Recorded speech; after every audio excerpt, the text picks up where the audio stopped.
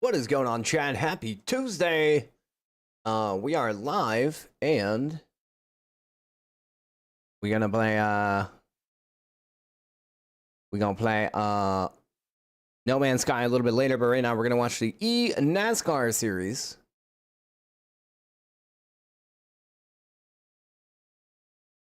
And there we go. We can hear it.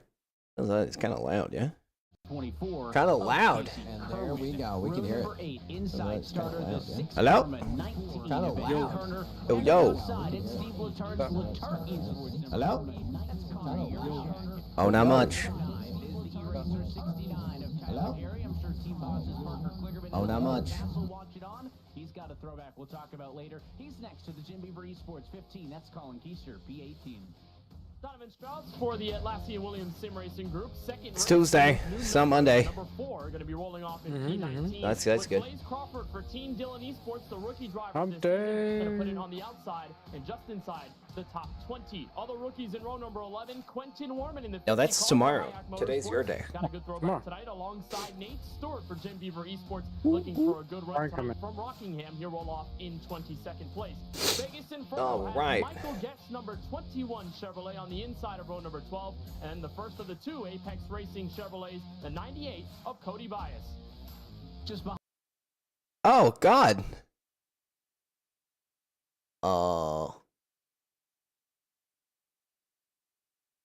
I was gonna sleep in late, but then I got high. No, we gotta catch iRacing after this break. Oh,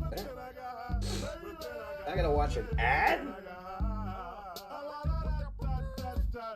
17, that's 33rd, Okay. with Timmy Holmes for the RFK Racing Camp on the outside in 34th place. Garrett Lowe, who is just hours away to flying to the location where he's going to be NASCAR Euro Series racing for BS Plus competition, rolls off inside row 18, and the Apex Racing 96 of Christopher Hill rounds out 36th on the grid. Only 4 more. Row number 19. It is the Junior Motorsports 88 of Brian LaPrade at Austin Dillon's car, the Team Dillon Esports 33 of Taylor Hurst. And final row on the Harvick Inc. 29 at Jimmy Mullis, and the Canon Esports 66 of Alexander Russell. Full field, 40 cars ready to go racing. The last 6 drivers in the qualifying order on the grid did not put down a time at qualifying, and that's why they will start from the rear based on provisionals. Well, we mentioned we would see some throwbacks here tonight. We're seeing some throwback. We'll kick it off with Dylan Ault throwing it back to the Kenny Wallace 23 stacker car.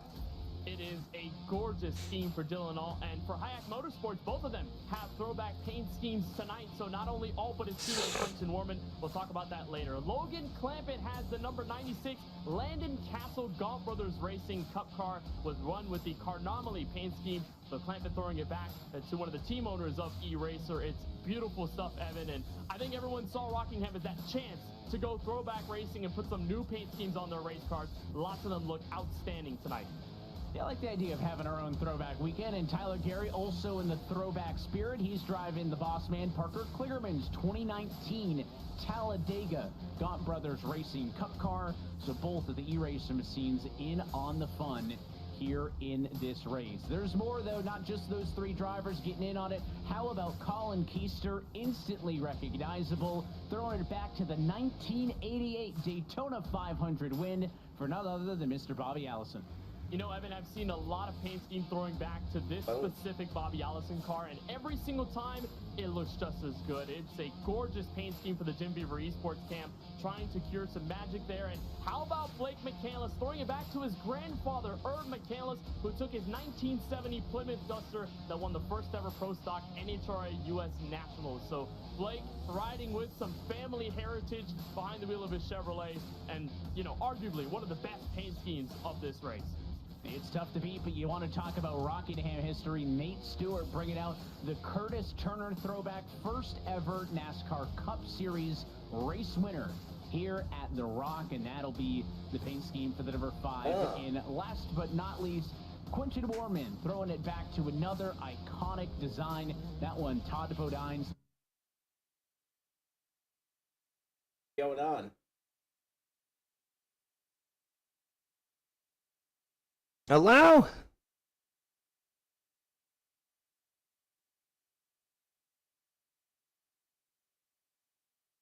Where?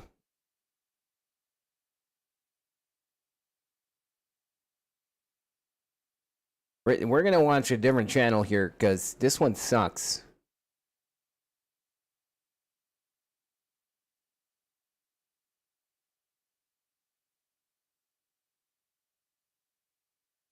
Las Vegas back on February the 25th. So will we see these other big names, the Ottingers, the Duvals, the Novaks of the world get in on the action? We'll toss things over to Mr. James Pike right now with your pole sitter.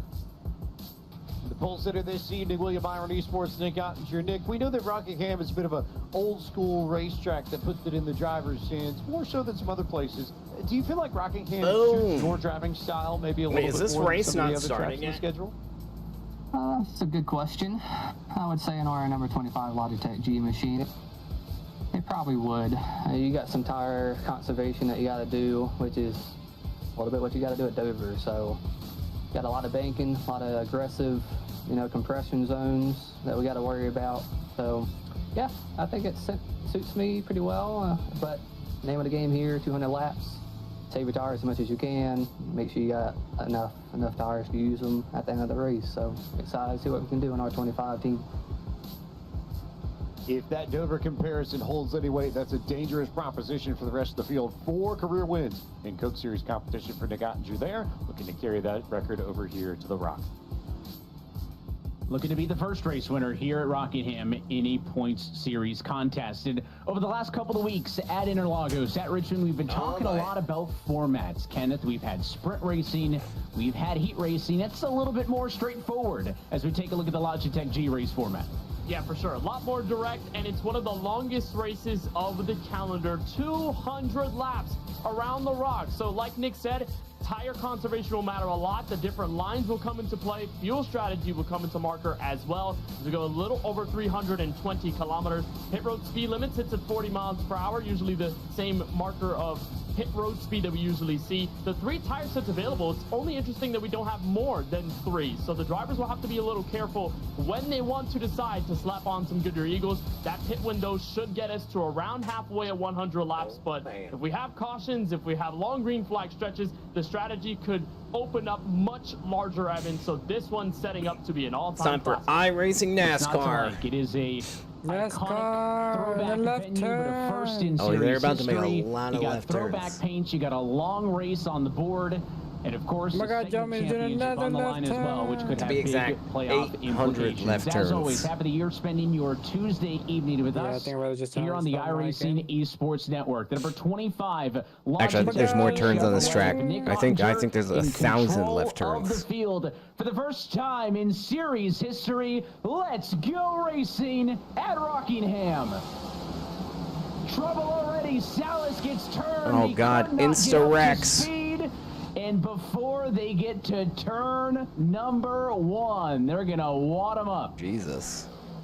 That is not what you want to see on the opening lap before you even get to the corner. And I was almost thinking they were going to stack it up, but I thought they were going to be okay. But turns out, Evan, it was not the case. Salas just got stacked up right behind the pole sitter of Ottinger, got moved out of the way from the stack up by Zach Novak, and then he just goes up into Ryan Luza, and then it just creates the domino effect that gets virtually everyone involved. And that incident going into turn 1, we'll get a secondary look at it and just try to digest everything. I don't know if these are the pre-race nerves or what, but you see here in the restart zone, Ottinger fails to get started. Not sure if he missed a shift or maybe the rear tire spun out, but for Salas just gets stacked up behind. He gets tussled around by Novak, then by Luza, and then more drivers are in it. 6 Karma car in there. Casey Kerwin found his way in the mess, and perhaps, I believe, might have saw a beat of Steven Wilson or Femi Olatunbosin involved in that. It looked like Eddie Kerner was in it as well. And so just a huge stack up there before the turn 1 area of the track. Evan, it is chaos. Yeah, and your takeaway there was mine as well. The fact that it was Ottinger who didn't get going. That 47 of Alt, who's going to be scored as the leader, got ahead of the pole sitter. Even though it looked like Ottinger at least attempted to fire off first, just big tire spin or a misshift on the 25. And again, unfortunately for Vicente Salas there, wrong place at the wrong time. Did a good job of qualifying this race in 3rd spot, and he's torn up no more than a couple hundred feet into the race. A lot of drivers down for damage, some minor, some a little bit more severe. Salas, of course, in along with others. So it is not the start I think that a lot of drivers wanted for the opening laps of this one, James. We've got Nick Ottinger here in the booth. Nick, wild initial start there. What happened from your perspective on that? People are trying to roll into the start zone a little bit more speed than the leader some, and I'm trying just to make sure I got a good start. And ultimately, on this worn-out racetrack, you got some wheel spin. The leader has a lot of wheel spin just as much as everybody else, but he's more vulnerable to that, because he's not rolling into the restart zone like all these other drivers. So, that's just the nature of playing games on the start and restarts. But, just had some wheel spin and got hit when I was trying to shift a second and just added some more wheel spin. Just the nature of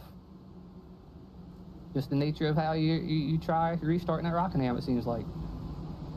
Worn out racetrack will create differences and difficulties for all the drivers in this field. Appreciate the insight, James. And because that caution flag comes within a lap, I guess I'll say, of the initial start, not even that, we'll go to the single file restart procedure. This will be implemented over the course of the race. At any point, if we get a caution flag immediately following any restart, they'll stretch the field out and they'll go at it single file. So the 47 of Dylan Alt, who assumed the race lead from the outside of the front row, now going to be the control car. Duval second. Ottinger slides back into the number 3 spot. And we'll try this one again, putting the opening 4 laps behind us. Dylan Alt, control car, outside line, green flag, back in the air, it's clean up front. He stacked up a bit from around 4th on back, opens the door for Zach Novak, dives to the inside of Jordy Lopez, who is one of those guys, Evan, that comes into this race probably with a little more fire underneath him after getting the pole and then having a penalty early on at Richmond sent him down, and he finished dead last in that race. Lopez is going to be one of those extra hungry, and Ottinger is loose in turn 4, but he saves it. Middle, 3 wide, back to the stripe. It is an old, worn out, and rough surface, and that 25 almost went around on his own. Caught the car, but not before some spots were lost. The number 2 machine of Novak gets by, so does the 77 of Stephen Wilson, and it's been going the wrong direction for your pole sitter. Ottinger already down to P7, and he's not in the clear yet. Cars high, cars low as they try to navigate this challenging surface. Up front, though, the 47 of Dylan Alt pulling away. This is the battle for second. Jordy Lopez trying to make the outside work in the 89 car. Give it to him for P2.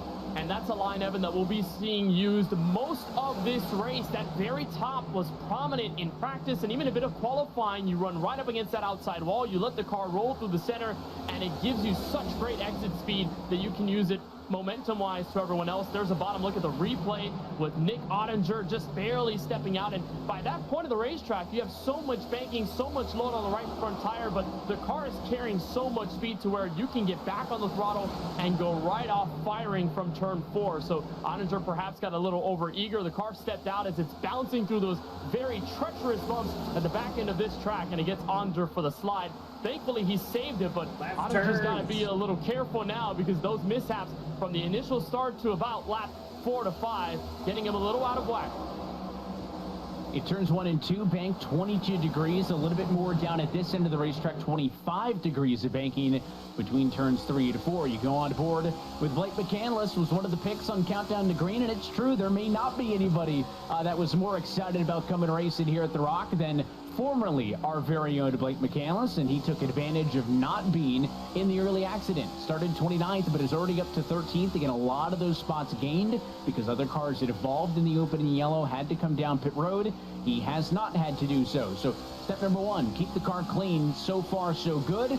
As you can see him working the wheel, almost sawing at it at kind of an old point. Just trying to make sure he can feel the car and get it grounded through the corners, and maybe a little bit smoother on the turns 1 and 2 end of the racetrack than it is down on 3 and 4. Single file up the road in front of him for a moment, and then here you'll see they'll spread high and low, a couple of different lanes in play early on.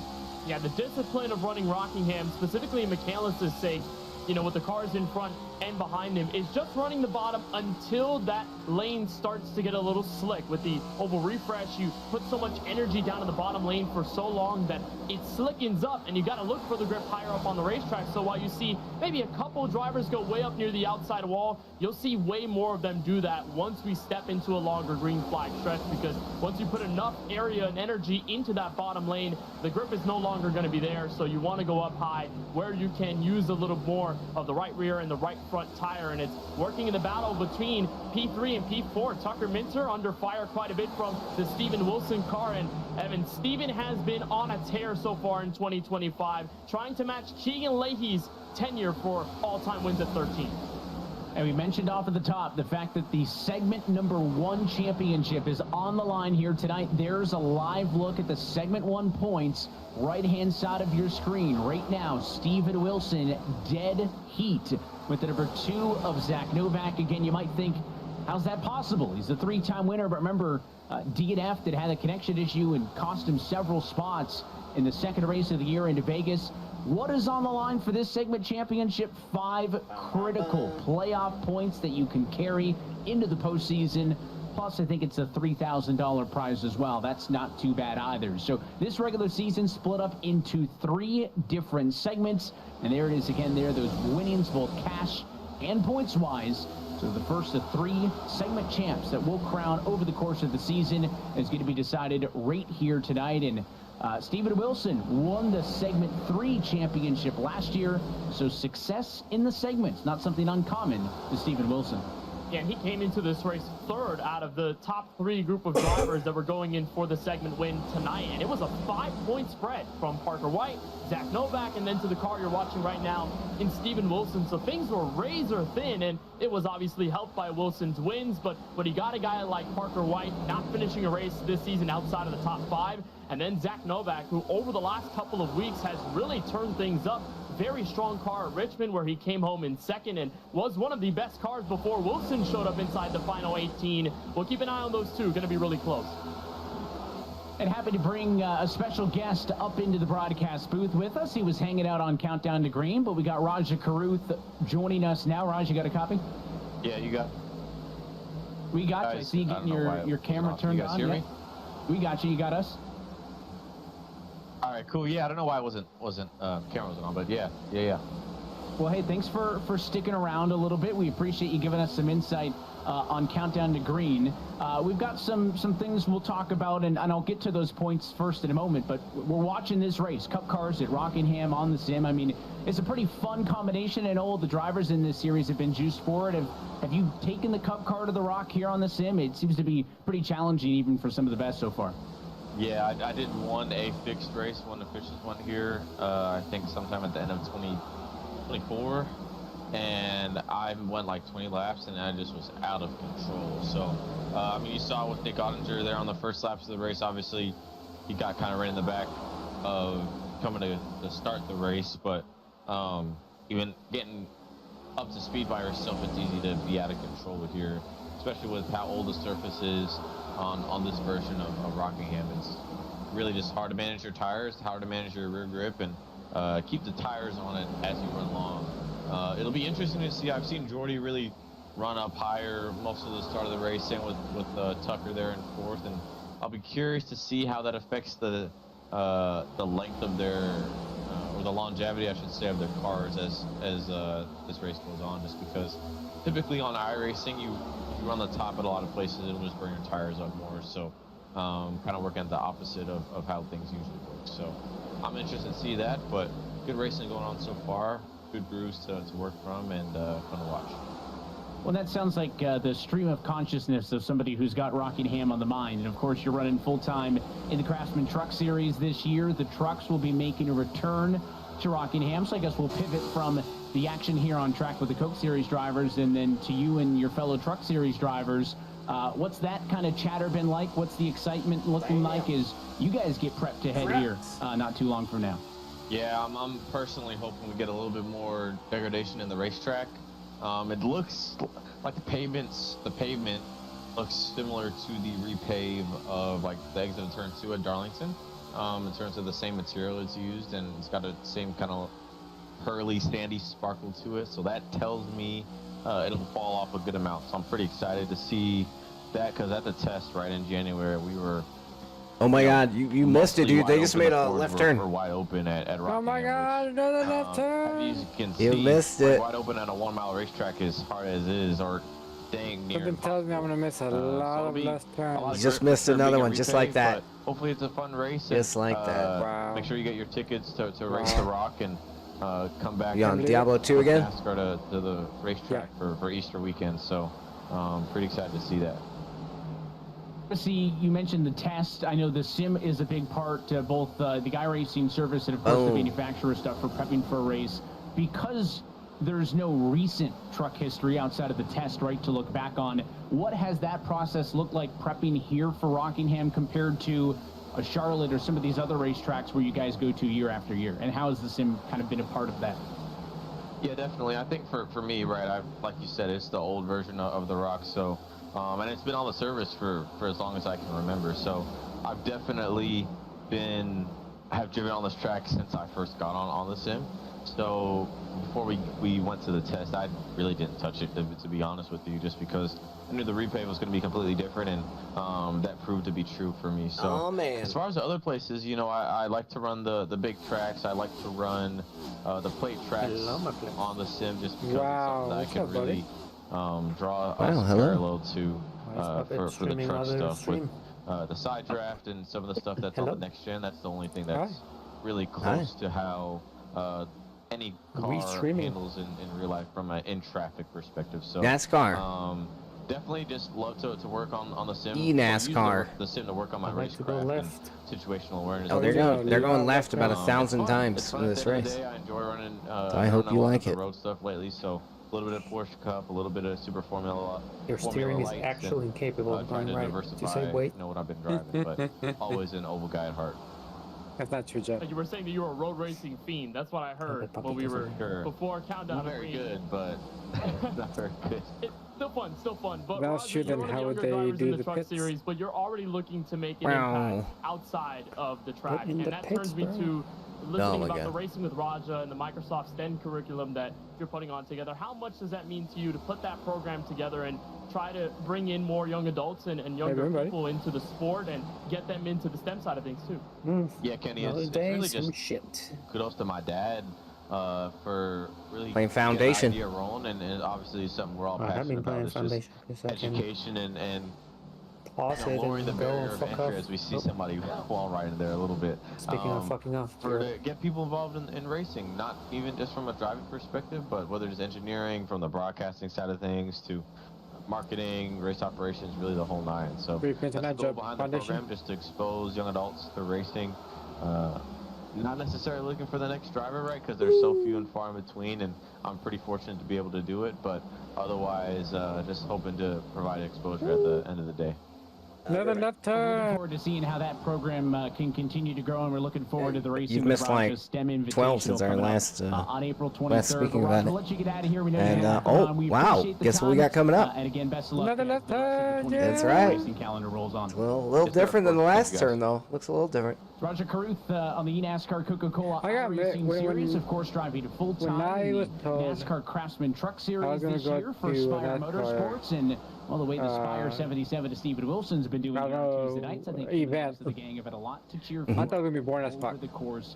No, I hear they're badass. 96 car, Yeah, that was good. Christopher Hill started this race. That's it's kind of the same way. Running top 10. It's kind of the same reaction I've got from everyone with the same reaction with hockey and NASCAR. Like when you're actually there, it's badass. In a battle for position with him. It's hard to watch. He was in a dogfight with It's harder to watch hockey on TV. I'm not gonna lie.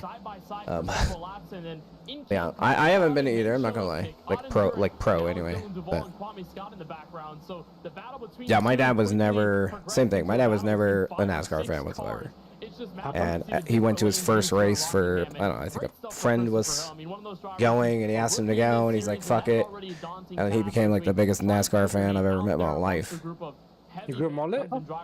found a Did you lot get of Bud Light? Almost. He almost had a mullet. But 17th is best finish This so guy on the far. screen right He's now is a looking mullet, to actually. best that here tonight at Rockingham, and it's looking good so far. But yeah, he became obsessed with it. As Christopher Hill's made 26 positions. I mean, I've been to lots of Colin other racing, Bowden just has never, made not NASCAR. 23 in his own And I right love after the starting this race feeling in the 30th car position. inside of Bowden you. now running in the number Their whole 7 body spot rumbles for as they RFK go by. Racing, the buildsummary.com for You're Mustang. watching a crash. Sounds weird to say it that, but Back it's what it does. Taking advantage of being able to Your whole body vibrates. Car in your really butthole do a good again. job as we look to stretch our wings and run. You on can the green feel the flag power section. inside of you. Haven't missed anything. It is still Dylan Alt. And it's so loud.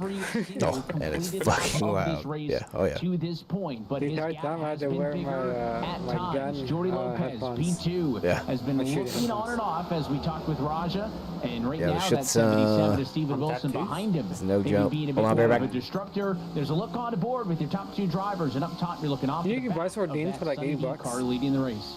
Yeah, that gap, Evan, has meandered around 1 to 2 tenths of a second I'm sure between they're knockoff Lopez and sardines. Alt. And Still. Dylan has been a underdog so far this season. Hayek Motorsports look, has had a super great start in wide-pasted kid with 2025 glasses is between first place right Quentin now. Warming Let's having a good start Let's at go. Daytona and Las Only in video Vegas as games. well. Dylan Alt having 3 top 10s over Did the you see first that, 4 races. He's Tarkov definitely had trolled a us lot today? of momentum on his side, but obviously Accident. lots of pressure in the rearview mirror. Tarkov And troll? it's going to No, be what interesting to see how the They, different lanes are. mistakenly Wilson has been allowed a little more Scav faithful to the to, inside join and middle of Labyrinth. the racetrack, while Alt and Lopez And for took people a to little queue bit in on the directly. bottom, but then He only immediately lasted like for 50 migrated minutes and then to they the took it very off. top near that outside a wall. mistake. And Remain as these it in. tires continue to wear Lucky. down through this long Yeah, stretch, there were some people gotta be really who- careful about what that who right clipped front it, is telling that you, they because were you get inches scabs in away there. from that outside They wall. took You it away make real one quick. mistake too fast into the center of the corner, and you're up into the wall. You get sucked in there, and then all of a sudden, second and third will start taking over the spots, and you'll lose a ton. And like we saw from Nick Oninger, 1 or 2 mistakes could easily get you back in track position in a venue that many drivers have said But is it very does hard leave the to pass at. question, are they going to do that for And you've got the Stephen next Wilson's on board and iteration? the Tucker Minter lean cam. Bottom right of your screen as we slide back from 1 and Like, 2 why to put take it a look in at if you're not gonna drivers do it? in 3rd You're gonna and leave 4th it position. permanent, you Tucker can queue in, always right? seeming to try to wheel They are that leaving it car to permanent. They are rotate going through to the corner. nerf the They're loop, taking and they have very not said different if lines you're right going now. to be able to Down in queue 3 in to 4, directly, Wilson on the but they are bottom. going to make Minter it way up onto harder. the outside, trying to spool that thing up. And how about 2 challenges at I saw once? somebody posting Minter to on the YouTube inside that of Wilson for 3rd. Up front, being it is among the map Lopez selection. to the inside of Alt. Yeah, that was The the thing that race happened. Lead. Not going to be Oh, I able to see, make that it was a stick on the mistake. bottom. He'll check Yeah. back in line, but Jordy Lopez is far One of from the done. devs posted a And Dylan thing Alt gonna have to start yesterday or thinking today about it. how he can play defense. One more reminder the for event's going NASCAR on Fan the Awards members, 21st, I tonight's think. exclusive code is Rockingham you want to get achievement after that? 9KV. We're cooking. Enter that on your member And they're gonna dashboard. nerf Earn the 50 loots points that for they always joining us do, on 'cause today's they race. suck. And if you haven't signed up yet, NASCAR.com/fan rewards is where you can find all of your information on that. Sorry. And of course, as We're we back. reach the end of segment number 1, KB, a lot of resources No, you as don't. well here with the Coke Series. Yeah, It's a ton pot of stuff itself, with might as what well the Coke cook in it. Series is putting on right now. It's called and the the Dutch fight- oven. $3,000 to fight for the It's like points. And what my you know, dog to does to find me more every night. information on everything eNASCAR, go to eNASCAR.com and get a look Makes at it now. sense. Between this series, you look at the College Likes to iRacing go series under that the put on great blankets racing. I mean, 3 wide and, like, race sleeps for the there at finish. night, and at the then, line at when Charlotte I'm, Motor like, Speedway move not and that go long ago. shuffle or, like, Phenomenal stuff on the eNASCAR side of things. And I move think the blankets, racing I- here I over get this hit long with green this flag run wave has of been grossness. phenomenal. We see the battles continue to either get further Duck separated or crunched together like we're seeing on the outside of the top 25. I'd say it's a bit Dutch winning for surprising, Evan, that we're seeing the segment leader before tonight's race, Parker Let's go, White, number be as far 77. back as he is, but he's in a dead heat fight with Michael Cozy Jr., Connor Euroshak up the road, and things are really starting to crunch in together as these tires wear down. I'm Yeah, playing it's an arena. unfortunate break. Parker White started in a good position up Why? inside of the The top fuck? 10, but he was one of the drivers who had to come down pit road, presumably with some sort You of hit yourself damage that much? from the lap number 1 accident. And speaking The about easy pit road, deaths some are cars so in, it's depressing, but Christopher Hill I'm at over lap it. number Doesn't matter. 46. Seems like it would be off sequence.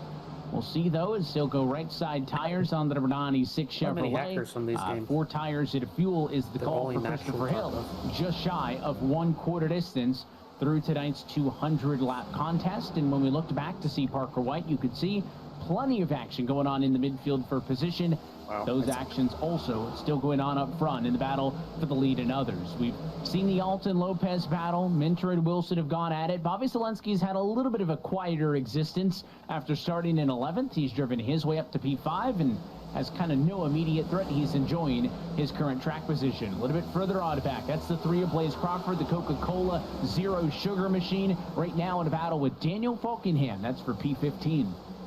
And for Crawford, good start to his rookie season in the Coke Series. 2 top 10s, including the last race at Richmond with a 9th place effort, 8th place at Las Vegas. And, we talk about the success of it from the likes of Quentin Warman. Blaze Crawford has done really good stuff. And then a couple cars back is that 8 machine, a very special scheme for Blake McCandless, throwing back to his grandfather Irv. He's going to the inside of Falkingham now for position 16. He's also a rookie that's trying to find a bit of momentum in his rookie campaign. Got a top 20 at Richmond. So when you see these guys so fast, and I mentioned earlier the daunting nature of trying to put your name out in a series like this, these guys have been around for several years trying to move up through the ladder to get into this spot, and Crawford is making good use of it to 15th. As we go on board, let's earn our rookie stripes. Why not virtually as we go on board? This is the Coca-Cola onboard camera.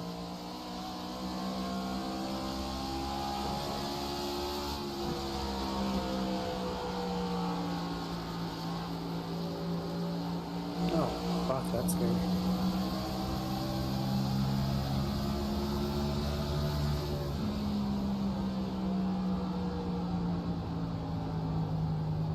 I will return. Okay.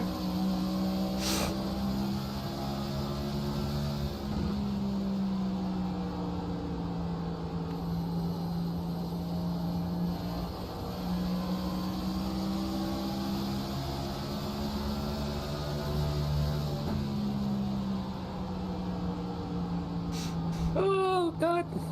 Oh, God.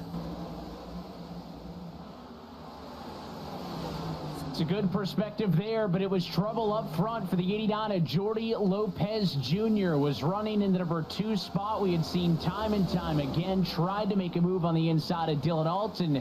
Kenneth, that almost all fell apart about a lap and a half ago. Yeah, and the accordion effect was kicking in through the top 3. Wilson had put pressure, he fell back, and all of a sudden, Tucker Minter was right on the rear bumper of that 89 BS Plus competition Chevrolet, and Lopez found a bit of pressure. He looked to the inside, and through the apex, just barely made contact with Alt's number 47 as the leader also got into the outside wall. Here's a look at it. Lopez looks down low. He thinks he has enough momentum to get down there to the quarter panel, but he just gets too eager into it, slides up into Alt's side, and then goes sliding in 1 and 2. A great save for Lopez, but like we've said earlier, mistakes can really cost you at a track that's so difficult to make moves at. And now Lopez dropping back to P6 has to re-engage and get himself refocused as Tucker Minter now putting up as the second challenger to Alt's battle for the lead. You'll see if the 97 now could make anything to work up front. Dylan Alt had been under pressure from Jordi Lopez for the better part of 20-30 laps. And that 47 was able to run that defensive line or preferred lane and be able to stay ahead. Curious if Minter is going to be able to bring anything else to the table in that battle. Slotted back to this. This is all for about 13th position on back. Femi Alontimbosin, Graham Bolin lead of this group, but center of it all is that 8 car of Blake McCandless, and going the wrong way on the bottom. The 14 car, DeMerchant had the advantage at the stripe. Might have got a little bit of a touch, though, from Cozy that time. Center of 1 and 2. Give one of those spots back to McCandless. You can score him now up in the number 16 position, and now he'll go to the very outside. And you got to think, Evan, with this race and how long of a green flag run we've had as these tires continue to degrade over the course of this run, how desperate are you willing to be? How aggressive do you want to be to make these passes? Are you willing to use up the car in front of you a little bit with some contact, or are you willing to send it into a corner and hope that it sticks, whether on the bottom or slinging from the outside? It's what we're seeing mostly around this top 15 and back half to the top 20, because a bulk of these guys have either gained 10 or plus more positions in the field or have just kind of hung around where they've been to start. So it's a really healthy mix of drivers trying to find their way. And I hit eyes to somebody that was not Cozy Jr. in front to of the me. inside. And how about up front, the first proper challenge for Nice. the race lead decided quickly. Tucker don't know how that Minter works. to the head at lap 59. So I wondered aloud, what would he bring to the table that was different? And he just full committed to the inside, cleared the 47 halfway through the corner, and never looked back. And after leading the first 57 laps of this race consecutively, Dylan Alt now finds himself back in the number 2 spot. And what can the Logitech G entry of Tucker Minter do up front? If that 97 is the better car, can he try to gap that 47 and lead a little bit, courtesy of Minter? Keep an eye on those intervals on the left-hand side. Meanwhile, mid-pack, it is still chaotic in all of this. Christopher Hill and others trying to take advantage of maybe some tire differences. 3 wide for a brief moment, as that number 96 car, who we saw down on pit road about 13 laps ago, is trying desperately to find his way through this hornet's nest on the bottom. 3 wide again now on the exited turn 4. You know what this is, Evan? Pandemonium through the mid-pack.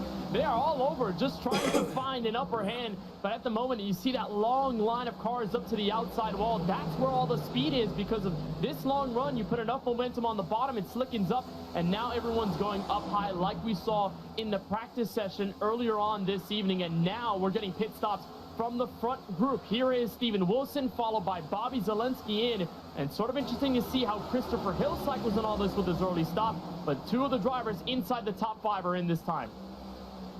Christopher Hill pitted just shy of lap 50. That was, again, about quarter distance through the race. If he keeps his stints at that length, you're looking at a 3-stop strategy if he wants to keep those intervals the same. Now, though, in the 60s, drivers coming down to the pit lane, maybe a little bit closer to a 1/3 split and a 2-stop strategy. We'll see if more drivers start to come down pit road in rapid succession. So far, we've only seen about 4 total cars pit under green flag conditions, and you can see that 89 machine down there now. Lopez, Mullis is down there also. Wilson and Zelensky just got off of the pit lane about a lap and a half ago. But up front, Tucker Minter, no signs of him coming down pit road, and this battle in the low teens continues to rage on. Curious if anybody in this group might modify their strategy to want to get away from this gaggle. And what's more interesting here is that you watch this battle as close as it is, and you think from a glance, these guys must be driving super aggressively. They may be pushing their race cars to 150%, but the realistic answer is that these guys, for the most part, have been trying to save that right front tire and save their Goodyear Eagles overall. We mentioned how Christopher Hill made the early pit stop. You can make it 100 laps on fuel, but it's the tires that really wear down so quickly that you are basically forced to come down earlier than you like. So everyone crunching up together, just a product of how much tire wear we've seen, and just a battle of who can save the best out of the group. There was Daniel Falkingham on pit road, a quick look at the pole sitter, Ottinger coming in. So now past lap 65, calling card for everyone to make it down and at least try to keep these wheels on the road, because it's really tough at this juncture. 2 more answer the call to action. Clamp it, Warman and White down pit road for service. Seth the Merchant saying over the radio that he'll be coming down to the pit lane as well. He's one of the drivers in this big group. Look for the kind of black and white number 14 on the inside of the racetrack. There he goes as he dives off to pit lane. Smooth transition down to pit road speed of just 40 miles an hour here at Rockingham. And there is more. Briar LaPrade also down pit road. Again, this is pretty much right on the money for a 2-stop strategy. And who is down next? Still Minter up front, continues to lead this race. You know, you're thinking, Evan, that if you're coming down pit road now from the front, you don't want to be involved. And there goes Femi. Gets slammed from the back by Taylor Hurst, entering turn 4. And that's the exact situation I was worried about. Everyone clammed into such a short real estate space that someone was going to find trouble. And Femi, who was just on the braking marker to enter the pit lane at 40 miles an hour, Taylor Hurst was on the inside going through and didn't catch it enough time. Yellow flag out for just the 2nd time tonight at lap 69. And our producer knew that the 7 was coming down pit road, so you'd like to think the rest of the field knew. Femi let them know in chat that he would be coming down pit road, and it looked like kind of a combination of 2 things. We'll wait for the replay, and we'll take a look at it here in a moment, but that 7 car, to me, Kenneth, looked like it was still on the racetrack in a position where all the other cars that have been coming down had already been able to get to the apron. So I think it's a combination of 2 things. I think that 7 either got on the brakes a little bit late, or it kind of shot back up the hill. Maybe the handling was off. And then it could also be true that the driver behind him that got into him, the 33 of Taylor Hurst, was 3 wide and could not yield the position. I just think that 7 would have wanted to be on the apron quicker and maybe avoid it, but let's watch. Yeah, you'll see that blue and black number 33 get to the inside. He's already 3. There's Steven Wilson on fresh tires, and there's just nowhere to go for Hurst. I mean, Femi is just trying to get to the apron. Hurst, I think, believes that he can get up the racetrack in enough time that he will avoid Femi, but Femi's still on the racing surface by the time you get to those 3 hash marks at the bottom end of the speedway. And so Hurst sees the 7 slowing down. He can't go up because he'll tank slap Steven Wilson and cause an even bigger wreck. So nowhere to go for Hurst. What is this? Unfortunately, he's on the unlucky end of things. Hurst has had a rough season to start, made even rougher by this crash. And that's where you got to rely on the spotter and the rest of your team on the radio. Where if Femi Olatunbosun is said on the radio, I'm coming down pit road, then why do you need to make that 3 wide move when it happens, right? Can you stay in line behind the these are the best people in the world. To your point, that 77 of Steven Wilson was kind of the these people have been doing this for 10 plus years. And the 33 again ended up low, and even if that 7 gets to the it's apron NASCAR. Quicker, I still think you're going to end up on a collision. You know what course NASCAR is, there. right? It's kind of the Swiss cheese model of how these incidents happen. It's not yeah, one which thing, but mirrors 2 or regular 3 NASCAR. layers of, I'm not going to call them mistakes, but circumstances Is happen their in 5th sequential race order, of the and that's how you season, end up with an just like accident. we So we've just got had yellow in flag real life number on 2 Sunday. on the I actually don't know so how all NASCAR of the works, race leaders to be honest. came All I know down is pit you road for service, run around in a and circle they're like an all idiot. going to benefit Remember by Jerry's having Team not Sports? pitted They race. already, because for the drivers who came down under green flag conditions, Kenneth, they were all off of the lead lap. They had not worked their way back to the lead lap yet. So there is no cycling through to the race lead. I can play the For the garbage likes with of you. Wilson and Zelensky, it is the race leader at the moment of yellow, Tucker Minter, who is the race leader getting ready for the restart. So tough break for some fast cars. We'll see what the likes of Ottinger, Lopez, Wilson, and others can do, because they now find themselves way back and in some pretty heavy traffic. Just past, though, the 1/3 distance marker, still 129 laps to go. Green flag back in the air. Got 20 minutes, 22 minutes. And what a jump by Tucker Minter, being able to get out so quickly by at least 2 to 3 car lengths as they come through turns 1 and 2, and you got to be really careful. Be very, very tender on the right foot gas pedal, because things can really get dire when the cold tires kick in on a rough surface like this. Now we look at all going way up high, trying to fend off Zach Novak, and for the first time, Zach Novak is going to go inside the top 3, looking to get to Minter, but not enough to be out there out of turn 4. And Minter enjoying the gap that he was able to build as the challenge comes for P2. Zach Novak trying to clear Dylan Alt on the inside. Was about a half foot from doing it in turn 2. And then the banking advantage in the run on the outside puts Dylan Alt now right back nose to nose.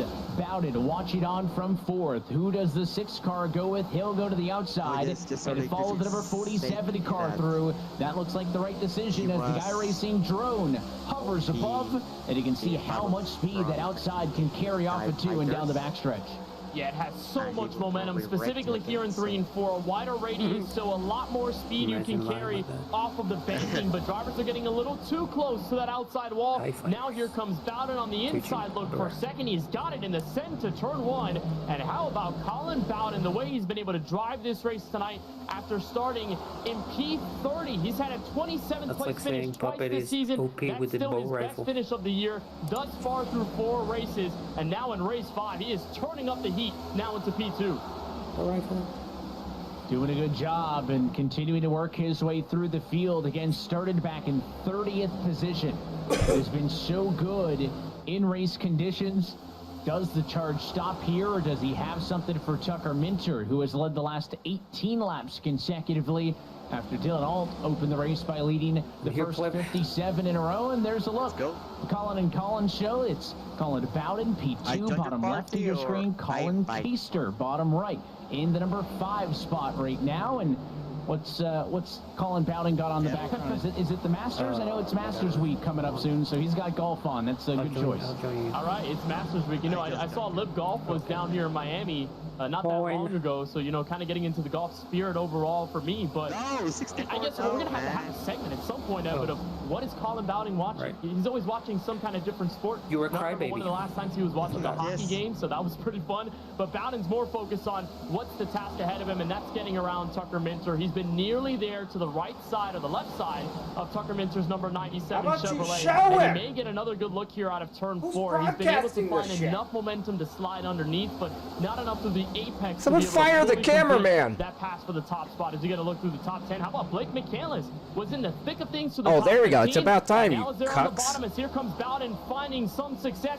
They've been talking about the number 1 and 2 car and how close they are for like 4 minutes, and we've been watching people in the middle of the pack. One swing of the bat. How about Like, bro, that one? I can't see what you're fucking talking about. Inside in 3 and 4, it is his new race leader at the end of lap number 79, and he's enjoying Terrible that one. cameraman. He's out in front behind the wheel of the number 6 Ford for RFK Racing. And now if you're Tucker Minter, what do you do? He knows we're talking about him. What do you do? Can you hang there in the number 2 spot? Remember, Dylan Alt got passed for the lead. He trickled down to 3rd. Minter has been in some dirty air before. How can he hang in relation to the leader? Or is Colin Bowden going to have an opportunity to open things up? This battle right here, tail end of the top 10. Urashak going the wrong way. The 40 dives in line. McCandless gives him a shunt into turn 3 and drives underneath him. This is for 7th and 8th position. And mind you, Evan, a ton of these guys started this race below the top 15 in this group, so they're sort of telling the field top of the morning to anybody who thought it was Benny by. There goes Kwame to the outside. McCandless has been faithful down low. He just cannot complete the pass. And it's a really tough spot when you have a freight train like that up high. You got to be so patient and just thinking that you're assured in the way you're doing things. And Dylan Duvall, who's at the front of this thing with a brand new paint scheme, says, new scheme, new me, but also the same me, by the way, going into Rockingham. Yeah, not a throwback, but using the full force of the iRacing spec map abilities with that chromed out 199 track racer simulation on the side of it. Good looking ride for the Channel 199 sim racing machine of Dylan Duvall, and the car always looks better when it's running inside of the top 10. That's what he's doing right now. He's been one of the few drivers, after all of the chaos and the pit strategy and the ill-timed yellows, one of the few drivers who has started inside of the top 10 that actually continues to run inside the top 10. Only Novak Alt and Minter still running up here in the lead group. Let's who crash qualified together, inside of the top 10 a little bit earlier on. Just behind him, we got a pair of Sunoco entries. That's the 40 of Urashak, trailed by the 36 of Kwame Scott. Sunoco is Sunoco amongst those Camaros that are on the outside lane. Both of these drivers offered big over the course of this race. That number 40 Machina Urashak, he's been able to work his way up 9, and then even more impressive, Kwame Scott up 17. So a lot of big movers as we get closer to halfway home. Yeah, this is the point of the race where you're going to start to really put in the effort on this back half, where it's going to matter a lot more in track position. You know, thinking that we're going to get a long green flag run in, and with the way these guys have handled this season, it's been a bit of a struggle for that target the enemy little bird to find that momentum. You know, they had a bright spot with Connor Urashak getting a top 11 finish in the first race of the season at Daytona, but overall, they're still getting their bearings together between Scott, the 10-year driver, a little bit more of a veteran, and then Connor Urashak, who's just stepping in to his first Coke Series season. So it's really good to see Latar Esports making use of this moment and counteracting on McCandless' attempts to make a move down low and having a top 10 run here early in the run. Good sign given how difficult it is to pass. We're dead.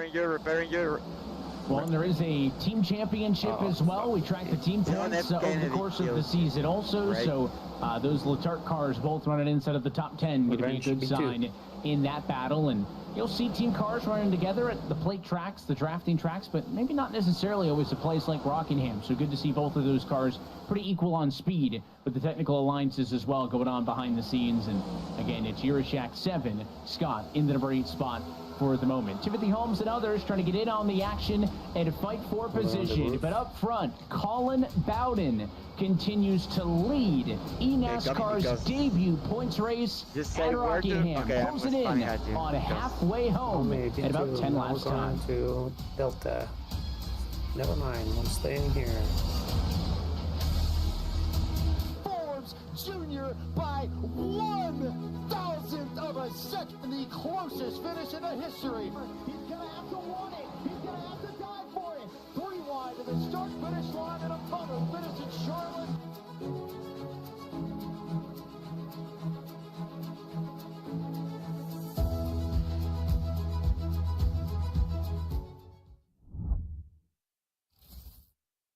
Oh, he's on the fucking roof.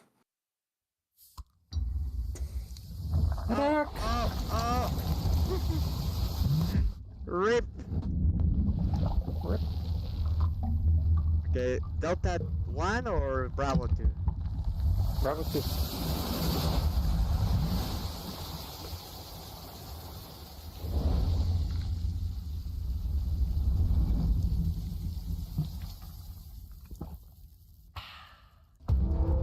Every time you sit behind the wheel, you buckle up for the unexpected.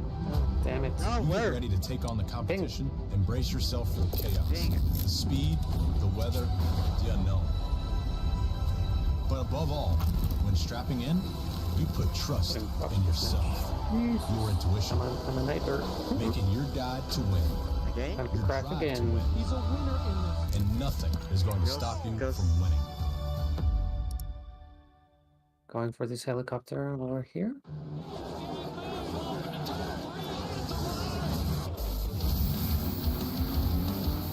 This is riveting. Cool commercials. We're back. Yeah, you be right back. Chain. Stopping us down. There's a roller targeting you. Missiles out.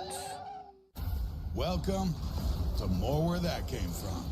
More back-to-backs. More epic last laps. More stripes. More short fuses. out. More bumps and bruises. You'll be full wide. They're wrecking behind you. More Lone Star showdowns. She doesn't have More a driver. Heartland He Heartstoppers. died. Welcome to the edge of your seat. Welcome to NASCAR.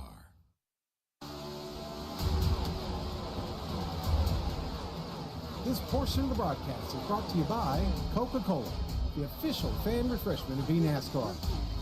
Logitech G, the design, engineering, and a love of driving games. Logitech G takes racing simulation to another I think level. there's a plug in the tower. Logitech I'll G, let the blueberries official deal with wheel it. and pedals of the eNASCAR Coca-Cola iRacing series. And by Enemy helicopter. Sunoco, from fueling your favorite NASCAR teams to filling up at the pump. Sunoco is trusted to help vehicles perform at their peak. Sunoco, performance Gonna run is what away we do. towards AA.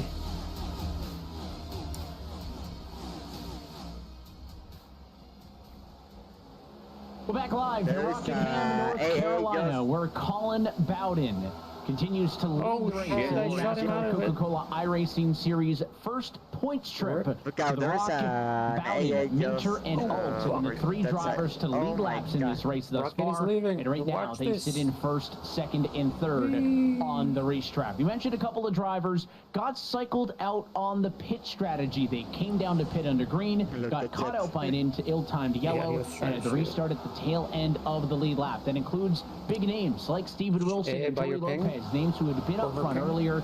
They're Yeah. doing some progress, 16th and 18th for Wilson and Gary here. respectively, but Kenneth still a long way to go before they're back Deactivated up and in the mixes. the thingy. We've I dropped back recommend and to checked out bail. what's going on halfway down Oh, the we bailing. backstretch around that number 22 car and others. We big Bobby believing. Zelensky, 21st at a battle with the 14 car to the outside of DeMerchant. Yeah, Wilson and company have to really think about what they got to So- do in this stretch of the run as we go past halfway, because they really need a yellow to come down pit road again and get the same fresh tires as everyone else, presumably when they come down at some point throughout this race. But they are just trapped where they're at. And another big point in all of this is Parker White, who was running in the mid-pack, hadn't been doing the greatest over the first stint. Then under the yellow flag, it appears he got trapped a lap down, and he's in the running for the lucky dog. Not even the leader there. If a yellow comes out right now, that spot goes to Michael Cozy Jr. sitting in 34th place. So we talk about the grander scheme of the segment 1 end here tonight from Rockingham. Best driver out of it right now is Zach Novak. Wilson and White have a lot more work cut out for them if they want to get back in this thing. And Parker White, they're just right there, tail end of the screen there, just behind this battle on the lead lap. Parker White is running about 4 car lengths behind Michael Cozy Jr. So he has a realistic opportunity to try to get to Cozy for position. And again, if we get a yellow flag, that would be the lucky dog spot to get back onto the lead lap. Well, the 6-car Colin Bowden had been unchallenged for some time, but race leader no longer because Tucker Minter down the back straightaway, able to put a move on him. Yeah, and for the first time in this race, we have a race leader as Minter goes back to the top of the scoring pylon into number 97. You know, one thing going into this race that Minter did not miss out on is long run pace. And like we saw earlier in this race, the way he was able to carve through the top 3, find his way to second, and make pressure happen on the back end of Dylan Alt's Chevrolet late in that run before the yellow came out. You would have guessed the only two has put into this Minter car and how fast he really is. First time in clean air in a little bit. Now Bowden has to reset himself and get things back going. How about Malik Ray for Vegas and Pro? Him and Michael Guest on that brand new team for 2025, Evan. Malik is one of the biggest movers tonight, plus 21. 33rd at the start of this race, got by the big accident. He's up into P12, so lots of highlights here. And Malik, who had started this season off really strong at Daytona, fell down a little bit through Vegas and Interlagos, picked up 12th at Richmond, and here he is back in the same spot right now. And he looks about as cool and calm as you could be for a guy that's passed about 20-something cars. He's feeling pretty good, I think, in what he's got behind the wheel of that Inferno Racing Chevrolet. And now, next man up for him would be Blake McCandless, who also has been making steady progress forward. All these cars have had good nights. I mean, Timothy Holmes, Kwame Scott, Graham Boland, and more, all big movers over the course of this race. And how about Garrett Lowe? I know you touched on this one, Kenneth, at the top of the show, but he is not racing from home. You might notice that's not his normal setup. Well, he's racing in the basement of the BS Competition CEO Florian Hosper's house in Germany. Why, you may ask? Well, we talked about this the last time out, that he will be competing in the NASCAR Euro Series this year. That pink scheme in sim, the same looking car that he'll drive in the Euro Series, and I'm pretty sure they have to fly to a race tomorrow, and that's why he's racing in the boss's basement right now. Yeah, he's going to be flying in a couple of hours after this race is all over. I mean, he's focused really well on this battle here inside the top 16, but it was funny because Florian had posted it on social media, and he said, if you told me that an eNASCAR race would be contested from my basement in a sim rig by our driver that's going to fly out to Europe to the racetrack in a couple of hours after, I'd call you a realist. And there's a spinner right behind the driver of Lowe, though. It was nearly a spin for one of the Apex Racing cars. Cody Bias found trouble entering turn 3, and we stay green, but back on the point of Garrett Lowe, a great opportunity for BS Plus competition for him to run in the NASCAR Euro Series, and it's going to be awesome to see what he can do this weekend. So they're heading to Spain tomorrow for the first race weekend. Also, I know we've talked about this before. We've had some international drivers outside of North America compete in this series before. This is an optimal time to be an American or Canadian driver. It is 3:03 in the morning where he is currently racing in Germany. So that's just an added element to the jet lag and the unfamiliarity of the space. Replay of what that near miss was amongst the Apex cars, bottom of your screen. Both of those team cars getting together on the entry to turn number 3.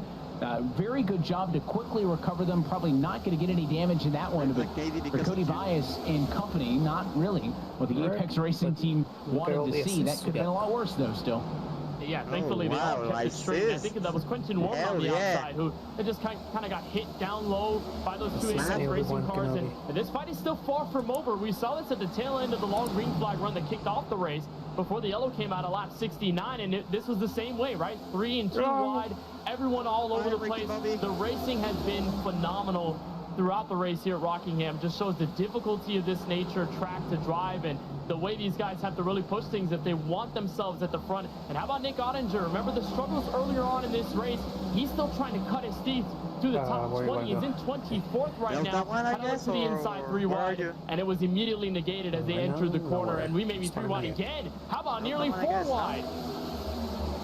They're pushing the limits, and the 14 car has set the Merchant wanted nothing to do with that one. He backs out on the front stretch, tucks back in line, and the big winner on the bottom is going to be Ryan Luza all the way up to position number 20. Here's another look at that 3 wide squeeze, the Apex cars on the bottom, and how it almost all fell apart for them down into turn number 3. Again, they're still all battling in the same battle for position right around here, but Ryan Luza passed basically all of them there. He's somebody else who started inside of the top 10 in this race, found himself cycled out due to the various strategies and the timings of the yellow flags.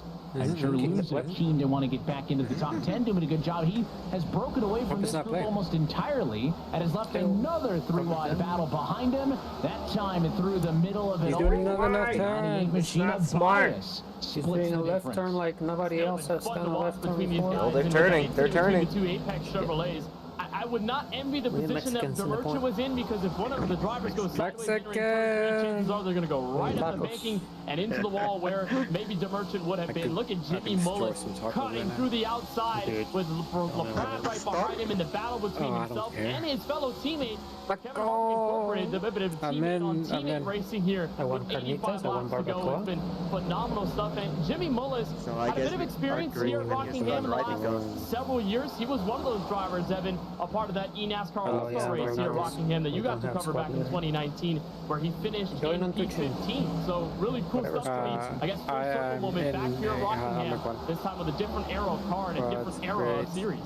Yeah, I thought it was fun seeing Zach Novak on some of the highlights of that on Countdown to Green. Age 17, Zach Novak, back in 2019 when here at Rockingham in August and earlier in the year in Iowa, these drivers got to compete in 2 exhibition all-star races that were live on NBCSN at the time. There it is. A lot of good memories back to that point, and still fascinating considering how long ago 2019 was, as much as I want to think it was 2-3 years ago. How many drivers in that race are actually still in this series to this day? Of course, that 2019 season with Novak finding success in those all-star races would of course be capped off by him becoming the 2019 Coca-Cola iRacing Series champion back then. So the cars have changed, some of the faces have changed, and hopefully a lot more prize money for a points race down the line than we had for that 2019 exhibition. But a lot of good memories to look back onto that year, and maybe it'll be an extra indicator for Novak to have some positive vibes in this one. And there's the highlights on the bottom of the screen again. That's why Grand Teton, that one was earlier in the year. This was the second of the All-Star races, and there you have it. Zach Novak and others in contention live on NBCSN. It was really cool. That's a super cool experience. What did he just say, Ernesto? NASCAR races on TV back when they were airing live. And you know, Novak being 17, I really hope they're not calling him Unk right now in the eNASCAR space. You know, apparently Unk is a very popular thing between 20-year-olds now. You're calling 20-something-year-olds Unks?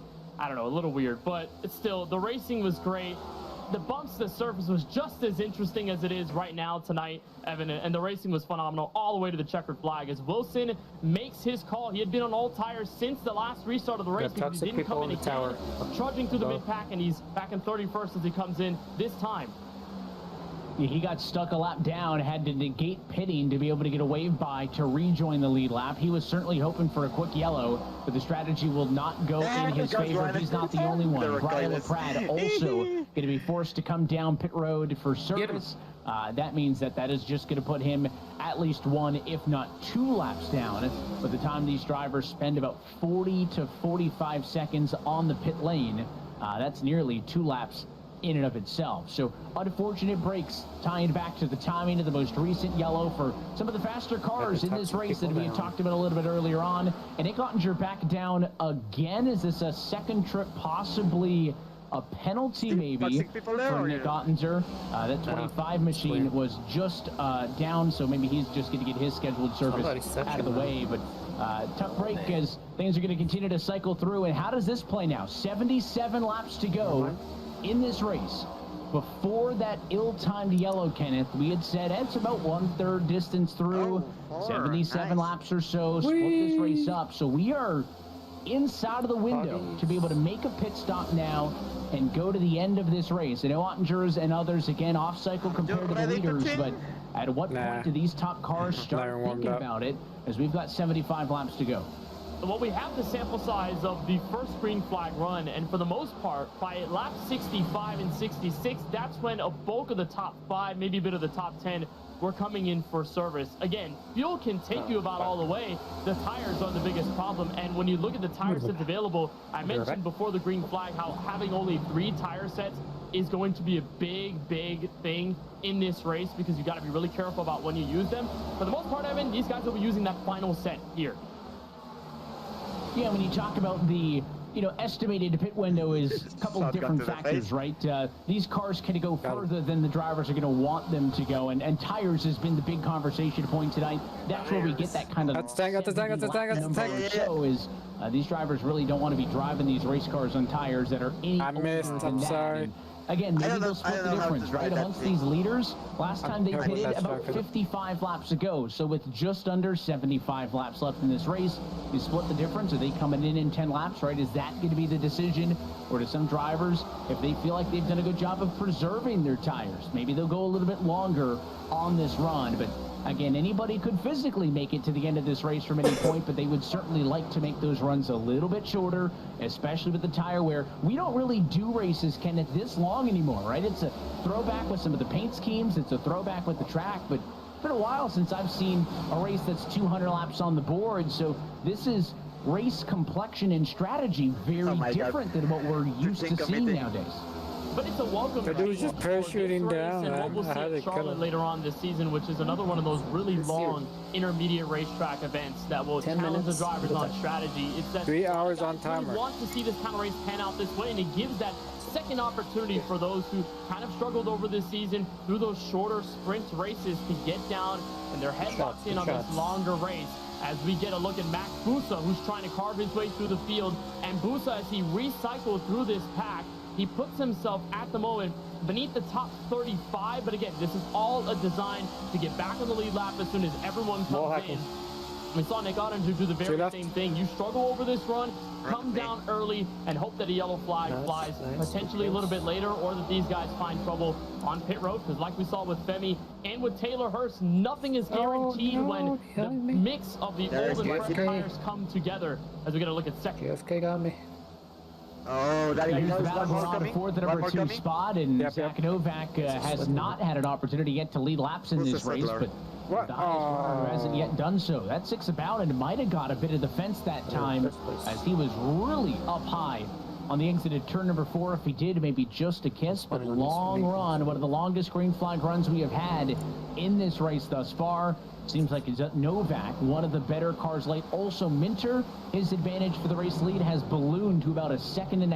I don't know if we've seen any other point in this race where there's been a gap for the race lead quite so big. This battle here, about 14th position on back. Tyler Gary, Ryan Luza, Blaze Crawford, and Vicente Salas, all about 10 seconds off of the race leaders. As the 12th car again on the bottom continues to make moves. Ryan Luza trying to march his way back into the top 10. And that Gary Carr, the Parker Kligerman throwback for the E-Racer camp tonight, just fighting hard against this fair group of drivers. And look at Vicente Salas, how strong he's been over the last several weeks. You think of how strong his car was at Interlagos, winning the sprint race, and then leading laps at the virtual Richmond Raceway not that long ago. It's been a bit of a quieter night over the run for Vicente Salas, but I think here, when these guys are stretching out past lap 64, that's really where you're going to see that difference play into the cards, and the overcut strategy potentially might work. Any little bit of gain track position will get you such a big difference when you come down eventually and have the pressure tires than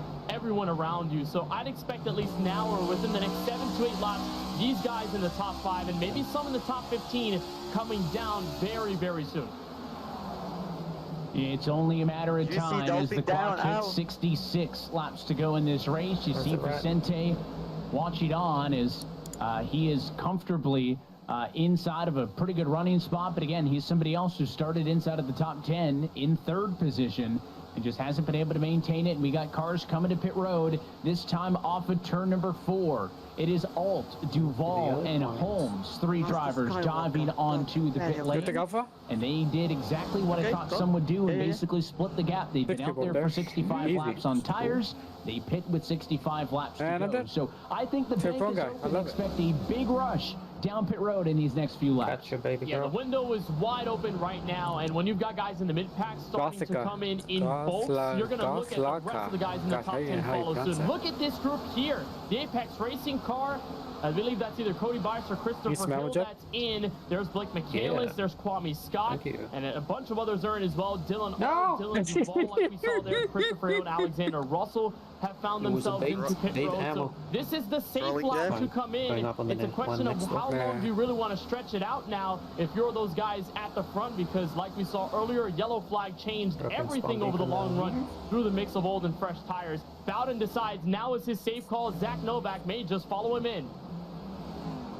Let's see if he follows him down. Minter to pit road. Novak does make the dive. 1st and 2nd are down pit road for service. Malik Ray in 3rd stays out. He'll cycle through to the race lead. Bolin pits from the number 4 spot. Bowden from P5 also down on pit road for service. So the one Malik Ray in the Inferno Racing Chevrolet goes to the point. How long can he stay out? He has led a lap. He's banked that one. Is it going to be a quick dive down? No, he'll continue to stay out there. I'm gone. And you'd almost think that 3rd place Ryan Luza would come in, but he's staying out. And these guys are either hoping that a yellow flag comes out at a good time, or that they just get all the fresh tires to leapfrog all of those really dominant cars. Because if you can't beat a driver on setup, you can beat them on tires. Look at this run down a pit road by Tucker Minter. That is all 4 tires locked up, the smoke billowing from the back. And I've been worried looking at the driver base, Evan, and seeing if there's been a black spot dealt to any of the drivers. So far, the answer is no. And drivers have been clean. Entering pit road, Tucker Minter cut it really close, though.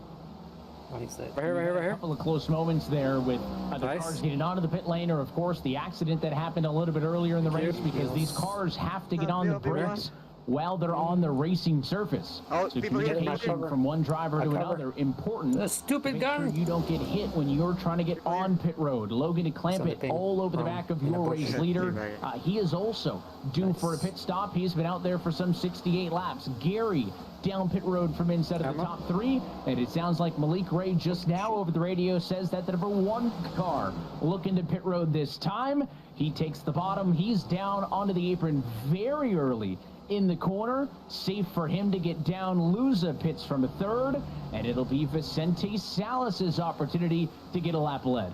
Yeah, almost everyone in the top 5 signaled they were coming down pit road from the back straightaway, and that included Luza, that included Bias, and of course that included Malik Ray. So thankfully these guys are in the place where, you know, now it's safe, they can come down pit road, and now it's about where they cycle out, because you look at where things shape up as of right now. Tucker Minter, who was the leader when he came down pit road, but he's up in 14th place, just cycling through at the moment. Steven Wilson, who we talked about in contention for the segment win, just stepped into the top 10, but he hit it about 22 laps ago. He's still off cycle from everyone in front of him, and it's a waiting game as to who can cycle out first. But for right now, Tucker Minter has the upper hand by a large margin, Evan, and should this stay green, should everything cycle out, Minter is putting himself in a very formidable spot. He is, and now only waiting on maybe a dozen cars who have still yet to come down pit road, and all of a sudden, Bobby Zelensky in the number 22 car finds himself up and in the number 7 spot. Bobby's in an interesting position. He has been out there for 38 laps since the last time that car came down pit road. So with 55 to go, likely not able to go the distance, but he may be looking for an opportunity to catch a well-timed yellow get himself right back into the conversation. Keep an eye on the 22. He's off cycle compared to everybody else around him. And you just got to think at this point in the run, if you're in that alternative strategy call with Zelensky, Wilson, and perhaps a couple of others, are you saving a lot over this long green flag run? Even though everyone's up down to fresh tires, how much are you saving just to keep yourself alive? Because there you go. A little too hard in the course of this run, and it's going to get really dangerous. Once you have fresh tire cars getting around you and you may put yourself 2 or 3 wide, probably can easily come about from there. So I'd be eager to see whether Wilson or Zelensky are playing this game really safely, and perhaps nursing the car a little more than you would otherwise over the course of this green flag stretch. There's one of the 6 Palmer cars in. Falkingham pitting. He's about 2 laps down. And again, everyone's waiting about the top 4 or 5, maybe 6 cars plus that to come down pit road. And now you look to see who is going to cycle to the point once all of this concludes. Tucker Minter, kind of the net leader, to your point in all of that. He is pitted, and we know he's been able to go the distance for sure. He's in the number 8 spot on the racetrack at the moment. Stephen Wilson pitted about 27 laps ago. That was very early compared to everybody else. He should, though, have the fuel to go the distance. How would his tires hang on, though? That would probably put him in the high 70s on laps on those tires. Could he possibly nurse those the distance and maybe steal this one on a pit strategy also? So while most of these drivers have been down pit road the last 10 to 15 laps, there are some of those who pitted earlier who are trying to shake this one up. Stewart down pit road. He's in for service. Garrett Lowe also down pit road. But Vicente Salas continues to cruise. He's led the last 8 laps consecutively up in the number 1 spot. And there's got to be a lot more chatter from the team voice chat. Because you think a lot of these sprint races, and perhaps overall with the tire sets that you're given, usually the play is pit enough times to where you can be even with the rest of the field or better tire strategy, and then save a set. In the case of overtime, if the race extends past the scheduled distance, you have a tire set available to come down and beat the crew after fresh set of rubber. Here, because you only have 3, everyone's thinking so hard about when do we have to pit last, because you come down, that's your last stop. You cannot come in for another piece of service on the tire front side of things. If this one goes through overtime, you've got to deal with the bed that you make. So everyone's got to be really careful about when they come in. Probably why you see Salas, Kerwin, Wilson, and Zelensky stay out as long as they have over this stint, despite them being in different calls, because it's 1 tire set left. Either you still have it waiting for you to put at the right time, or you've already used it and you're racing for whatever it's worth. And there's a couple others who still need a pit for sure. Taylor Hurst at 11th's been out there for 80-something laps. So is Michael Cozy Jr., Quinton Warmond, Parker White. They're all just trying to stretch and catch a yellow for those drivers who are not up in the battle for the race lead. And then amongst your leaders, yes, Allison Kerwin just try to make sure that they try to ride this out as long as possible, not get caught off on timing. But the longest green flag run of this race continues, and we are inside of 50 laps to go from Rockingham. A lot of the names that I just mentioned jumping on the open radio and saying that they are going to be coming to pit road this time by. Do we see Salas join them as the 11 get a bow out? There's a look at Zelensky, Warman, and White on pit road. Salas, though, up front keeps on going. Now 46 laps remaining. Yeah, and that was a call from Zelensky. Probably didn't anticipate that he would go any longer on what that car was handling with. I mean, it's so ailing at this point of the run when you've gone 65 plus laps. At this point, nearly 100 laps on a set of Goodyear Eagles. These guys got to be screaming for grip out there. And Salas is going to give it whatever it's worth. But there's a hard-charging Tucker Minter who's on that fresh set of rubber. It's, you know, over 50 laps of a difference. So Minter's going to stand through these drivers like they're basically still at this point. And with 45 laps to go, Minter is in the best spot, given he's got no pressure from behind with Zach Novak there. But it's an 8.9 second gap, now 9 seconds that remains, and is slowly crunching down now as here comes Salas. Finally makes this call. 86 laps into his run. Salas is in with 45 left. Incredible longevity to be able to make those tires last that long. But eventually Salas does bow out, and that leaves only Casey Kerwin for drivers that are running inside of the top 20 who have been out there for longer. than 80 laps. How much further can the 24 go before Kerwin comes to pit road and eventually hands the race lead off back to the driver who will cycle through to the net race lead in Tucker Minter. Minter closing the gap anyways. That's the difference. At the 4 tires, the 97's going to get there one way or the other. And with 42 laps to go in this race, look at the closing rate between the two of them. To the inside goes Minter. Back to the race lead is the 97. Minter's only showing muscle when it's flexing time. And here on the strategy, Minter can start to pull away and not think about anything else but staying up front where he's at. And keep in mind the other fresh tire cars that are a lap down or more just trying to get around and put themselves back on the lead lap. Kerwin is going to be in a spot, though, where he's going longer than Salas. And it's going to be interesting to see how long he goes here because it appears he's not coming in this time. He'll be more than 90 laps in, but he will drop off the track position to at least 3rd, possibly 4th place, given that Novak and Bowden are within a good spot. So Kerwin's left for dust here on the oldest set of tires, and Minter in a great spot to command this one the rest of the way. Kerwin chatting on the radio. It may finally be time for the 24 machine to come down pit road. And it is a straight fight now, though, for the race lead. Minter and Novak pitted on the same lap 22 laps ago. They've got the same tires, likely the same fuel to the end of this race. Who's going to be the better car when it matters the most? We said Novak looked like one of the best cars on the extreme long run. They're going to be about 62 laps into a tire run by the time we get to the end of the race. Is that long enough of a run for Zach Novak to take advantage of his long run speed? Minter very good on the long run last time. Also, he was able to open up the biggest advantage that we had seen anybody hold in this race from P1. And right now, it's just 9/10, making a full second between the two of those cars in P1 and 2.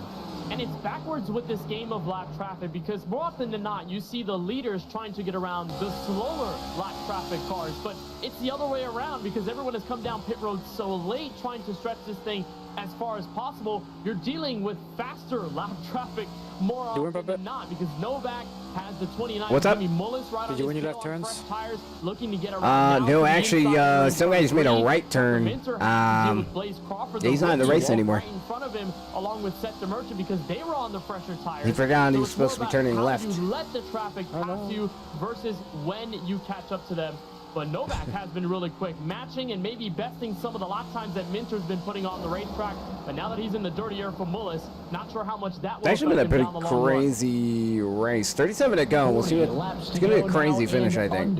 In this race, there's a current guy in 3rd who was in 1st for like 15 laps. Around guys like LaPrade, who started in 30th place, mind you. Are they going to stretch him all the way into the and the guy currently in 4th was in 2nd place for like the first 30 laps, then involved in a wreck, was an entire lap down, and now he's back in fucking 4th. Constant and steady improvement all night long has gotten it's some crazy is that throwback number 8 driving going on by a few of these guys. To maintain that to the end.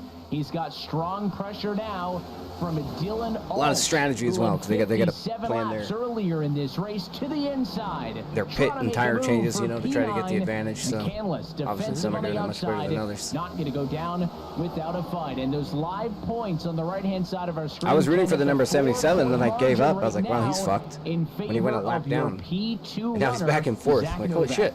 Actually, I don't know, it's 34 to go. He's 7 seconds down. So flag, a lap 69, where he's won 3 of the 4 races this season so far. It was a routine pit stop, bam, yellow flies, and he said to himself, I can't waste another set here because I'm going to be all out of luck with 1 to go for the rest of the race when we weren't even halfway. So it put Zach Novak in the best spot where he was on the exact margin for the guy that was in 30th and then was leading, now currently 3rd. That's the mullet guy I mentioned earlier. Mullet. They kept featuring him every once in a while as he made his way through the pack. He was fucking racing. Not too long ago at the action track in Virginia, the segment when even if he's not able to take the W tonight would be a huge boost in his run for the championship. For real. Like an unfair cheat.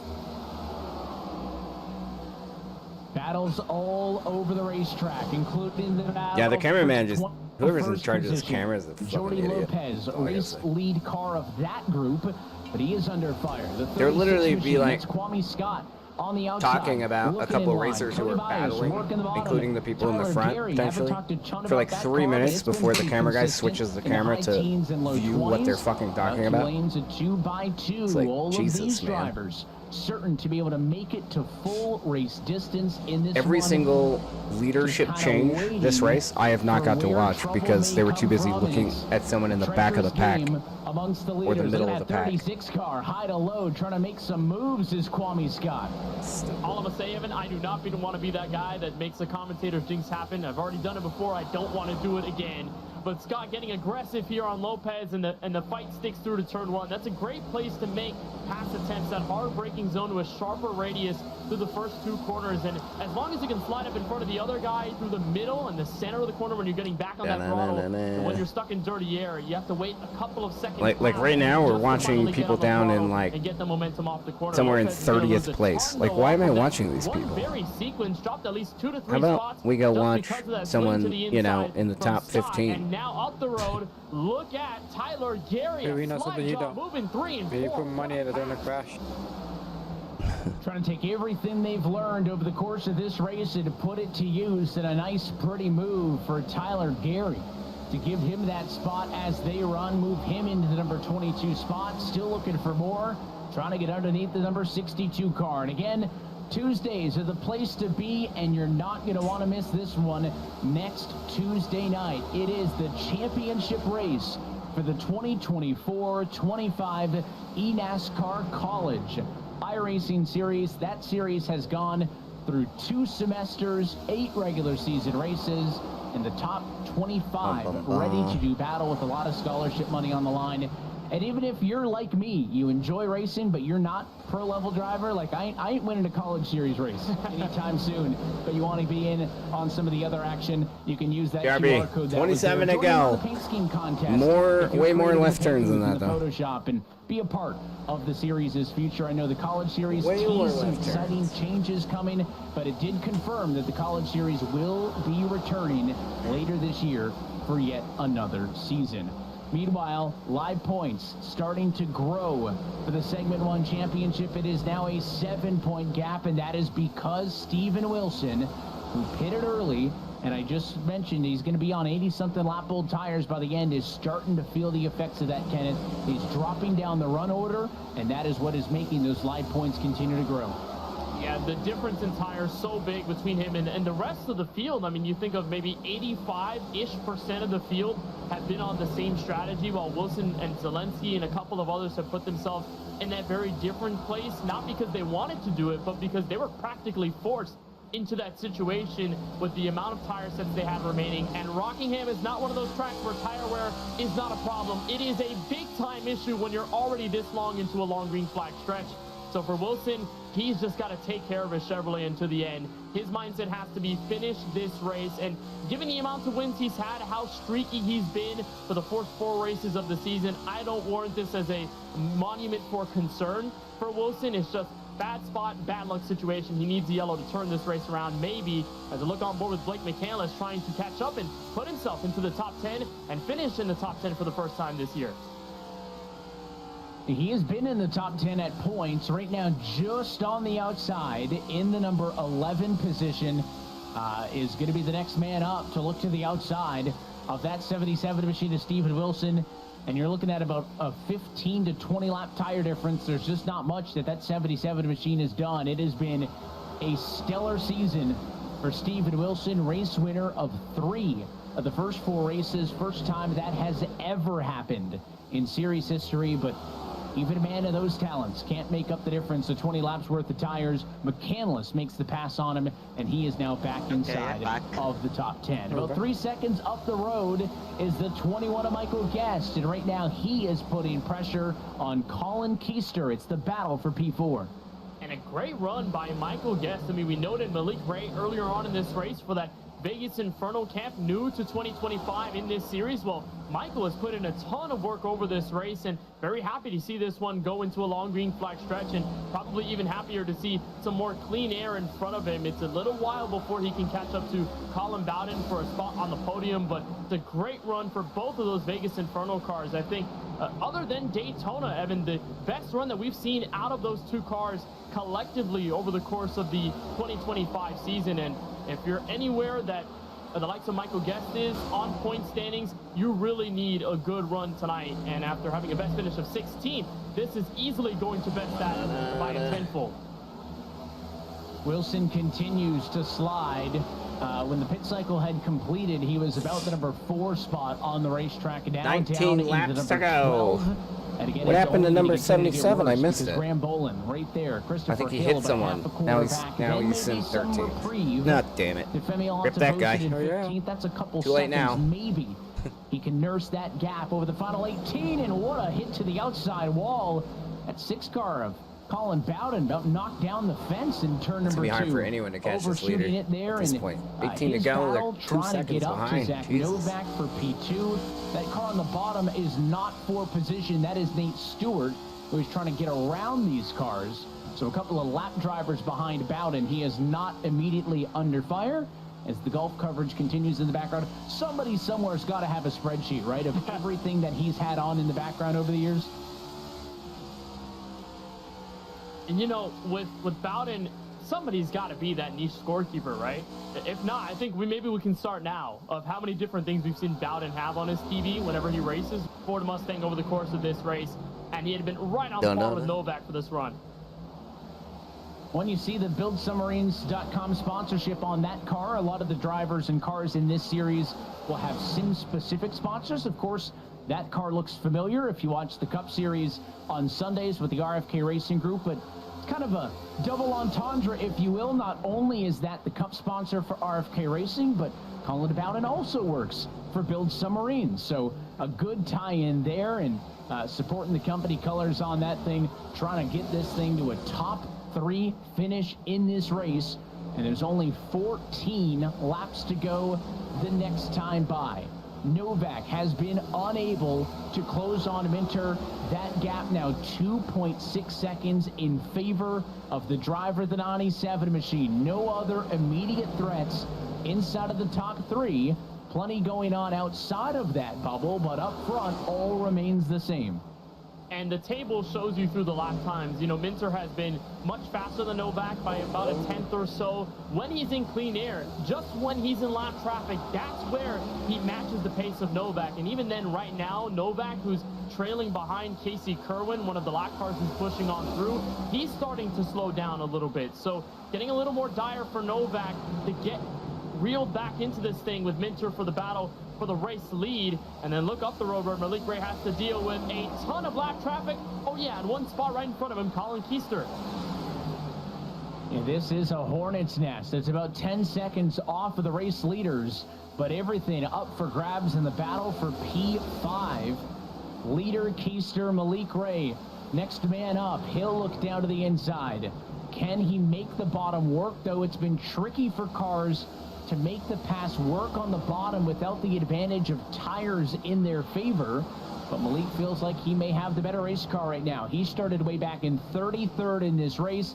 He is up 27 spots. That is tied for the most spots gained in this race with Colin Keister. And as Malik Ray gets on through, make it 28 positions gained. What a drive.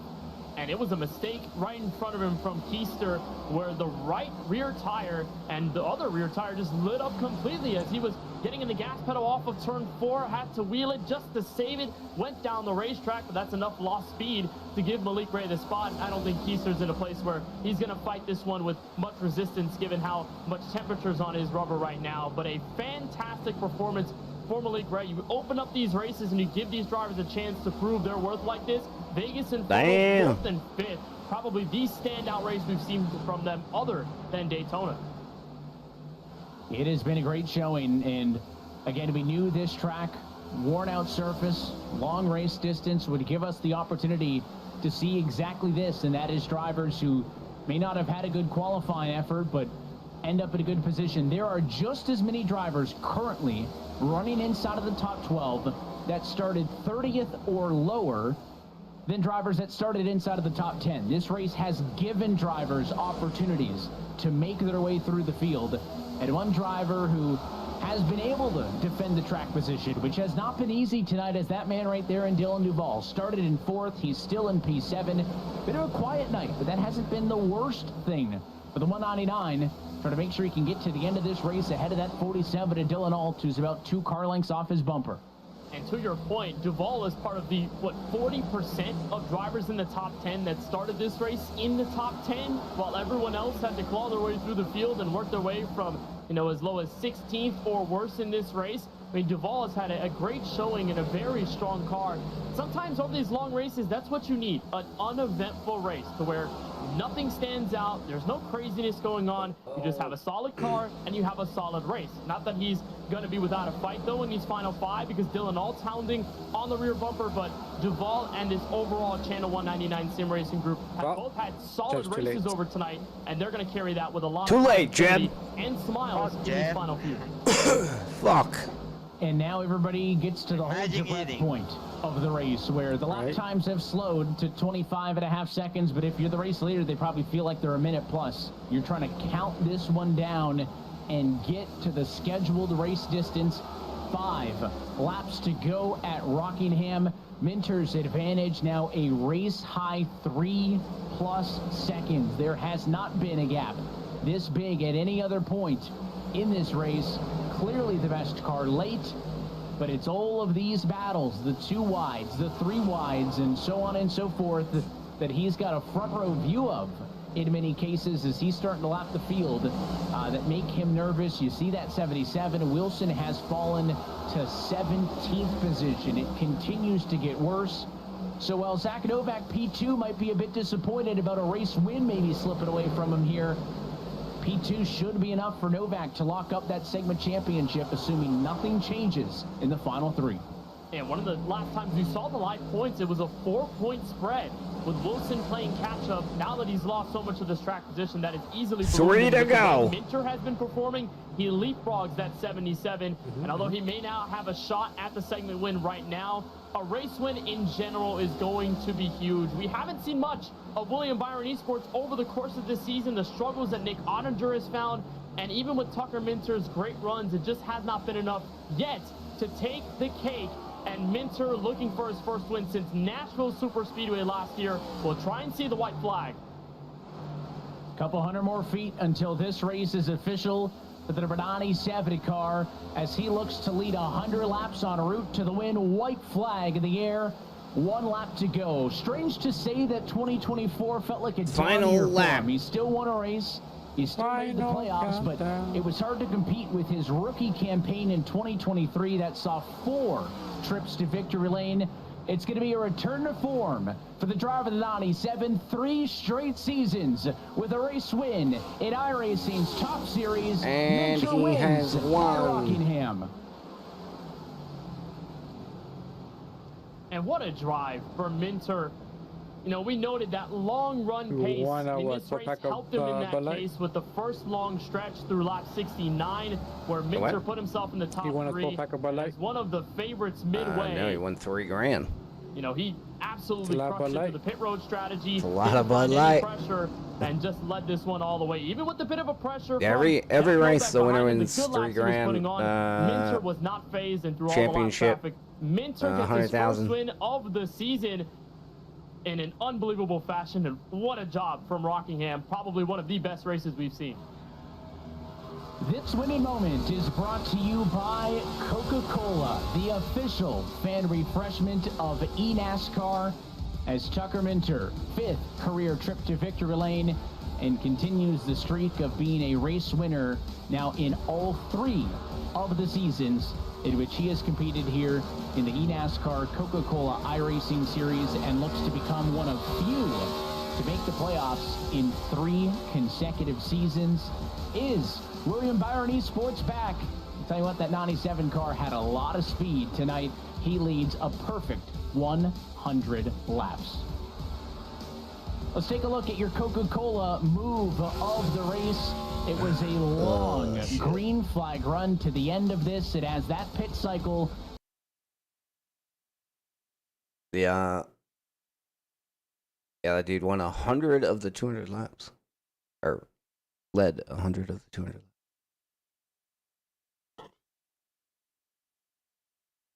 Damn.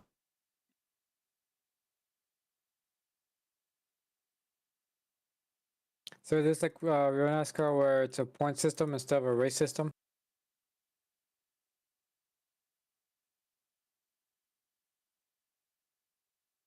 Yeah, point system. Yeah, they run it all the same tracks, everything. It's a game. That's how the championship races or whatever. Better you do, overall. Don't gotta win every race. Just gotta chip away.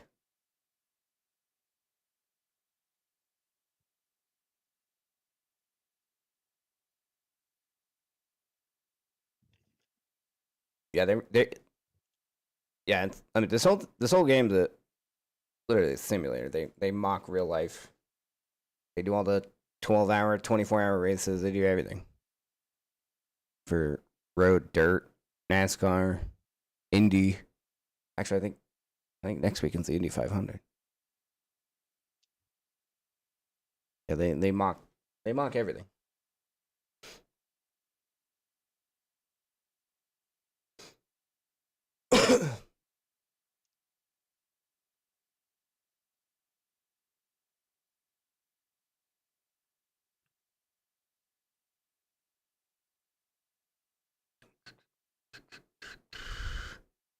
Do.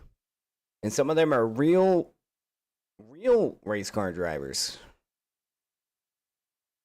So one of the guys in that race, he was in I forget which team because I don't know all the teams NASCAR. In one of the presidents of the NASCAR team's basement racing that race at 3 a.m. in Germany because he flew out there, and then 2 hours after this race, he flies to actually drive the Euro NASCAR in real life tomorrow.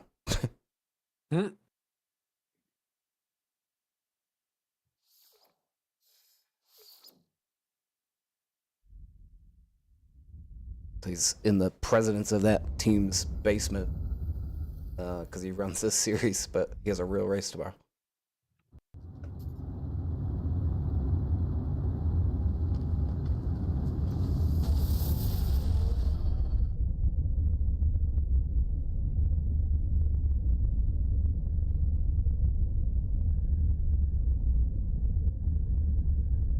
BRB.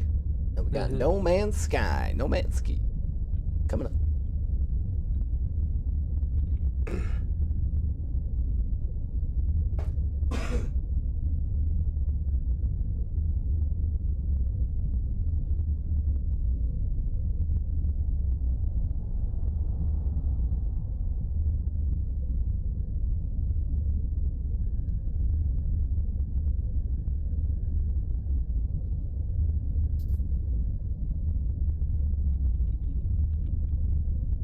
Oh my goodness. Oh. Correct, Ernesto. Yep. Indeed.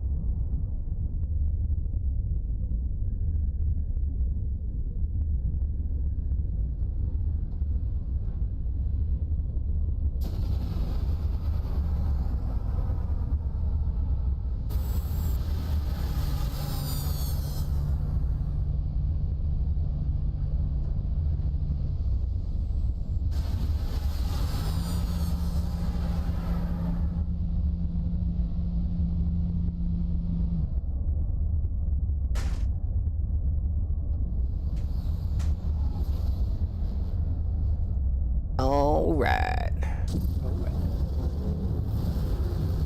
Good night, Jeb. I'm joining squad. Oh, Jeb showed up? Just did right now. A little bit too late. No, dude. Got 10 minutes 10 minutes. late. That's not even a match.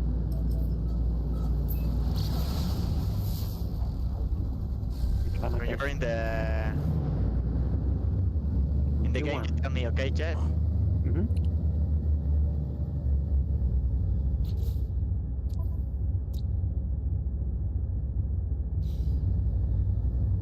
Oh shit, it's this planet right here. It's this planet right here. Duh. It's a dusty planet. Alright, last of the expedition. The worst part of the expedition. Yeah, we just gotta dig up like 40 more fucking bones, dude. Ridiculous amount. Loading in. They couldn't have made it 50 or 60. I am in. They had to make it 80, which is absolutely fucking insane. I can't see shit. I'm gonna crash into the ground.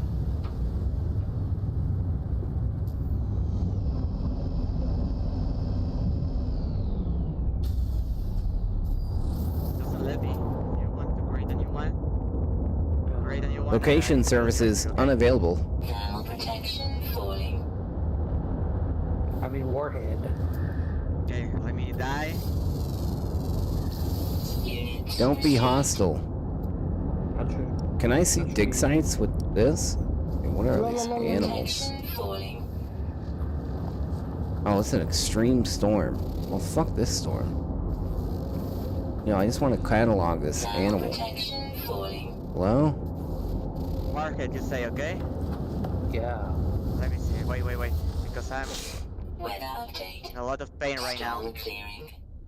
Bruh.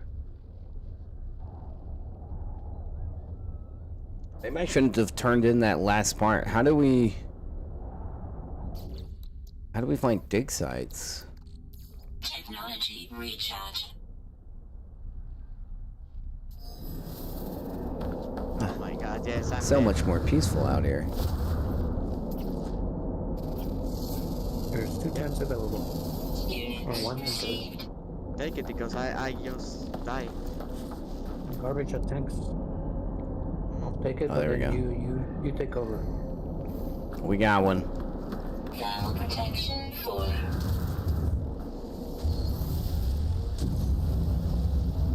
I'm here. Why am I not going up? Hello? There you go. What is wrong? I have no control over my What's vehicle. this skin? My god. Don't be. Spader win. And you have the wrong shells. Really? Staff shells. Come on, man. Landing area not Nobody clear. uses that. I don't know. How is it not clear, bro? There's nothing here. Don't play tanks. Tanks are for plebs. Oh, but we're gonna crush this rock. That's clear. Missiles.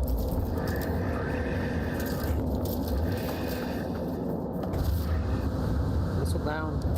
Thank you. Pleb down. My weapon's depleted. Figure. Technology recharge.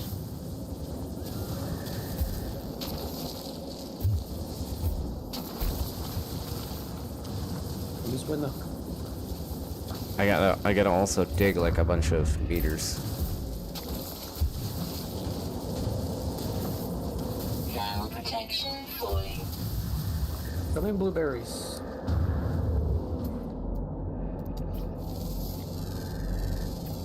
Units received. Super hand above us. Be warned. Okay.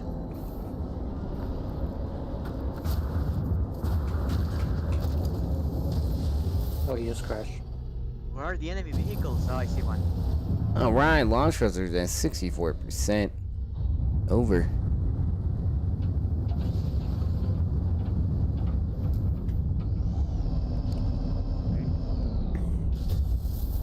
Missile down. Yes, sir.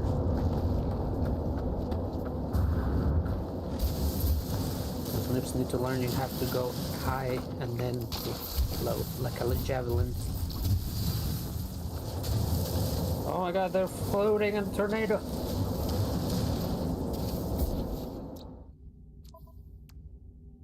They are here also. Look out.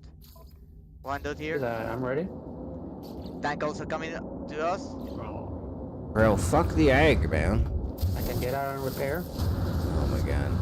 Hatch the companion with E. Alright, fine. repair? Oh. Wait. Hatch? Yeah. Oh, they are two well. tanks. We are screwed. Ow. Run! Thermal protection falling. Yes, we were screwed. Stop it. Imagine equipping staff. There. Get off my screen. Shells. It's the best anti-tank. Bikinia. That's not true.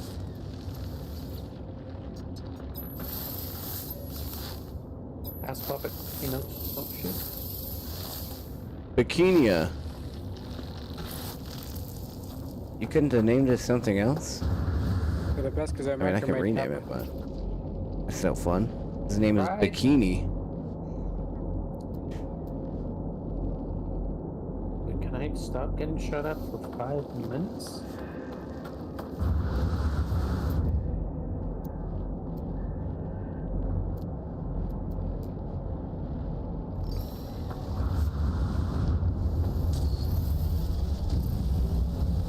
I think there was one to the right, but I couldn't see the yellow anymore.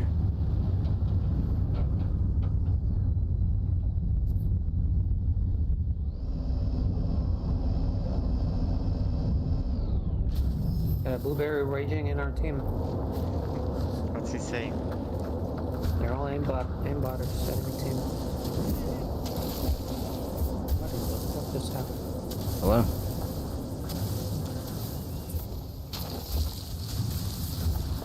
Oh yeah, that's right, I got steel bones too.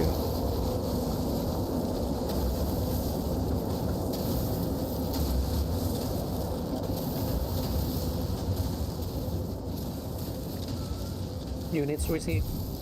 Units received. Units receiving. There's a... Never mind. Jet? What do you call it? The bomber? The drone? The stealth. Okay, bomber? so it actually did have one. Yeah. You know, we could just run there. I don't remember how it's called. Is it draw? When I say run, I mean Yes, it's draw. jetpack. That's for Drogger. Look, I'm a nerd in this game. Imagine that.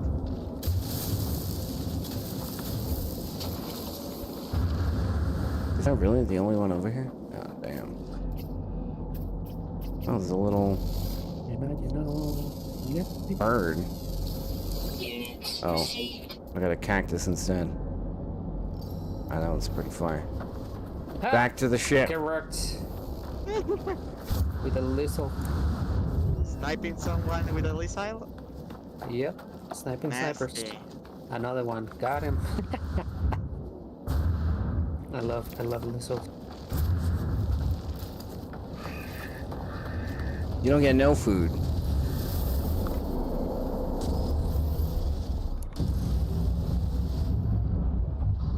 Weather warning. Incoming storm.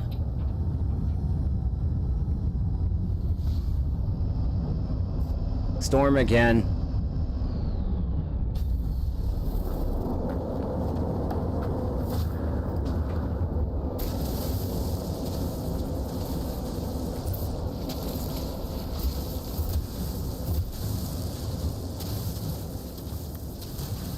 I do find it disappointing that the robots does not have a nice butt. Does not have what? A nice butt.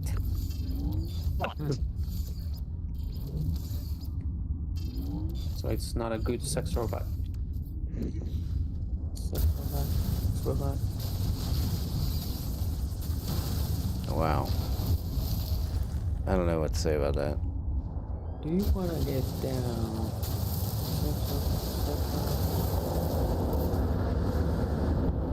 Thermal protection falling.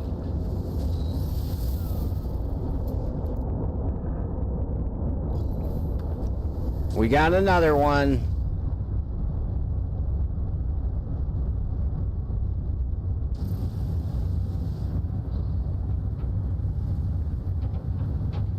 We could get this one and then dig underground a bit while we wait for the storm to pass. That might be the play.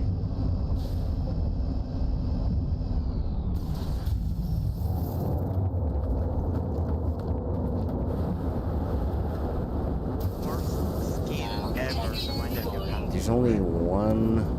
What? For this? Only one fossil, bro.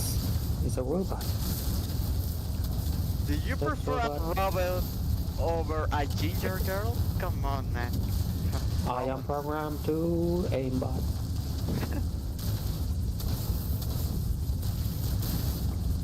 We're just plowing through this mountain. If you have the opportunity to pick the attack helicopter, pick it up. We can be best squad. Getting my units With a little bird. while the storm goes on. Fuck the little bird. So V. Just what is boring. Oh my god. Not fast enough. Right. Oh no. An A tank. I'm gonna camp in spawn. Technology recharge.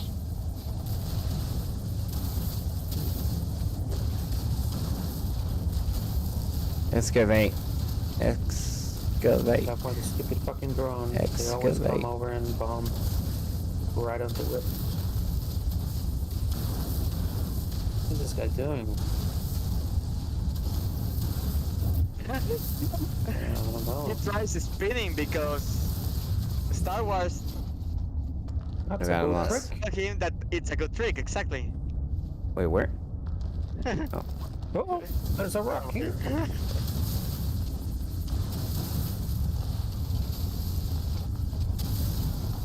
What is that guy doing? Wow. Stupid Enemy mission. Air vehicles are us.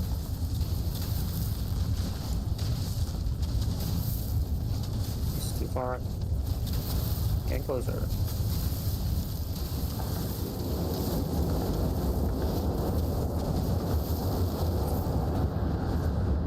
Alright, 2100 of 3500. You don't happen to have a laser designator, do you? We don't see any. You survive. Here, people. Well, get.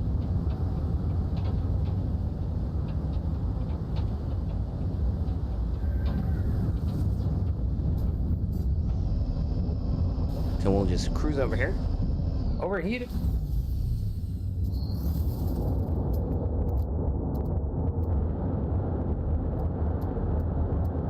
Thermal protection falling. Is that a range? Alright, we still got a thermal storm, so we'll go underground, get some more units, let our boosters recharge. He's reached the. High box limit. Keep coming down. Let's go. Missile out. Yeah, you stay up there. Like.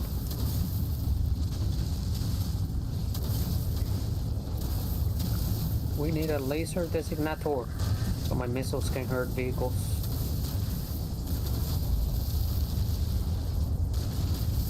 Okay, if you want me, I can die, so you can get your stupid designator. At least you're soft one. Toxic. So fun, yeah, I couldn't remember the name. I think we're good, I think we're good. 2300 to 35. Oh, shit. I overheated. Oh shit. Some kind of Let me vehicle. kill close the to us. other Metal tank that plating. is below us. Weather update. Storm clearing. 35 damage. Technology recharge. 35 damage. Kill him. He's dead. Storm's going away. Perfect timing. Oh, something is hitting me.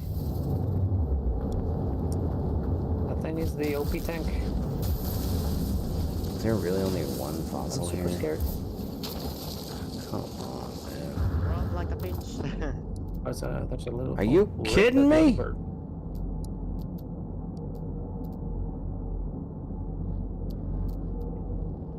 Which one should we go to? Fuck your bomber. Oh no, vehicle. Extreme night Let's go to that one. That one is a guardian, so I'm gonna assume there's potentially more fossils because he's guarding them. Pinche güey, mamon. That's his name. Hey, really? Yeah. Landing area not clear. Pinche güey down. Landing area clear. Oh, I'm dead. Yeah, oh yeah. There Stuck we go. there, Now dead. there's. Well, wow, we got 4? No, 2, 3. Extreme night temperature detected. Oh my god, it's only 2. Not bad, he's ready. I almost killed someone with a repair tool, just torched them. That is unfortunate. Wall torch? Units received. Units received. They're not. No. Not one with a guardian. Wait, we just went from super hot to super cold. The fuck?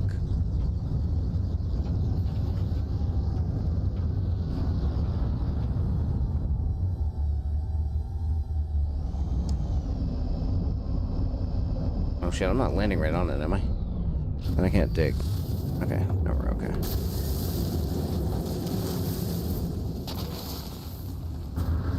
Extreme night temperature detected.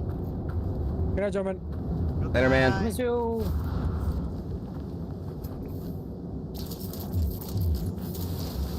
I might need some more of this. Thermal protection falling. I'm a robot. Yeah, I help you. I kill him. I can repair.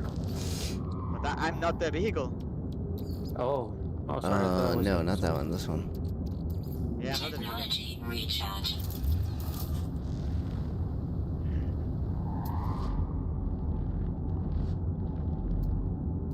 Great name, right? Wait, isn't it?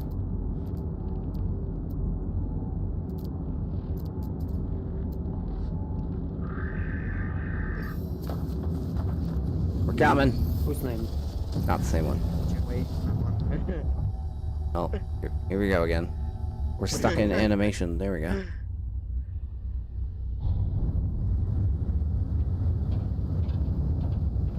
Get fucked. Ooh. Lysile? Lysile Bruh. took down a ship. I don't land over here. Calm down.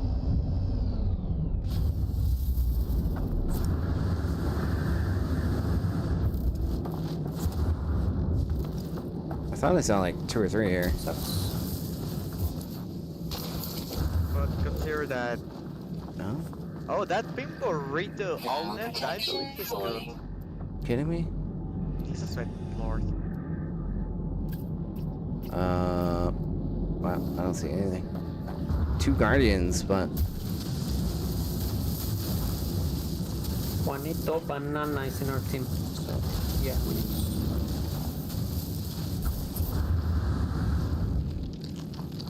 Nearby toxins detected. Oh, Braun, fuck, Samurai Jacks.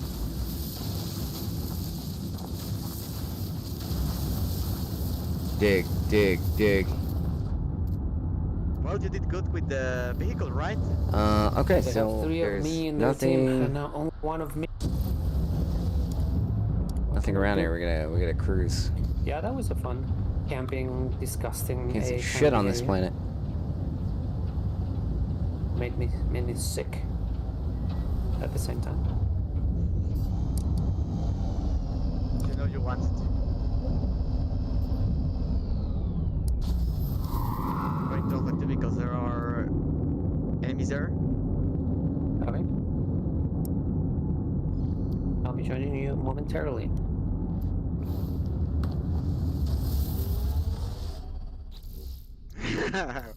Technology recharge. Am I defending B1? think Alpha 1 is clear, so if we want, defend B1. Or Charlie 1. I don't know. Oh, they're coming for Bravo, right? Okay. Just a reminder, fuck, I we crashed. are losing Charlie 1 also.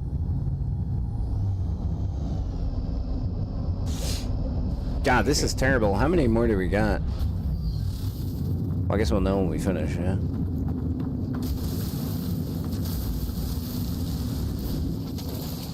Problem is we're just finding like 1 or 2.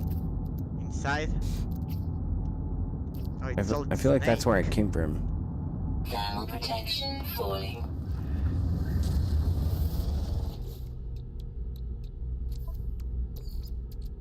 Technology recharge.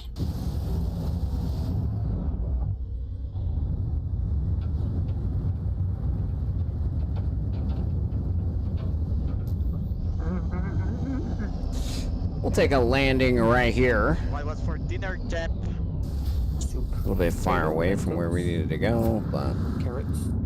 Onion. we'll be alright. Whoa, whoa. Oh, there's 2 of them here. Oh, 3? No, 2. Oh. Extreme night temperature detected. Any wrestlers and things? Nope. Extreme night temperature detected. And that's it. Thermal protection falling. Yep.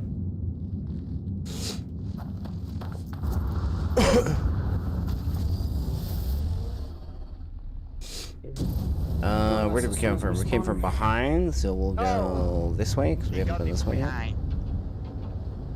Go about 1,000 meters.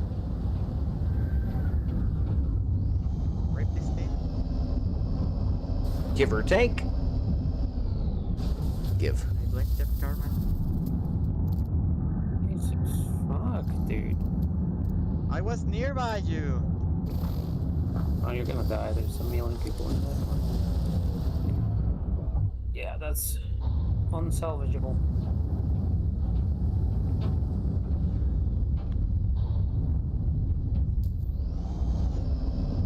Please let there be more than fucking 1 or 2 here, man.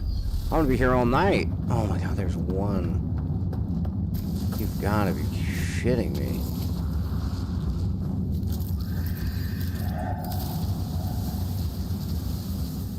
We need more of this. Thermal protection falling. Weather warning. Incoming storm.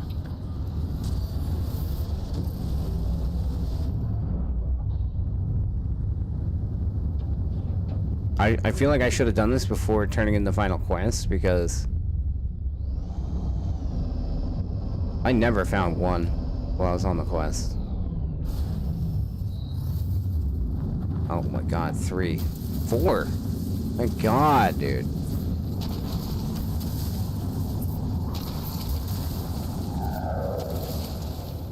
That 4th one. There it is.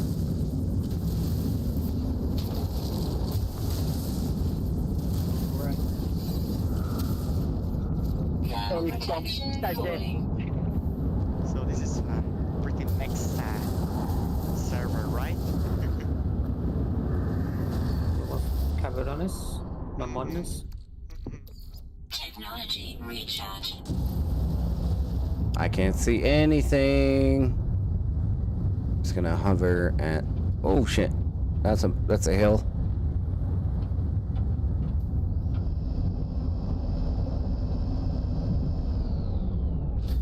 Maybe we dig again. Ooh, there's 2.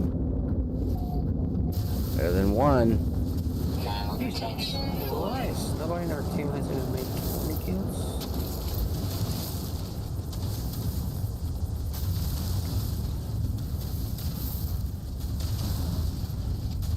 Come on, noobs. I believe.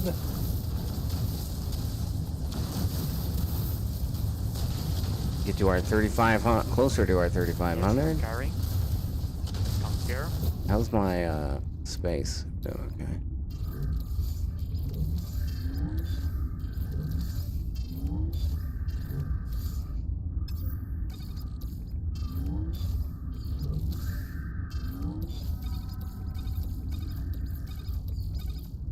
Tank here.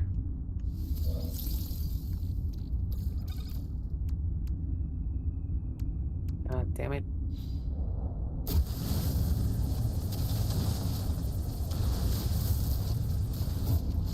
Who got you? Pinche way, mamon? No, some play. No, wait. I feel like that's where I've already been.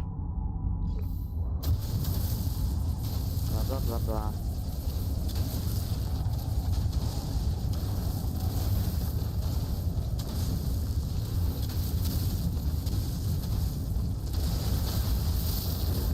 We're getting there, boys. Where's my ship? Get away from my ship, you animal!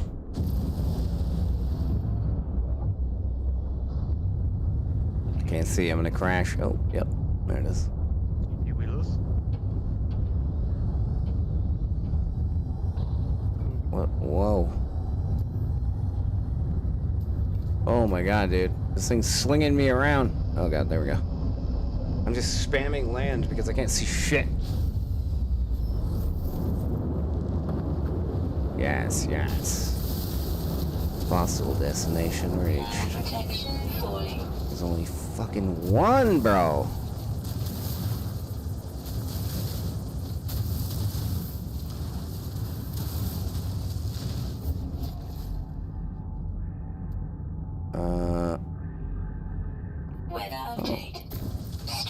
Were we not just there? Still, no, that better not be where we were. Oh, do I die to that? What happened? Don't worry about it. Oh shit, a medic in our team. 3,000. Miracle. Only 500 left to go. Extreme night temperature detected. I need this. God, I can't see. Yeah, I really can't fucking see. Thermal protection falling. At least we're not racing today, huh, Cat? You can hang out with me. Alrighty. How did I pass over this? I feel like I passed over this My one. batteries. Wait.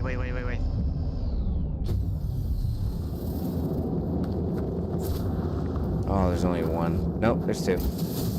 Let's go. Better than one.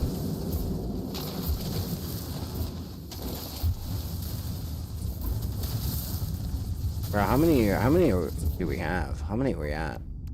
Damn it. 73 of 80. Oh my god, we only need 7 more, baby. Wow. Extreme night temperature detected.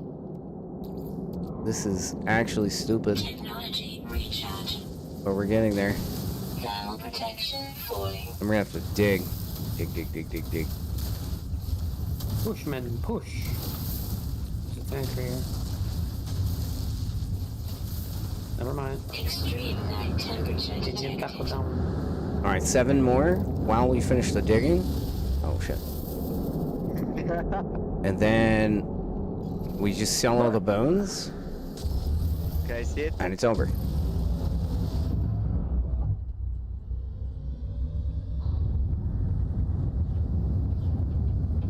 Yeah, you saw that?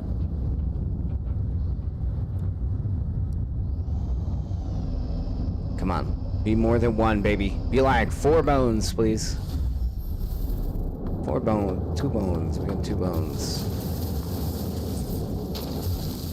Alright. We need 5 more bones. And we'll dig a little.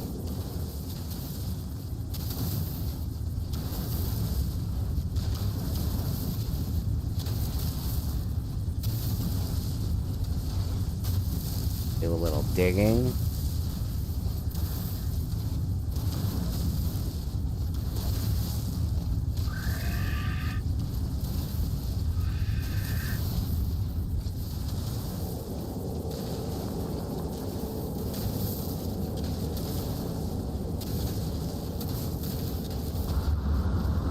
Next. Oh, thank God the storm's gone. What's going on, Jeb? None in sight. Gotta travel.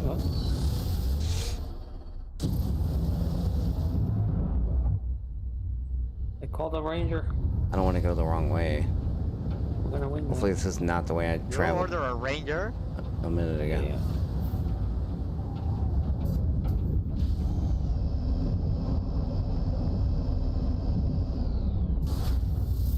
Construction nice.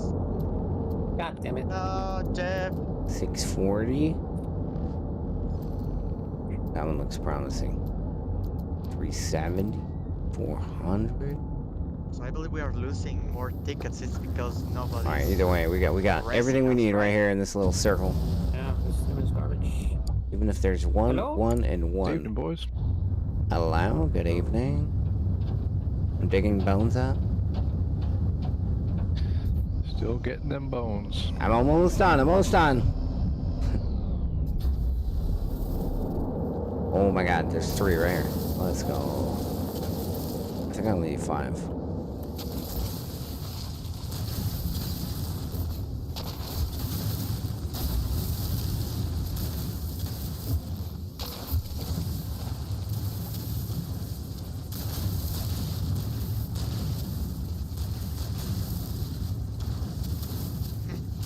Holy shit, I'm farming them.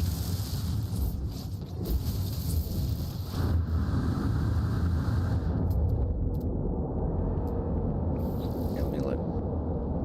2 more. I need 2 more. I'm a lead farmer, motherfucker. Where are the odds that I can find 2?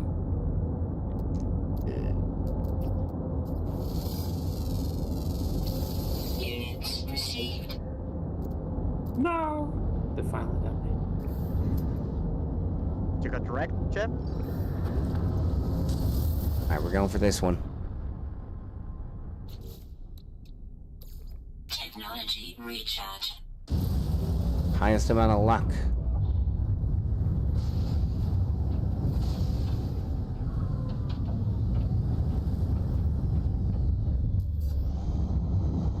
Come on, B2, B2.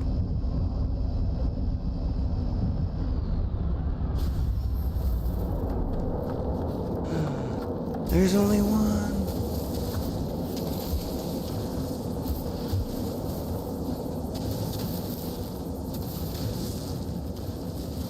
Carry me, Jeff. Carry me. Gotta finish digging. There is no amount of strength to carry this garbage.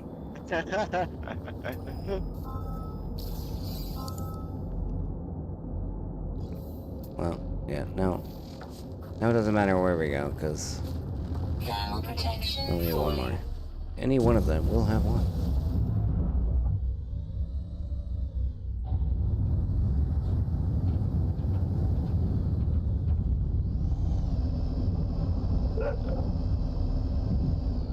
You got it? Got him. Vehicle. Okay.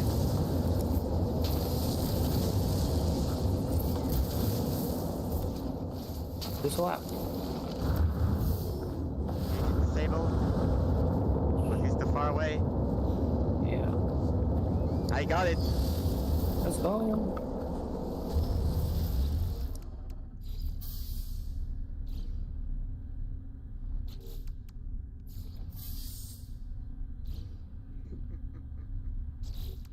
Okay, now literally the last mission is go sell all my bones.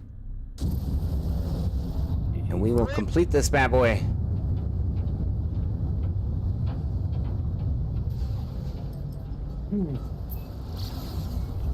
Get farm team. As soon as I start entering this I tried. place, I will here be.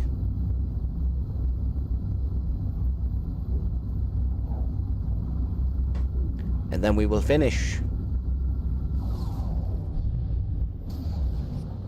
Is this the entrance? No, it's not the entrance. No man's ski. This is the entrance.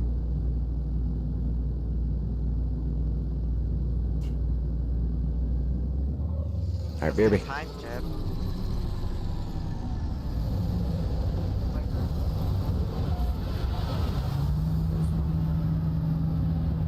You're fine. Fine.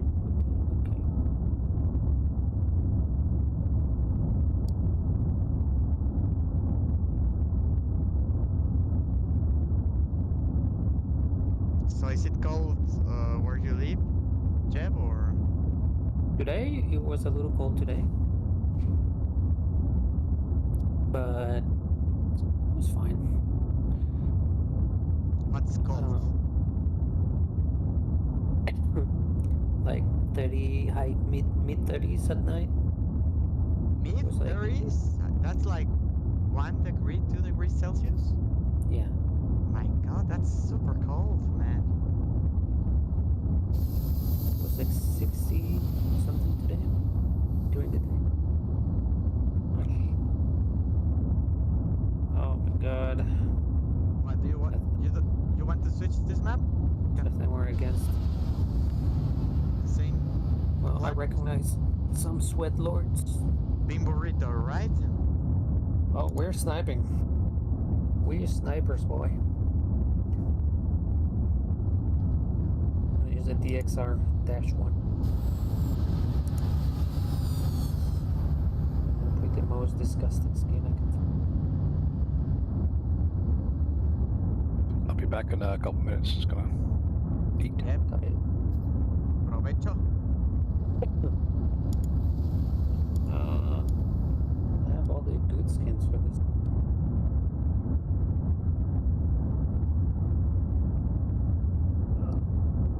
Russians have the good side of the map, right? US has the fucked.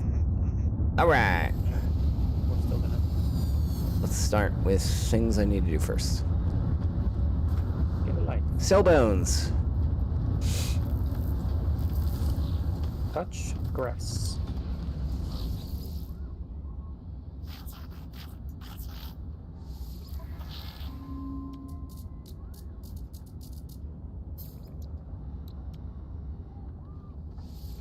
Units received. Da-na-na-na-na. Units received. Units received. Units received. Units received. Oh, I see. Units received. Units received. Units received.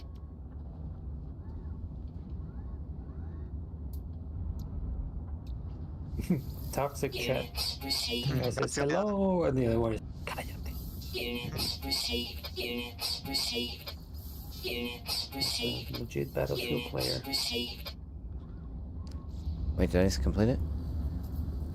Oh, I did.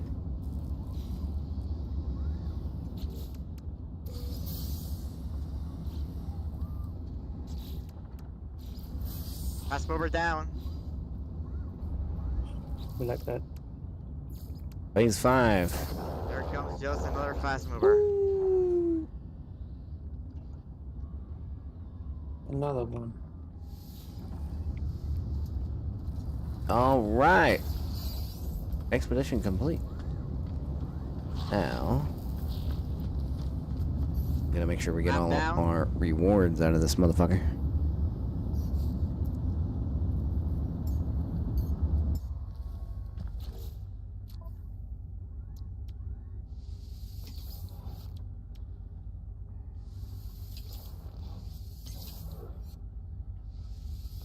What do we not want? Oh, we don't want that.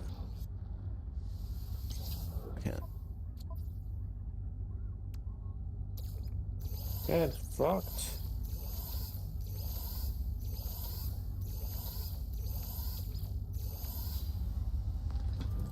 Come on, Papa. Let's get Papa.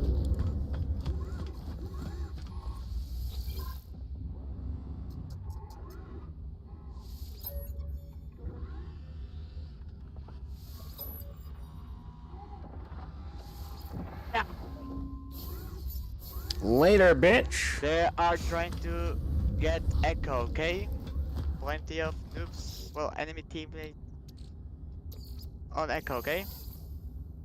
Oh, I'm out of room in my exosuit. Here. We gotta sell some shit.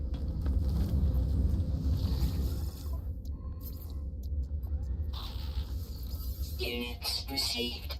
I don't want to sell those, because... Units received. Units received. Units received.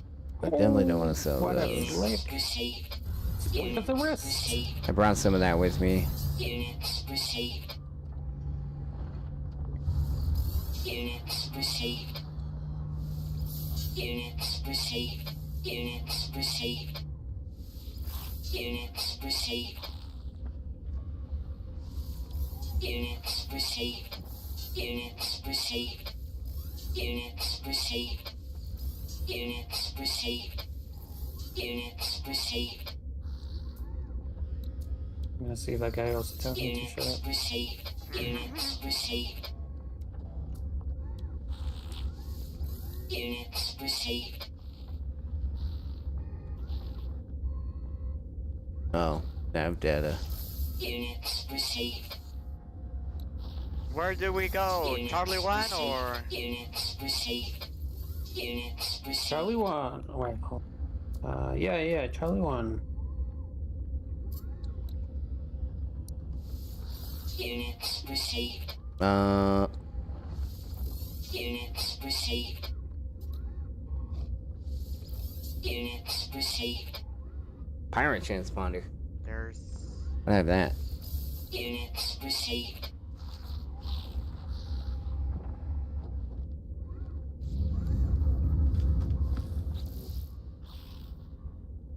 So if I... Oh, no, I can't.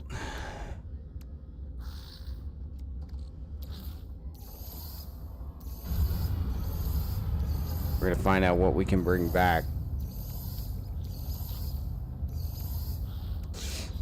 Good hits, good hits. Oh my god, I'm using What is this? a close quarter gun, so. Fuck it down. I'm a counter sniper.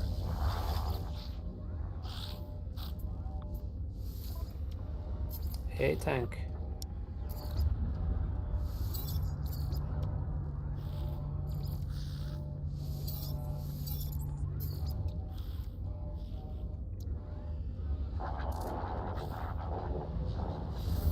Okay, thanks, buddy. Alright, to the anomaly, and let's finish this bad boy out. Bad boy, bad boy. What you're gonna do, what I'm gonna do when I come for you. Bad boys, bad boys. I feel like... I feel like I can scrap all this shit in my ship. For resources. Can you though? I'm not gonna do it because I'm not 100% sure. Enemigo justo aquí.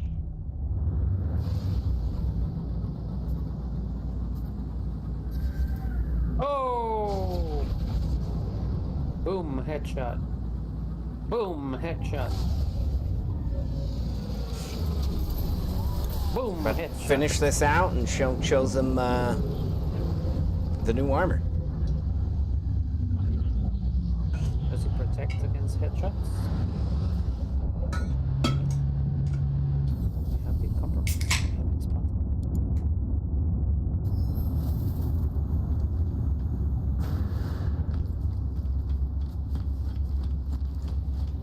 Bad boys, bad boys. What you gonna do? What you gonna do when they come for you? Bad boys, bad boys.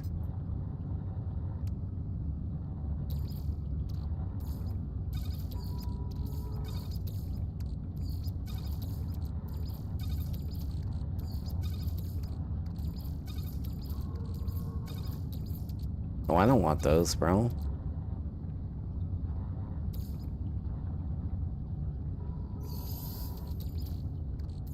I want these bad boys.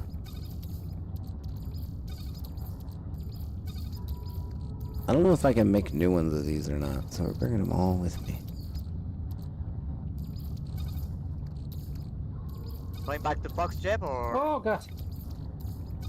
Sorry, that guy just almost killed me. I'm just sniping, looking at Charlie. You go wherever you want to go, body guy. I don't care. This map is garbage. I don't care about winning. No, they got me. So what do you care for? But you do. Headshots. Boom, headshot. I like to snipe from that hill. And so does the enemy. So we shall snipe each other.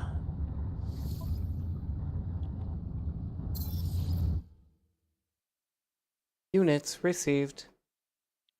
Units received. Expedition complete. Buggers.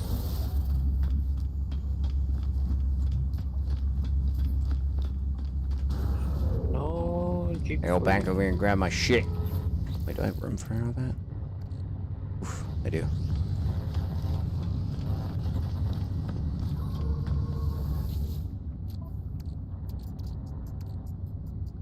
Can I just take all? Just look out, pinche way mamon is sniping also.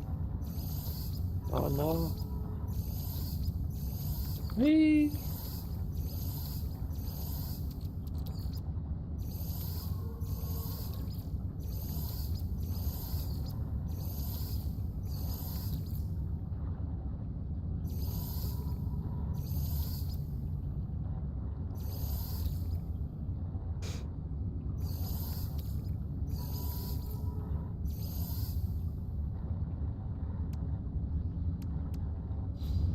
Oh!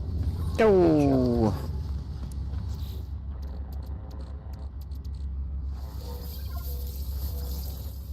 Boom, headshot. Do do do do do. So my actual starship.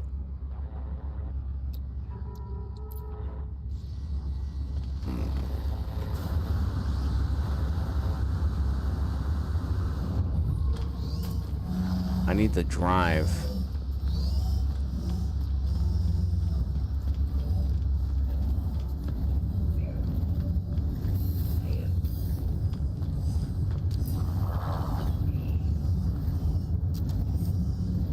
No, it's exocraft. Wait. Oh, it's the first guy. God damn it. Hey, buddy.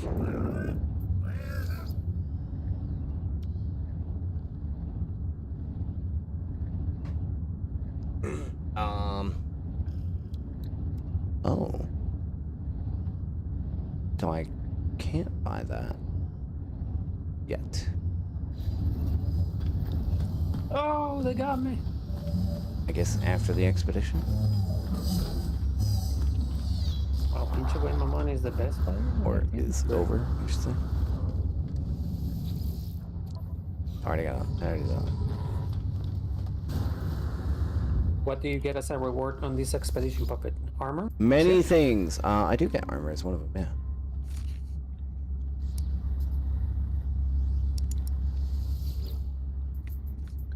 Come on, man. Collectible received. Gotta use a vehicle to kill me? Come on. Get good.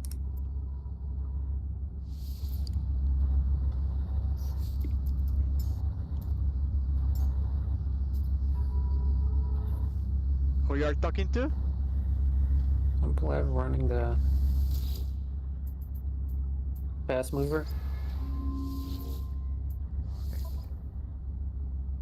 Are you pissed?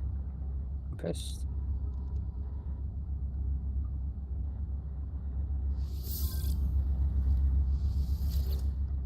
Alright, we took it. Collectible received. Collectible received.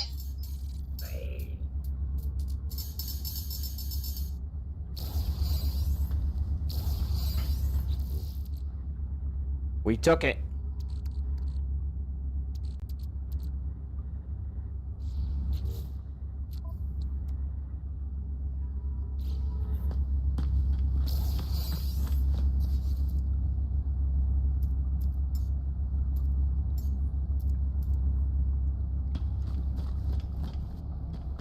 Oh, I got my new companion.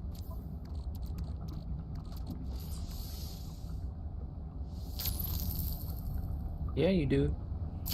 We are doing this, Jeff. We are doing it. What? What are you talking about? Joseph, you like my new pet? And Joseph said he's gonna be back. Oh, he's gonna be back. Okay. Copy. Confirmed. He was eating Confirmed. You are cheeseburgers? correct.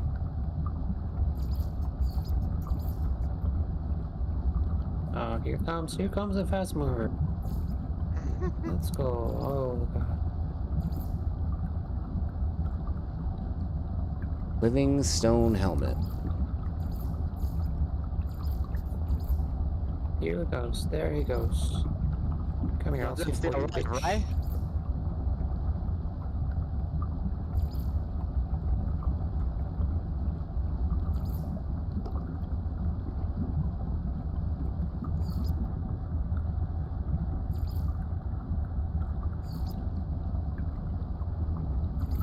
Oh, here comes another.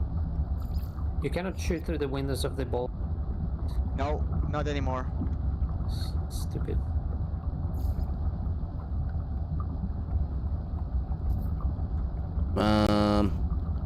Whoops.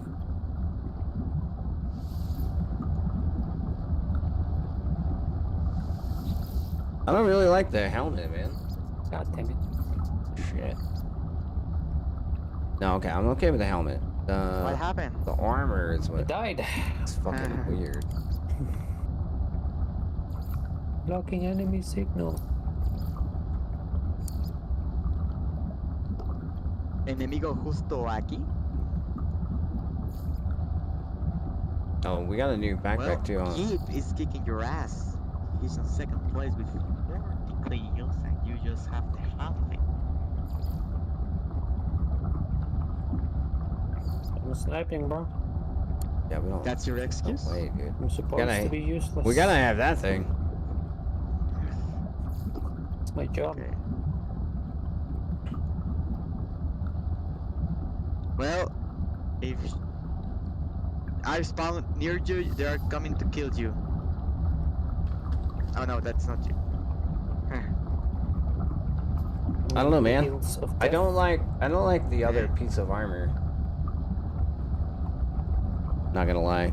Yeah, damn it, Pet. You're so big, dude. You're so massive.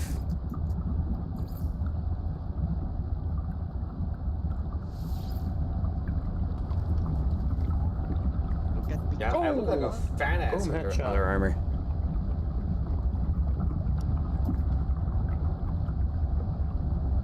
I only have 3 fingers.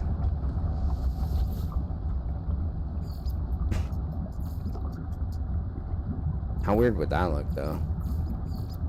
We're about to find out. Boom, headshot. I got all my fingers again.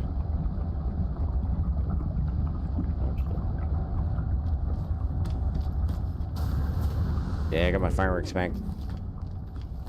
Learn a fossil display blueprint. Oh. Visit the Construction Research Center. Alright, fine.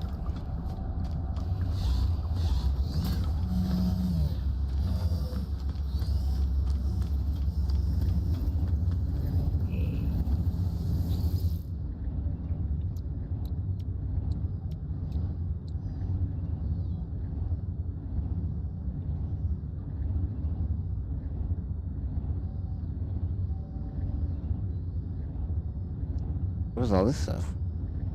Fancy! Item received. Item received. Item received. Item received. Item received. Okay, you happy? I learned all of them, not just one of them. Body shot. They are. Boom, headshot. Oh my god. Boom, headshot. Enemy team sucks. Boom, headshot. Boom, headshot. Boom, boom. My face to the roof because I'm sniping. bitch. Special rewards Again? available. Boom, headshot. Special rewards?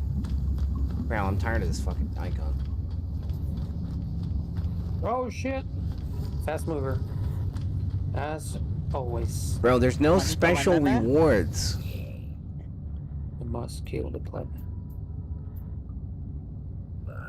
Oh, special.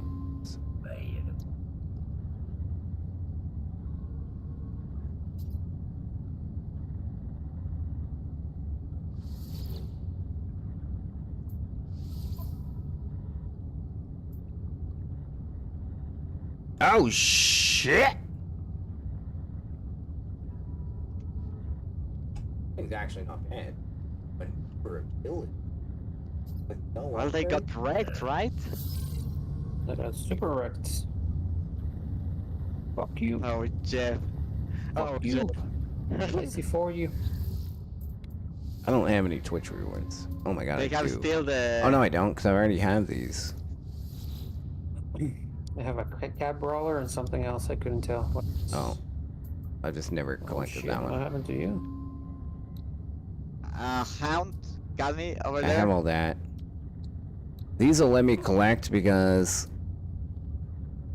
Dude, what are all these ships, bro? I already have all these.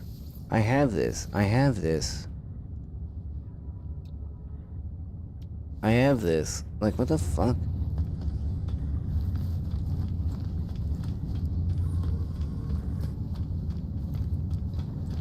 Bro, look at this thing.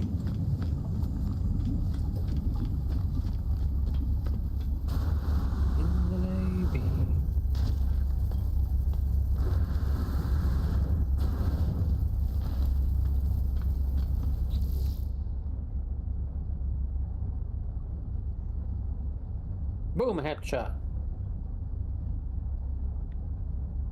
Damn, let's take it for a Boom, spin. headshot again. GG. Rip enemy team. Rip enemy team.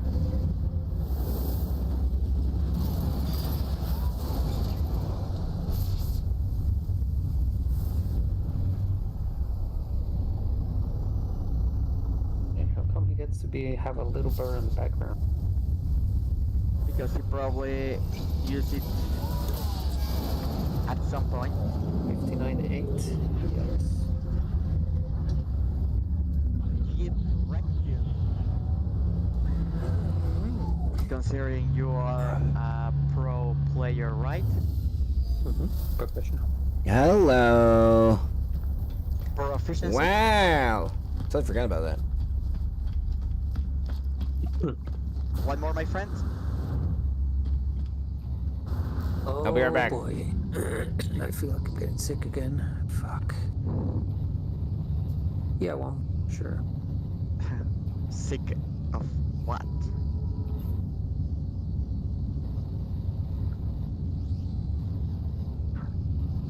Oh no, no, no.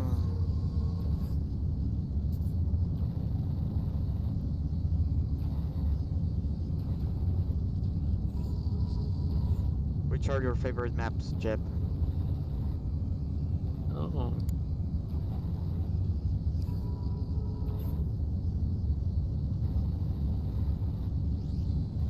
Because I know Hourglass is sent it, right? I love it. Sniping again. No, no, no. DXR-1. Best gun.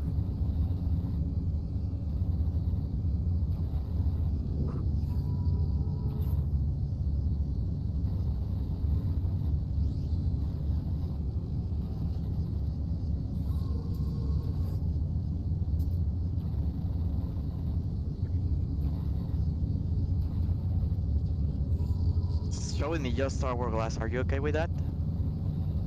Yeah, I don't care.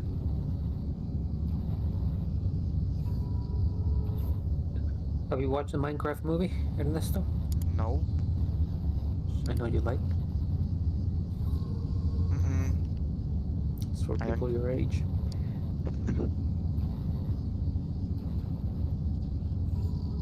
Mom. Can I play Angry Birds, Mom, on your iPad? Oh my god.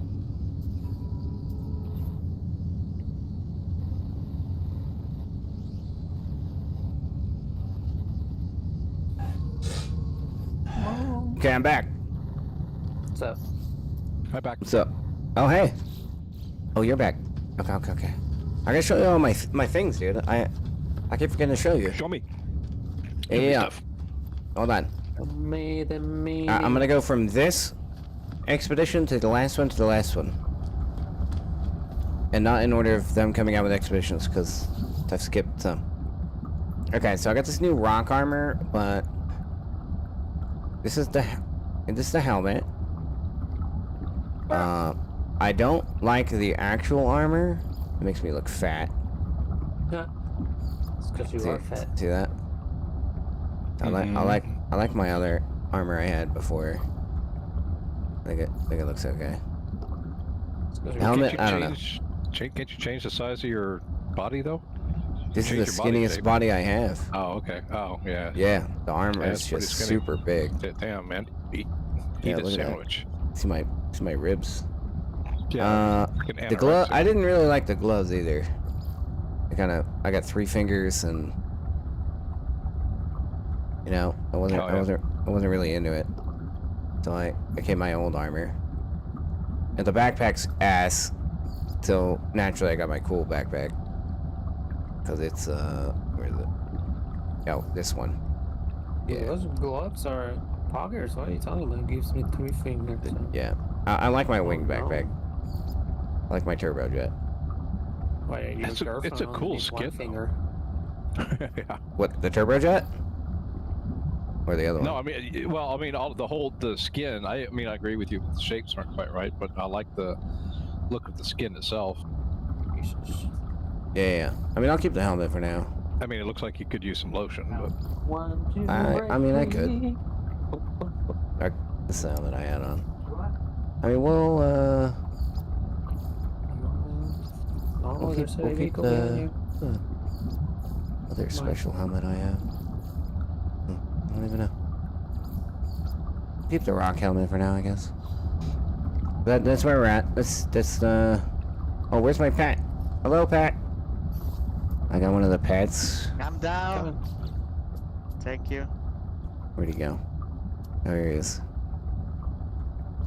Wait, where is he? Bone pet. Yeah, my bone guy. He was following me around. I don't know where he went. Yeah, he's the bone guy. Oof. The little bone man. Yeah, there he is. Donita. Okay, so I don't think I showed you the last. Llama, get fucked. What? Oh shit! You got. Did you see the wraith from the last one? I don't think so. Here, we'll look at it and then we'll fly it out and back in. Oh, somebody tooted. It's the living ship, but it's way different. That is. I think it's trippy. Yeah. Oh man, I think it's cool. Oh shit. Yeah, this is the one from the last one. What? If we can look at it in here. This is it. Good old caps. So this is from the underwater update. Oh, okay. And we'll fly it out and back in.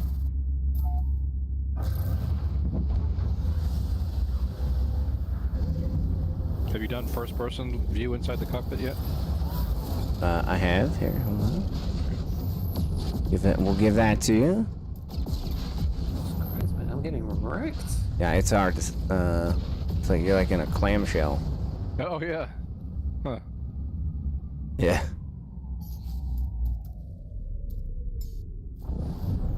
Cool. And then I did skip a bunch, but I totally forgot to show you because you always miss like the end of my expeditions. Mm-hmm. The previous ship we got, the expedition we did before this one, Fucking storm. which I did miss some. But that ship is cool as shit too. It's not a living ship, but.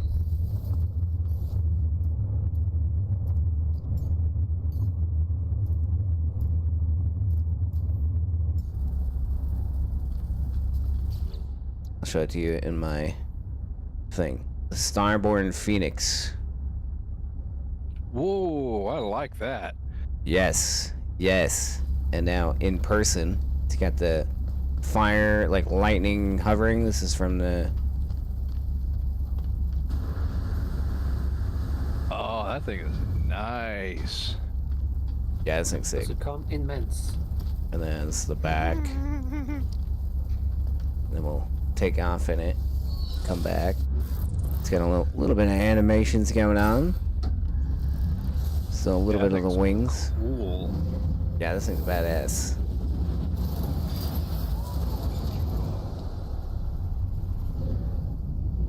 A little wing animation. But yeah, this thing looks cool. Now, I know you can customize your ships, the ones that you build. Are you allowed to customize these quest ones at all? I don't think so. I gotta take it to the. I think you can only customize it when you build it. Let me, you know, I haven't tried. Let's go.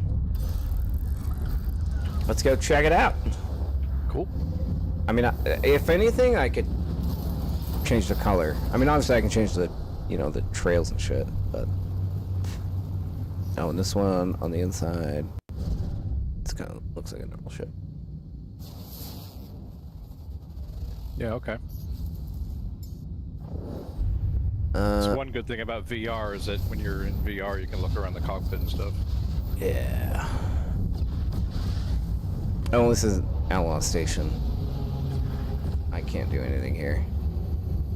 Probably not.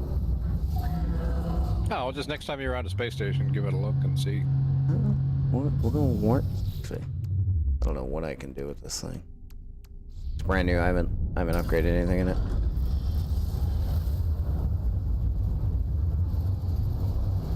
Let's see where we can warp to here.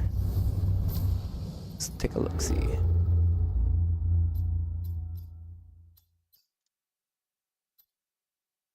I don't want a dissident planet, right? Here, this one's fine.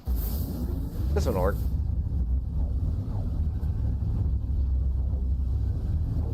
I want to say you can only change that stuff when you're creating it. It was bugged the last time. Jesus. It was bugged still last time I tried though, because I have the ship parts. Have plenty of tickets to come back. So. I have the ship parts to create my new sailing ship. Or solar ship, but I haven't done it yet because the colors are bugged. I could try it again. I got the parts on me.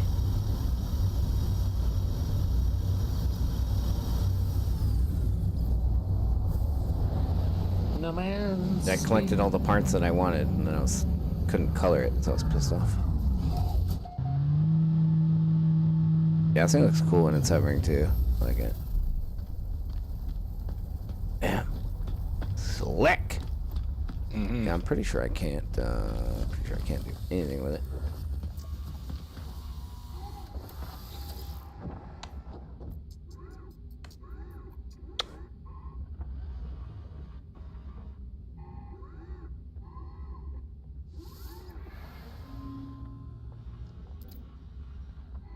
No, it's option 2 is what you want. Oh shit, so many enemies here. No.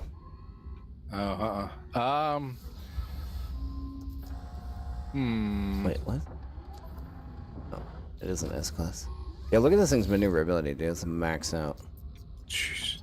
Oops. Is that the only station back there? The only workstation? Starship outfitting? Well, this is the creating a new ship. Right.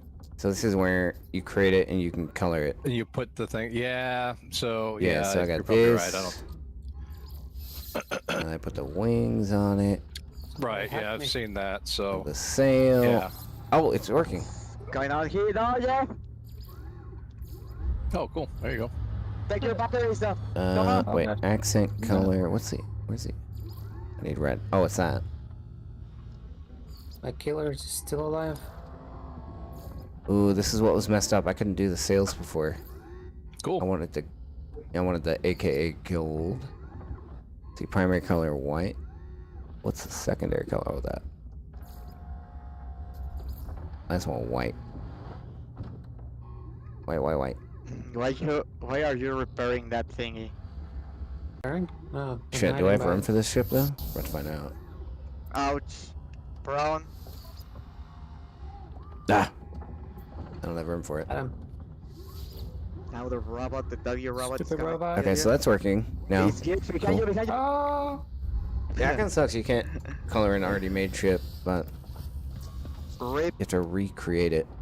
Damn, so I don't have room for another ship. I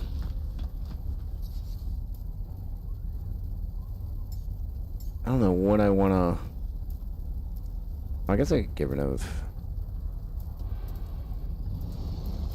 No. Mr. Sniper, no. Where? Wait, why do I have two of these? I don't know. It hurts. I love these ships are cool too. No, I don't want this gray one or this gold one. It's orange. It's actually orange. I like my Bumblebee ship.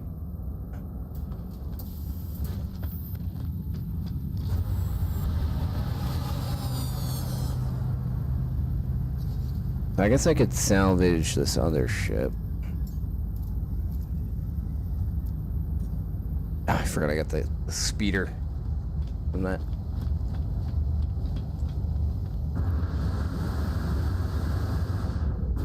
You never got the speeder either, huh? From that exhibition? Or the... That was a while ago.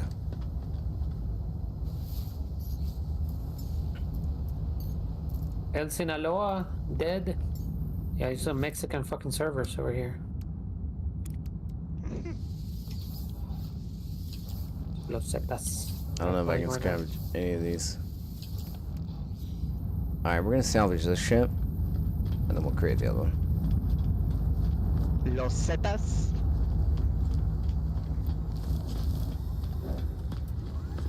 So the cool and shitty part about the new bone stuff is, yeah, you gotta dig a lot, but this guy has...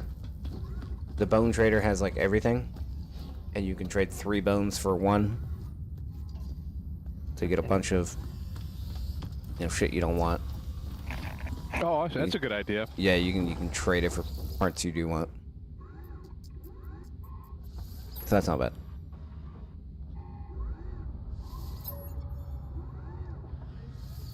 So I don't know if I have inventory space for this. Oh, I do. Okay. Alright. We scrapped that ship. And let's create this. Cool. Yeah, I want to watch you create this thing. White. Gold. Oh. Ensemble. Okay. Proceed. Add to collection. Units received. And then what? What's happening here? I just fly it from here? Looks like it. Oh god. Oh shit. My tank. Have you changed the shells? Yeah! All the colors I wanted for so long. I had the white one, but I couldn't find the gold sails. Nice. Nice. I like this one because it looks like the... More like the Star Wars speeder. Here, we got it, Star Wars Here we go. Yeah, see? See? Yeah, that looks nice. Okay. I do. I like the gold gold wings. Yeah, my other one had the purple wings. Nah, gold for sure. Yeah, I think it's cool. I like it. What's its inventory space and all of its? I mean, Well, I mean, default, not much. But yeah, you can expand the shit out of it. Oh, okay. Mayday. Well, I guess you can max everything now. Oh, yeah, everything has much more space now. You're clear. For sure. That's a friendly. Which I do want it. GG.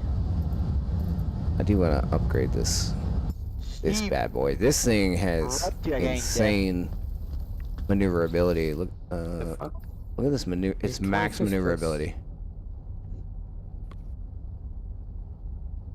And with like no upgrades, its damage potential is already 378. And if I summon my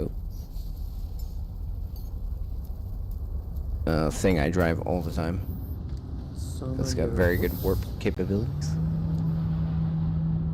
Look at its shit damage potential. Like this thing's max upgraded. Well, I mean I can put a couple more, but like that thing is. I can play more if That you ship want. is nice. Okay, one more. What other ship do I have that can actually fight in combat? I still like my Explorer that looks like that, the needle nose things. I think Oh it's yeah, cool. It's gonna be. I got one in every color. Oh, yeah. Oh, here's the Golden Vector. I love this thing too. Oh yeah, I remember that. That's still cool.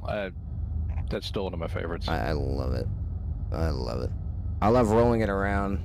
People always give me prompts when I'm rolling it around. But it's like that new one though.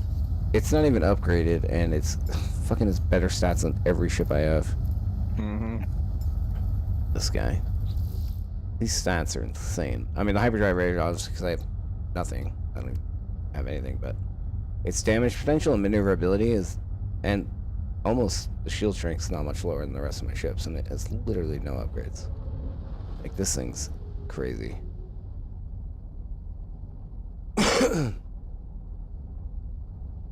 Crazy. I do need to make this ship. Gotta look at it.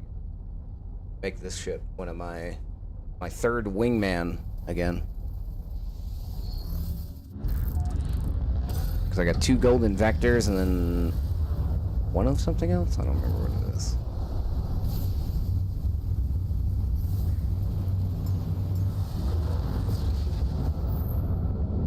Yeah, I do want to finish my frigate plan of getting an entirely What happened, Jeff? organic fleet as well. Oh, so you are done. Besides the special I'm ships. putting them. Okay. I mean, I got a lot of them. But...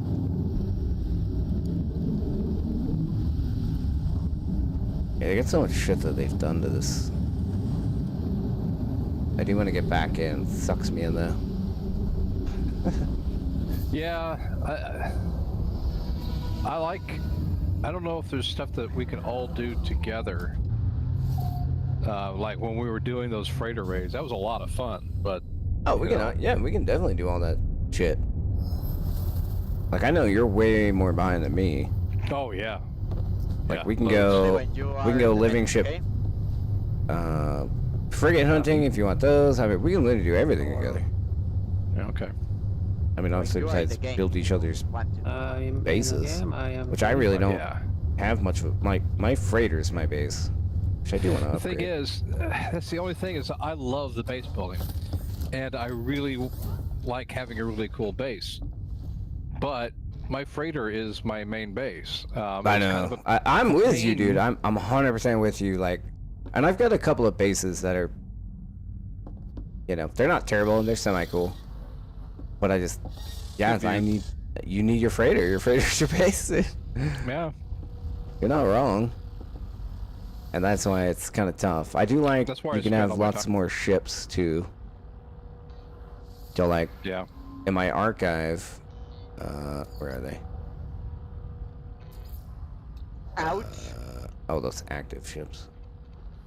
So you can store ships in your archive. I'm loading it. Oh, that's cool. Okay. Where aren't they? Wait, I had ships in my archive. Maybe these are my active ships. Where's my archive ships? I can't see. 12 active ships? Yes. Holy you can cow. have 12 active ships now. I remember when you used to have 4. Of course, I also remember when you used to have 1. Preposterous number. You can have 12 active ships, and I think 12 in the archive. Yeah. Get fucked. Of course, when I first started playing, you could have 1 ship. Of course, of course. 1 multi-tool. Let's see my squadron. Oh yeah, so I have two golden vectors. So that's right, and I have 2 bumblebees. So I want to get 2 of the badass ship. That was the new ship instead. So I got 2 golden vectors and 2 of those. So you can get a golden vector and assign it to those guys, or how did those guys get them? Or do you hire them like that? Yeah, so it's a trick I have to look up. I don't know if it still works, but you basically take a golden vector into the Oh my god. What do you call it? I'm on Saber. Into a space station. Squad. And then you trade a dude's ship for it. I just opened a room. And for a then squad. when he comes back, So well, you should be this is what happened ready. before. Guaranteed within 5 minutes he was coming back. And worst case, if it didn't happen, you could just reset. But within 5 minutes, before it was like 95% he was coming back to land back in the space station. And then you would hire him and then trade him back your ship again. Oh, okay. So then you have him as a hired gun and you get your ship back. And if it didn't work, you just reset. I don't know if it still works though.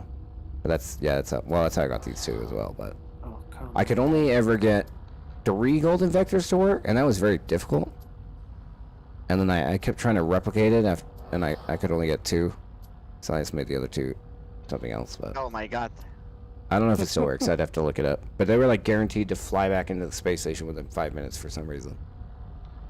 If it didn't work again, you just reset and you got your ship still. But yeah, you just trade him, he comes back, you hire him, and then you trade your ship back. And you hired him because he owned the ship. It's not like they really do anything in a fight. It's more of they look cool when they're flying around me.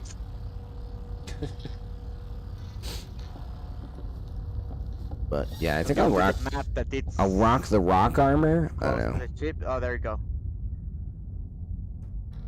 It's special, I guess. They don't come out with new special armors very much, and when they do, they look pretty shit. This one doesn't look terrible. Rip. I haven't been upstairs on my ship. I don't even know what it looks like anymore. Let's go take a look. Let's go take a look at my ship. I really don't recall what it looks like.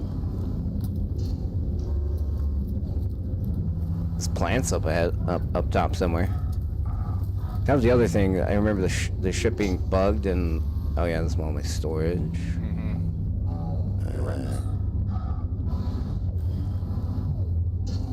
What are these things? I don't remember.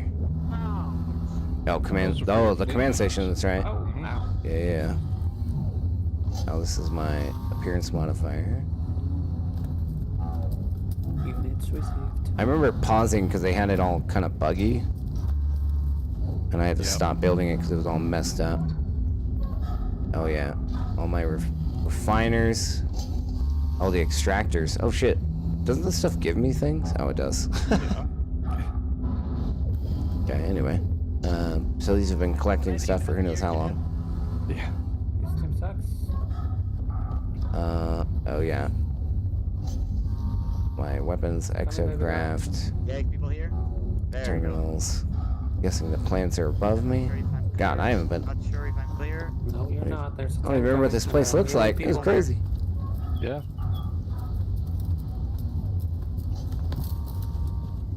Ah, the plant area.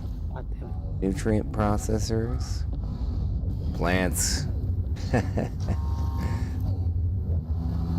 Gravantino balls. You got it. Oh yeah, we could probably plant so many more. Yeah, all the things we needed back in the day. Yeah, we needed lots of these. I remember Again, now. we have a map.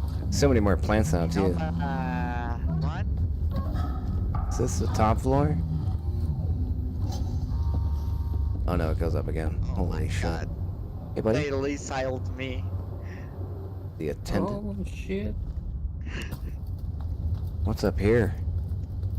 It's funny, I'm like He kept going. exploring my own ship. Oh yeah, I forgot. The deck. Yeah. Oh, that's right. You made like. Oh, I forgot. Yeah, you made like a patio out there. Yeah, I forgot. Yeah, that's cool because we're all we're gonna have you got couches. Yeah, I and- still want to get a whole fleet of living ships. Besides the special ones. So obviously we got where is it? We get that guy up there. Your Normandy. Yeah, the Normandy. There's That's another. not the Normandy. You were looking at the trade ship. When Oh, you there it is. Yeah. Oh, wait. There you go. Now he's pooping people outside of Oh, it's next to me. Copy. Yeah, there it is. Normandy. There's one more. I don't remember where it is. They are close to That's I see it now. That's the Normandy. Yeah. That's the Normandy. behind you. Missiles. Oh shit. Yeah, it's a. Well, Not bad. I wonder if it's easier to track these things down. That was a bitch before. Wait. I put a lot of work into getting all the ones I have. I wonder if it's a little easier. People behind you. Yeah, I wanna. Yeah, I remember when I got this far and it was all buggy, and so I had to stop because they were like redoing it and people's shit was getting all messed up.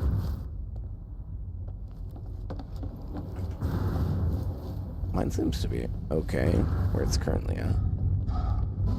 Stupid fucking. Let me go look at my fleet. Oh shit. I wonder if I can build a teleporter up here now. Before you couldn't, there's just one to the hangar bay. Oh, we're so fucked. I wonder if you can build multiple now. That'd be nice. That's my fleet management. Fleet management. Oh no, not warp. God, why would you ever warp with your freighter? I wonder if there's new freighter upgrades. Base part upgrades? Nope.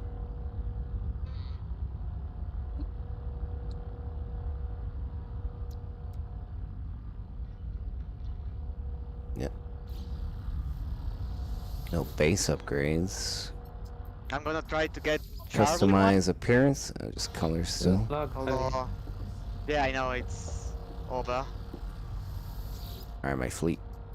Manage fleet. Oh wow, so many. Oh yeah, I forgot. That was the other thing I wanted to eventually do, obviously, but I got all these low-class organic vessels, but I got so many of them. And all that work I did. Holy shit. I still got a bunch to swap out. God, they were a bitch to get. I'll send them out on missions so they can level up eventually. Man, We are trying to get Charlie one. I do miss this game, I'm not gonna lie. This game's crazy. This is even more complex than it is now, though. Holy shit. Buddy.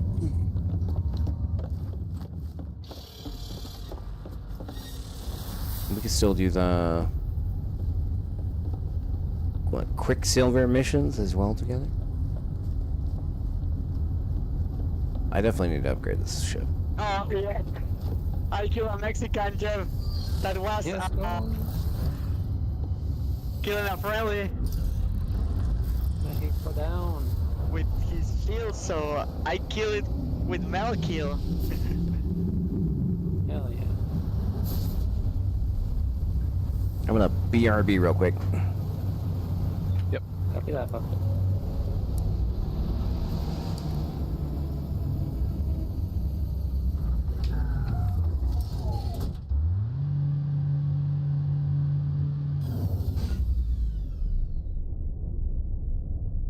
Killing the Mexicans, right, Jeff? Kill him. The only ones I see are in my team. You be nice to the Mexicans. I like them. Yes, Ernesto. Oh. Come in, Jeff, come in. Oh, come on, man. No. No. Oh my god. This is Fubar.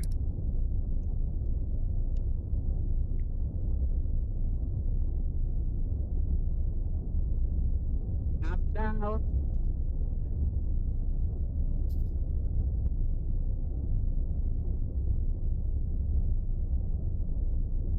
Still playing Foundation, Jeb?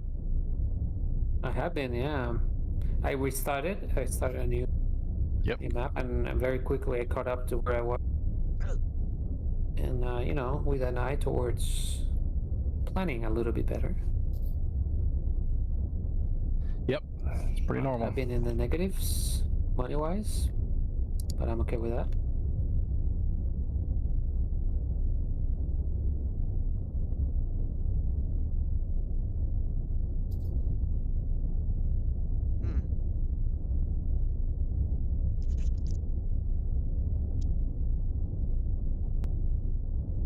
Wow, holy shit. As soon as I spawn, I'm getting wrecked. Oh look, the Mexican is teabagging me because I killed it with melee, and now he thinks he deserves to teabag me because I killed it and he didn't kill me, so that's just... No, you gotta do it again.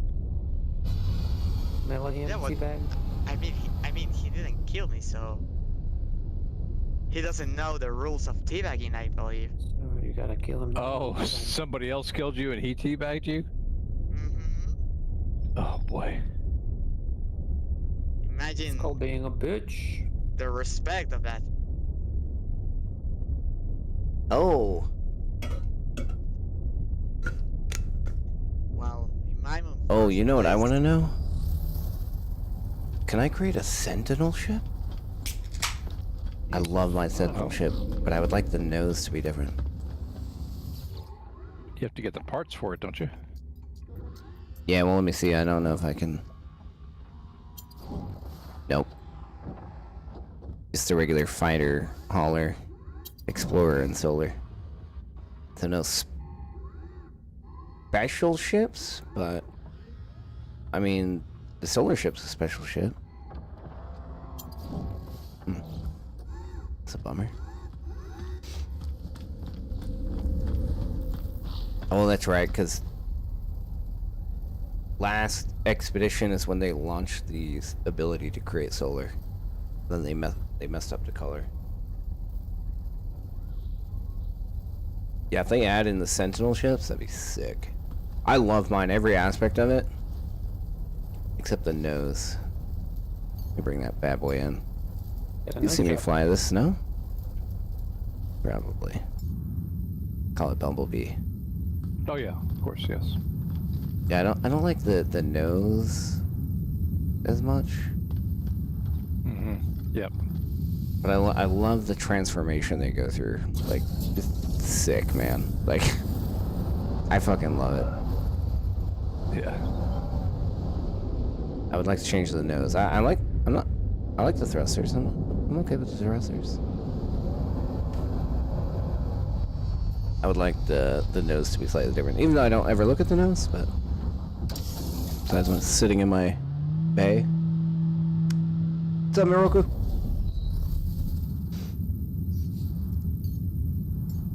All right, let's upgrade this other ship the best I can there. Let's. I don't know what I can do.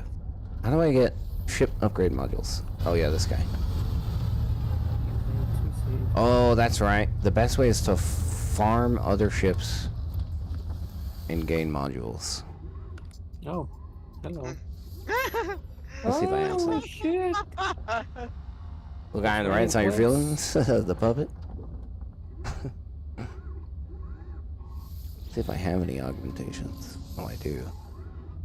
No, we need technology.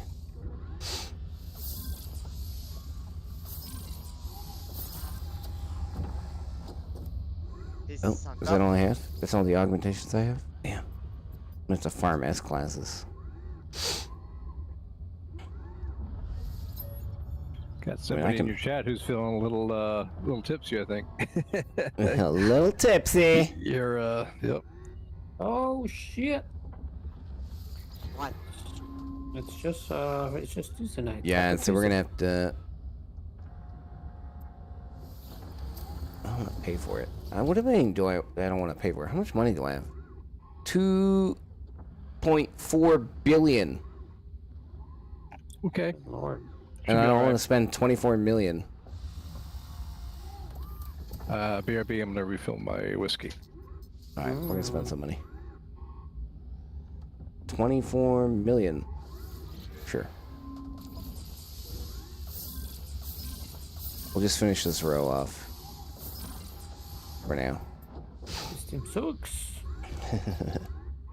Just started this game and I got to the point where I got the multi-tool upgrade called Terrain Manipulator. Wow, you are brand new.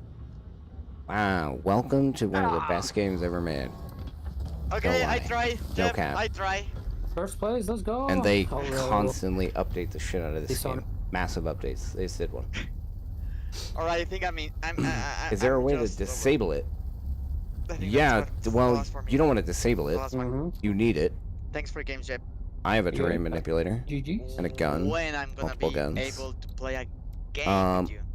Yeah, so Tomorrow? you want to use, say, your gun. So, are you on computer? Who knows? Or are you on not. console? So I don't know the Okay. console buttons, but Friday maybe. Okay. here, is there a teleporter here? Xbox? Here. Hold on. Let me just go to a teleporter. GG's, yes. I'll show you. Great strafe in the little bird. It's on the top right. It tells you the key to press Well, thanks for the game. to Good night, switch guys. off of it. So you can cycle through on on the computer. It's G on the keyboard, but on the top right, it says switch, and then it has a button. So I can switch from the mining beam, see mining beam, then I switch to terrain manipulator, bolt caster, whatever else you have on there. So whatever your switch button is how you switch it. And then eventually you get more upgrades, and it has a alt on your left. So mine is a plasma launcher, and I can switch it to something else. Or is that, I mean, is that the only upgrade you have on the gun? If that's the only upgrade you have on your gun, then you can't switch it because it's the only upgrade you have.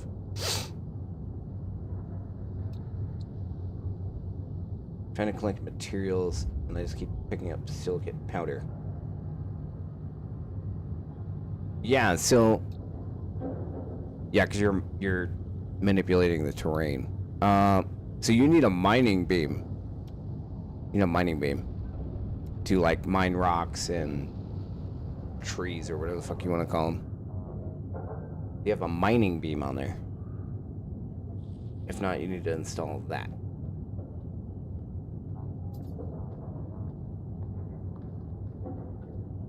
And then you can switch between your terrain and your mining beam.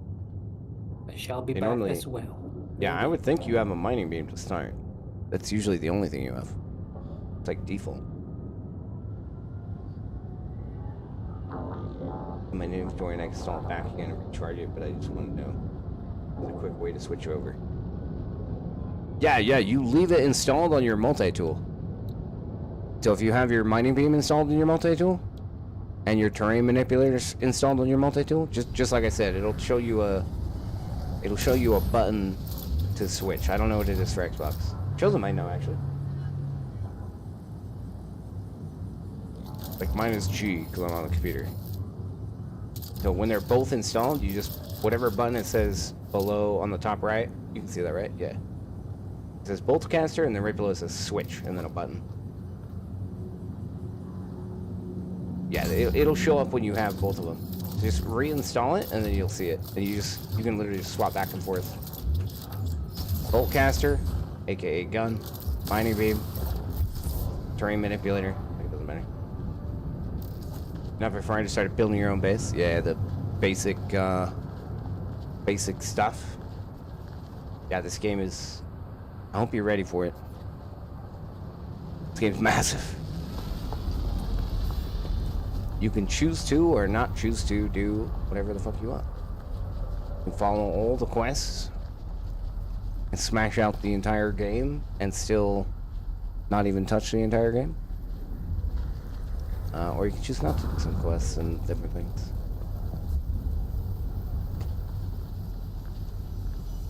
Where am I? Okay, let me go back. Eventually you'll have and grow your own settlement like this. This is my town that I own. I am the mayor. I don't really know if I'm actually the mayor. Whatever it's called. You start with like one building and then you grow it to a bunch of massive other buildings. This is me.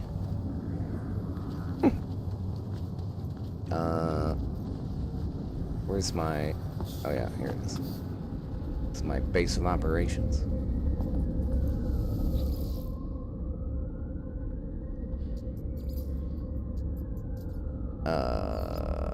Where was I just at? Here, right?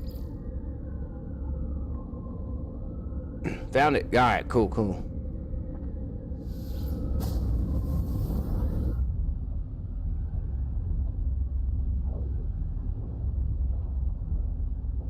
Press Y. There you go. Y. For yes.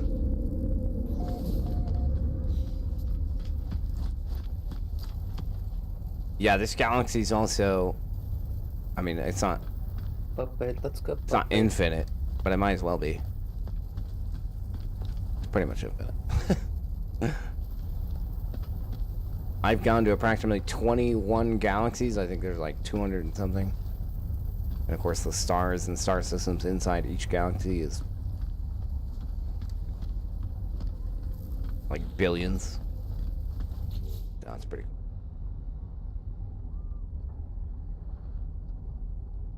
Oh, the snowy... I got you. Yeah, yeah. Yeah, that'll get you. That'll get you.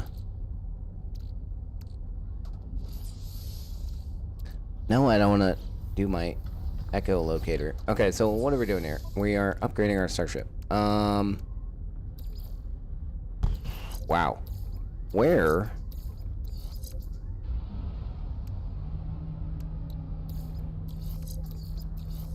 Oh. So what do we want here? We want our hyperdrive.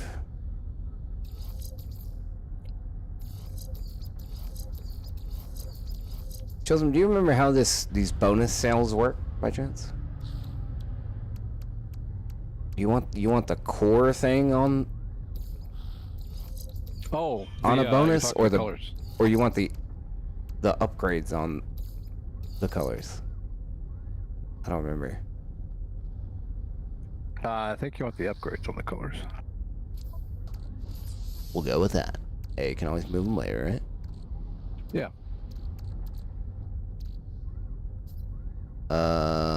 Wait. Where? The hell? Where did they go? Oh, they're not in my... Are they in my other ship?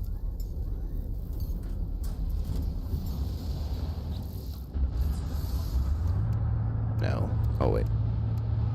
No.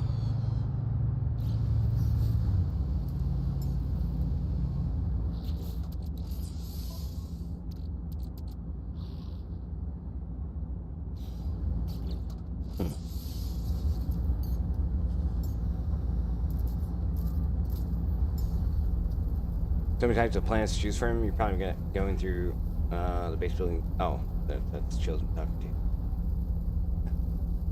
Yeah, I would not get crazy. Just do the tutorial. You don't want your base on a shitty snowy planet. It's cold. And a paradise planet. Or you can do what you want. You can build a base on every shitty planet and a paradise planet. Paradise planets have no weather effects or anything crazy like that. They're just beautiful.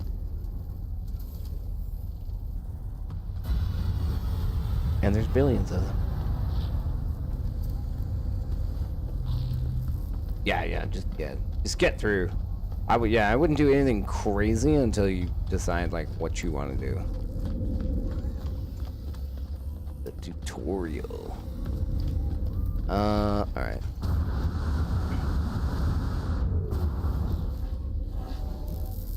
You were told to keep doing the storyline until you get to where I am. I would suggest you do whatever the fuck you want. So like you need to do the basics, obviously, right? They're gonna teach you the basics of the game, which is where you're at right now. Like, yeah, do that. And then you can decide. There's a million different quest lines that go in a million different directions. There's the main, there's like, AKA main quest lines. Many of them. and there's a billion side quests. Like, I mean, you can, you know, you decide what you want to do. But right now, yeah, you want to learn about the game. So yeah, do the, you know, the basic noob stuff. But it's also a lot of it. Don't feel bad.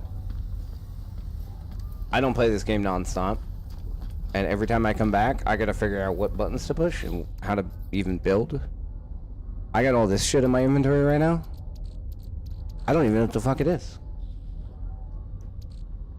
There was thousands and thousands of items in this game, and I don't know why I have a lot of these.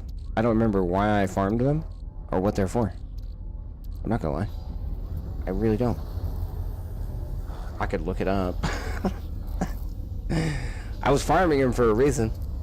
I really don't remember why I was farming him.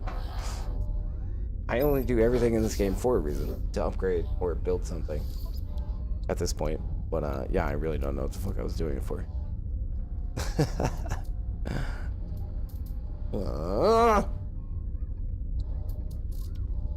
Okay. Well, guy. Who has my warp drives? Oh, I got a bunch of warp drives. Okay. So this is... Alright, time to start cruising through planets.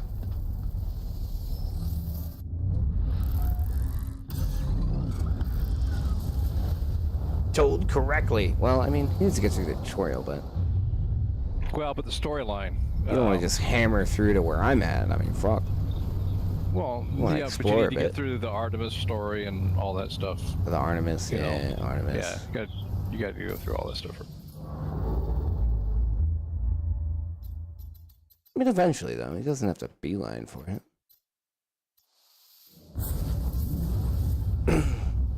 Enjoy the beauty of the game along the way.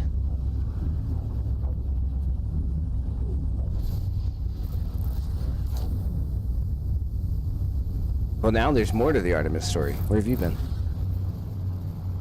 It's expanded. Well, I have not been in it for a while. I know.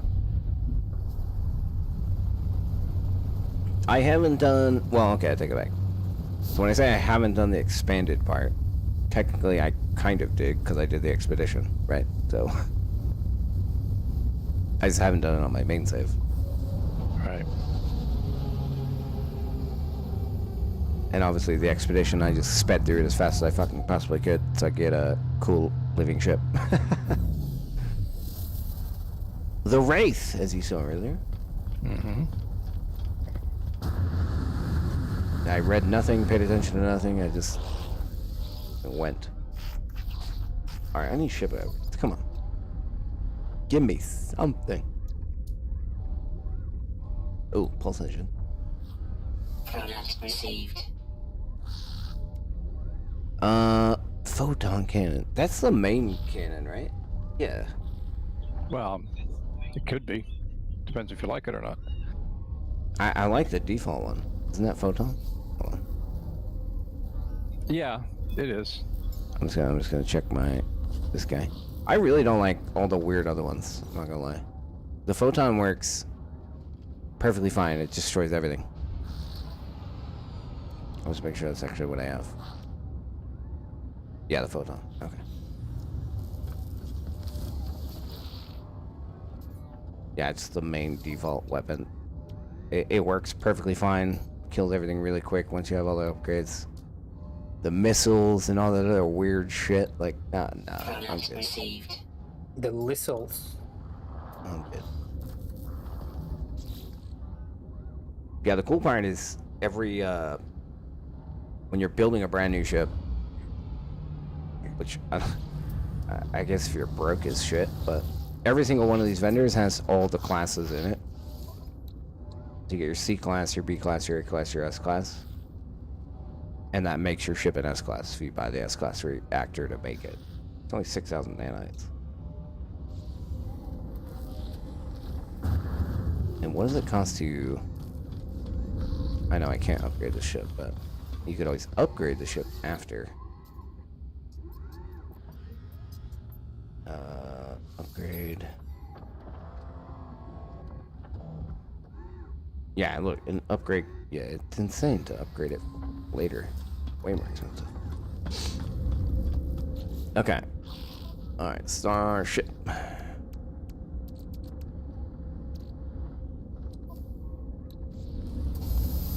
It's the wrong Starship.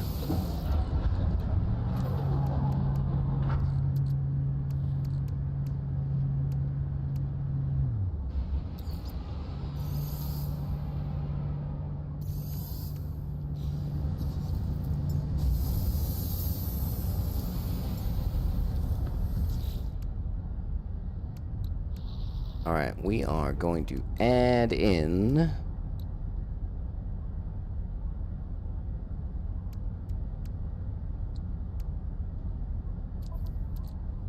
the modules.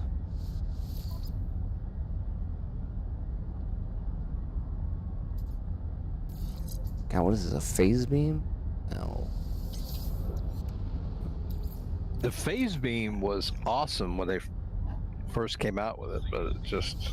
Oh god, that thing is so terrible. I hate that thing, dude. Well, but it used to track. Oh, like you didn't have to do anything? No, not, well, just keep the ship in the general direction. Oh, and yeah. keep your finger on the left mouse button. Yeah. It was... He does not do that. It was OP. I mean, I'm sure there's better weapons than the photon cannon.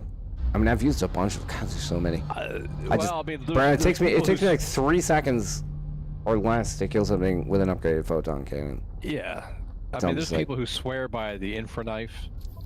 Yeah. It's just all. It's totally on your playing style. You see people use different weapons. And I get it. I've tried. Oh. I can't have one of these. Okay.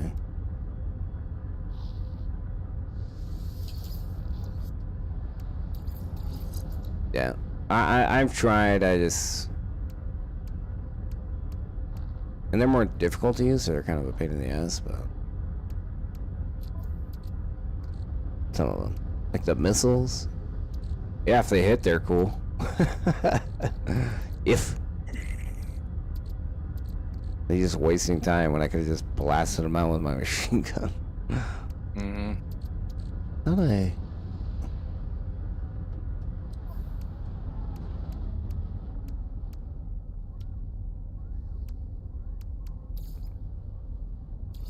Oh, there's one there. Okay, so I'm gonna put my hyperdrive on my special slot. What else should I put on my special slot? My pulse engine?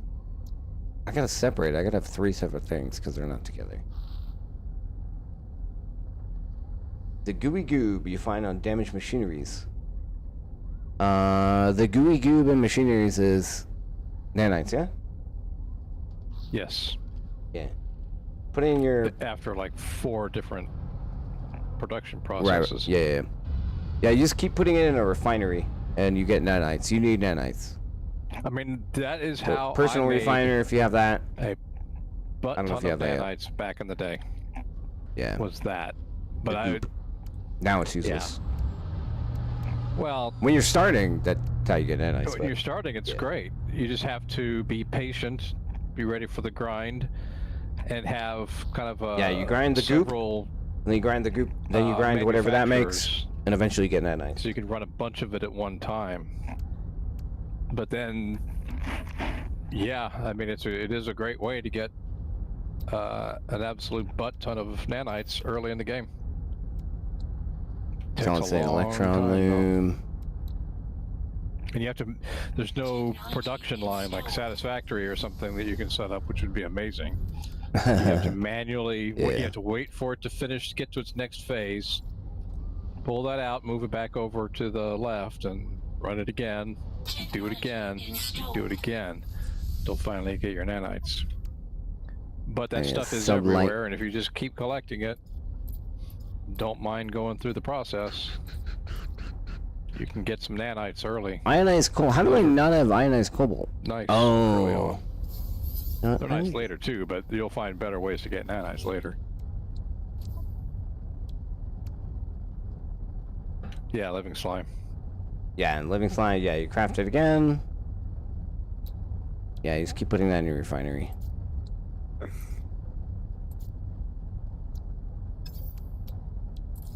Technology installed.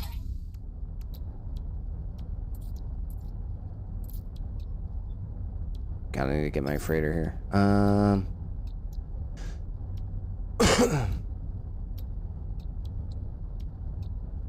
What starship trail do I want with this thing? That's what's important in life. Nothing too colorful. Yeah, we want it slick. Well, it has the gold by default. Gold's I could not do bad. that. Or I could do fire. Ooh, fire might look pretty cool. Technology installed. We're about to find out. I'm installing it. I had the gold. Let's check the fire. I need to call my freighter in anyway.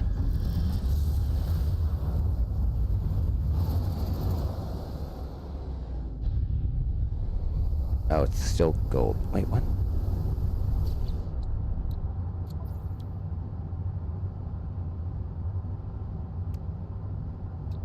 Oh, because the gold is actually also installed. Interesting.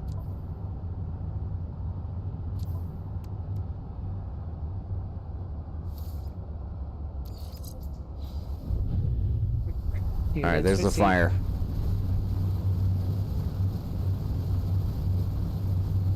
Looks like it's broken. That looks like it's made by Boeing.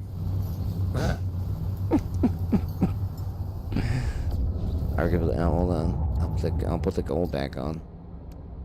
Where'd I put it? Looks like you put diesel fuel in it instead of regular gas. Alright, and of course, the gold. Yeah, but the back engines are purple.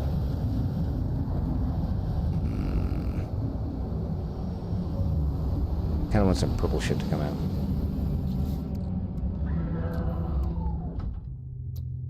I don't know if I have. Look at the temporal. I can go buy. Oh, there is a cool one. There's a cool purple one, I think. The anomaly. Alright, anyway, hold on. I need to build this.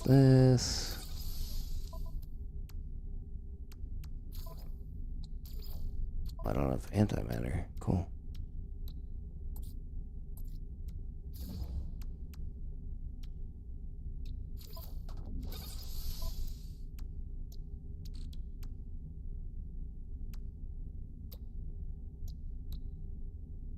Technology installed.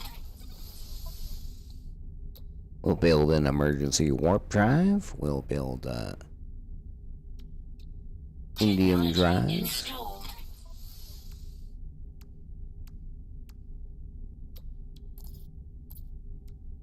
Cadmium drive. I can't remember how many upgrades I can have.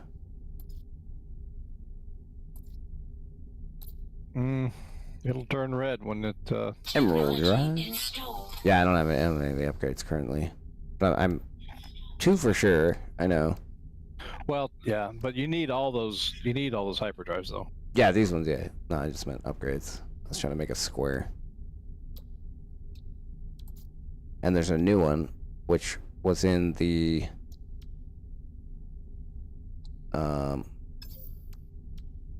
what you call it? Thing I just said.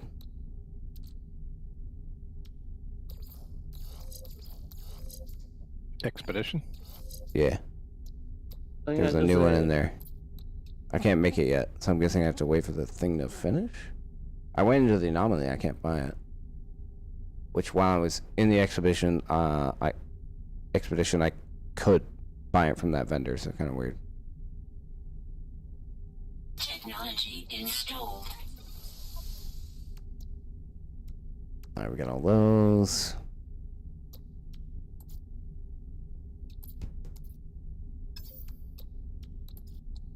Technology installed.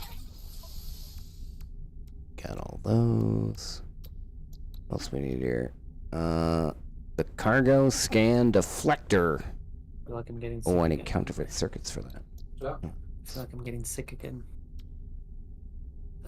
Conflict scanner. Yes. Yeah, definitely the conflict scanner. I don't know if you need the deflector. I mean, you don't need. You're not worried about getting attacked by pirates, are you? Or sentinels? No, or whatever. it just stops them from doing it in the first place. Because Yeah, sometimes okay. you get stuck and you can't. Technology installed. Economy scanner. I mean, maybe it's the Nailed same it. thing.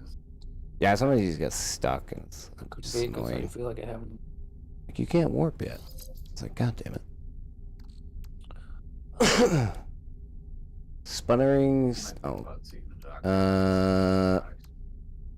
What on the water I jet? can't. Technically, I don't have any insurance. Can't afford that. No. Okay. So now I need Living on the edge. upgrades.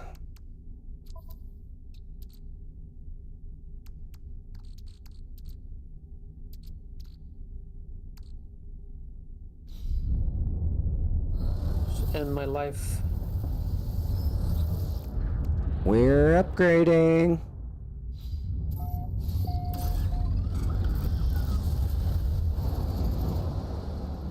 Let's summon the anomaly. Because I'm pretty sure there's a cool one I can buy.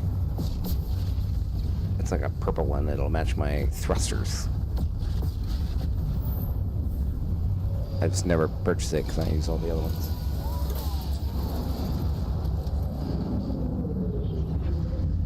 Hey. Maybe I'm thinking of my jetpack. About to find out.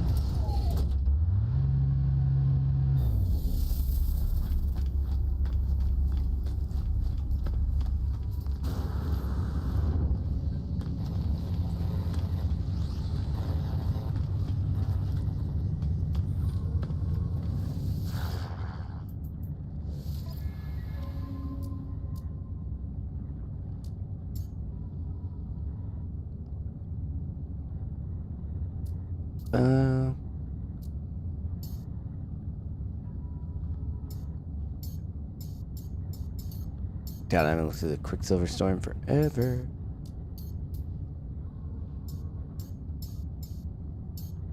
I forgot they got all those things. Okay, here we go, here we go. Oh.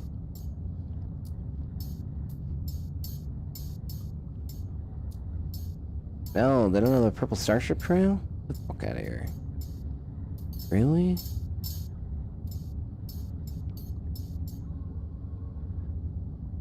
They got red, green, I already have gold.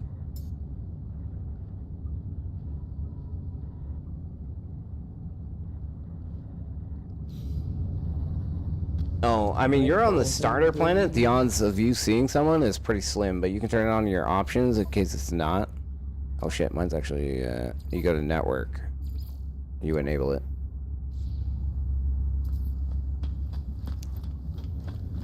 I forgot mine was off. Thanks for reminding me.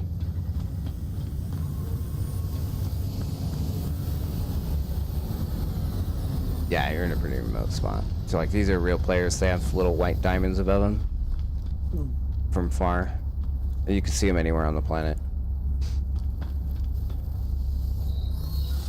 Yeah, you're gonna start pretty remote. The Nexus, which is where I'm at, is accessed anywhere in the universe. If you have it on, you'll always find people in there. Always, always, always.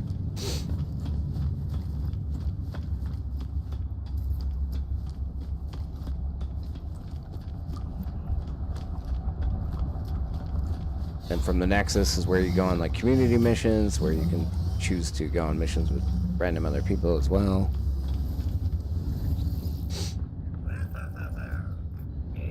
Salvage data.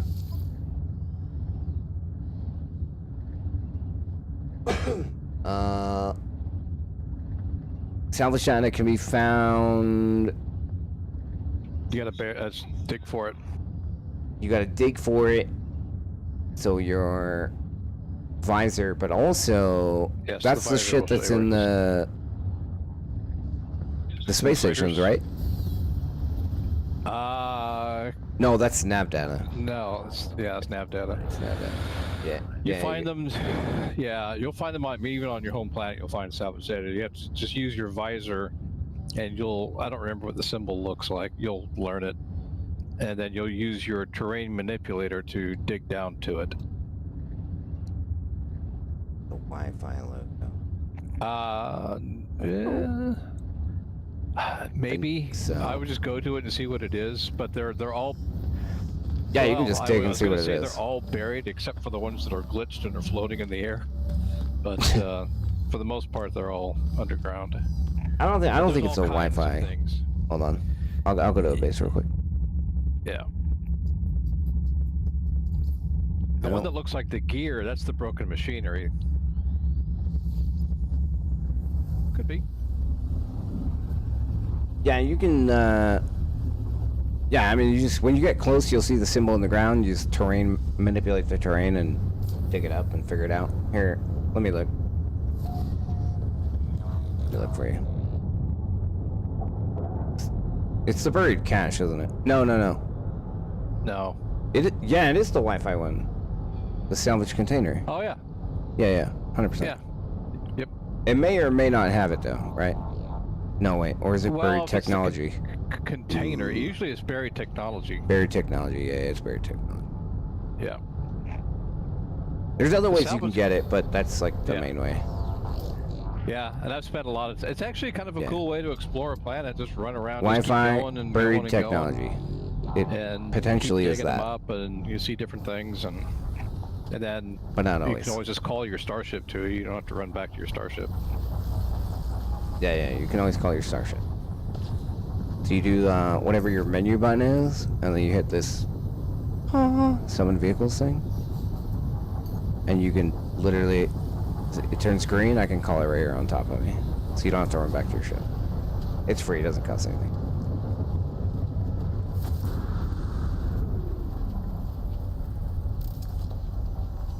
That's right. I was like, I think it is the Wi-Fi, but I wasn't sure if it was multiple. Yeah, some things have the same icon.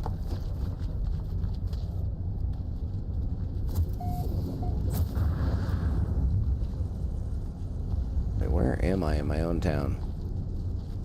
I'm lost. Yeah, so my ship I'm cruising around with right now, yeah, I can just call it right here, and then it'll come down. Yeah, no problem, man. And I know you're like, yeah. So if like you get too far from your ship, shit gets sketchy, whatever. Yeah, you just call your ship, get in it. If you haven't figured it out yet, if you're in some sort of storm, you can use a terrain manipulator and get underground, and the storm won't affect you either. So if you get in a sketchy situation, just burrow yourself underground and you're not affected by the storm. And wait for the storm to pass. Been tracking for miles. Hey, I love it. You gotta explore, man. Eventually you'll get exosuits, multiple land and underwater vehicles, and you can traverse the ground way faster. You get a mech. That thing's awesome. But yeah, you can always call your starship too.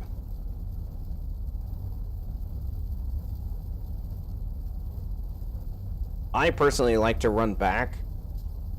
I used to call my starship every single time. I mean, you're new, I would definitely call your starship.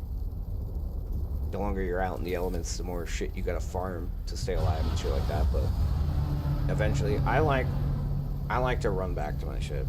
Because I left it, I'm coming back. But I just, how I normally play now. In the beginning, no, I was calling my starship. As soon as I figured that out, every single fucking... Longer you're out, I gotta farm carbon, I gotta farm oxygen.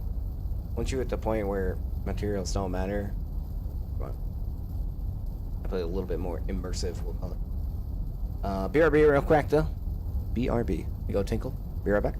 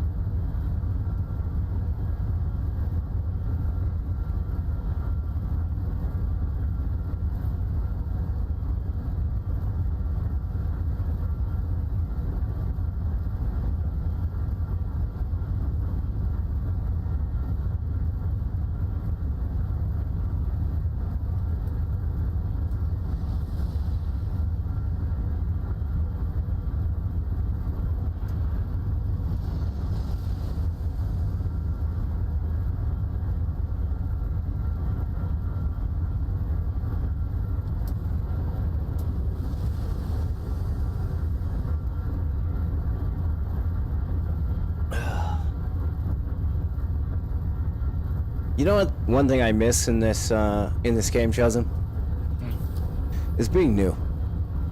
Yeah. Not when you were new, right? When I was new. Because it was like, holy shit, right? When you were new, everyone was like, what the fuck? You know, a little different, but it was still cool, right, for a minute. Right. Before the what the fuck part, but yeah. But I'm still in all of this game, no doubt. Okay, we gotta go find some hyperdrive upgrades here.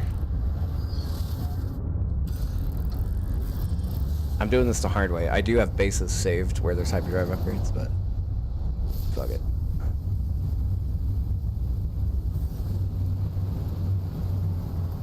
I've been lazy for way too long. Time to search.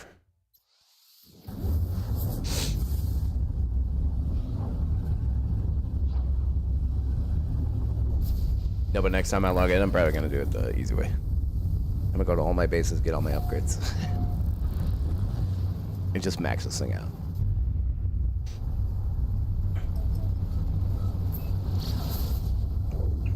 What the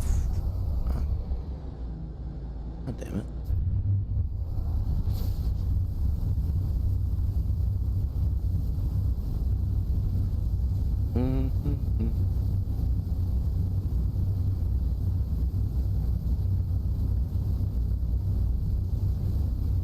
God, I remember farming every single upgrade for my living ship. Whew, that was a bitch.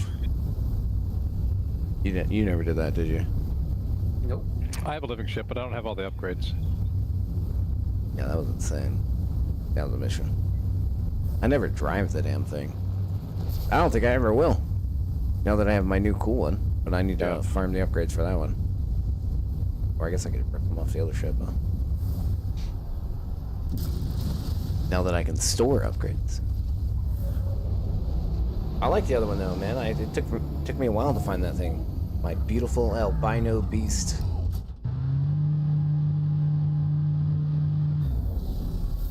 But now I'll probably get rid of them. Just I don't need two of them.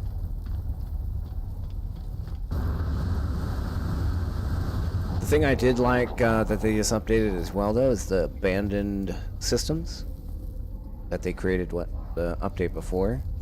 Is now they at least have they at least have the upgrade vendors. So you can get modules. So if you stumble upon one, it's not completely useless. Phase beam. It's the only thing here. Great.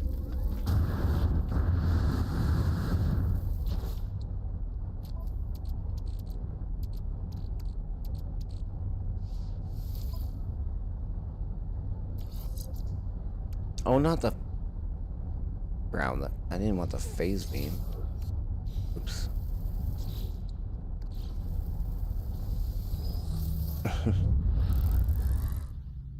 You know what? We're gonna install. God, I like it too much.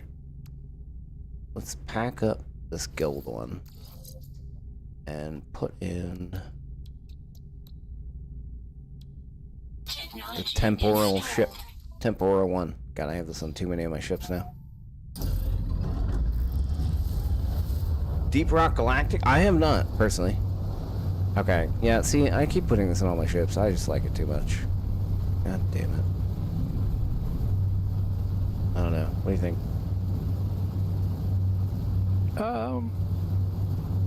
Or the gold? Good. Okay. Yeah, I got this on too many of my ships. Yeah.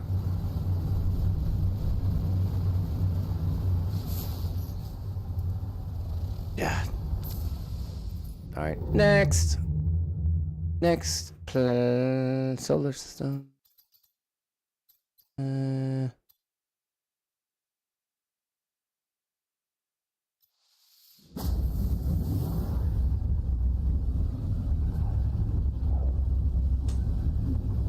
I'm doing this the hard way. Odds of me finding upgrades, I don't know.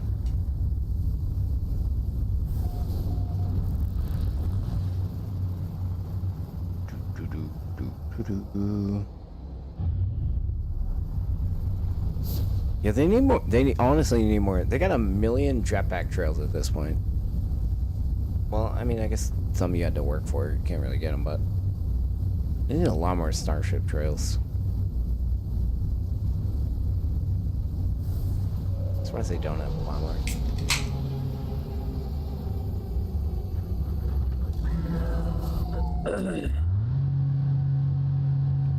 Yeah.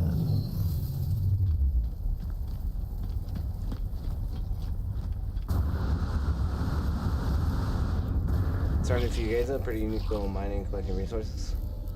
That's what you got.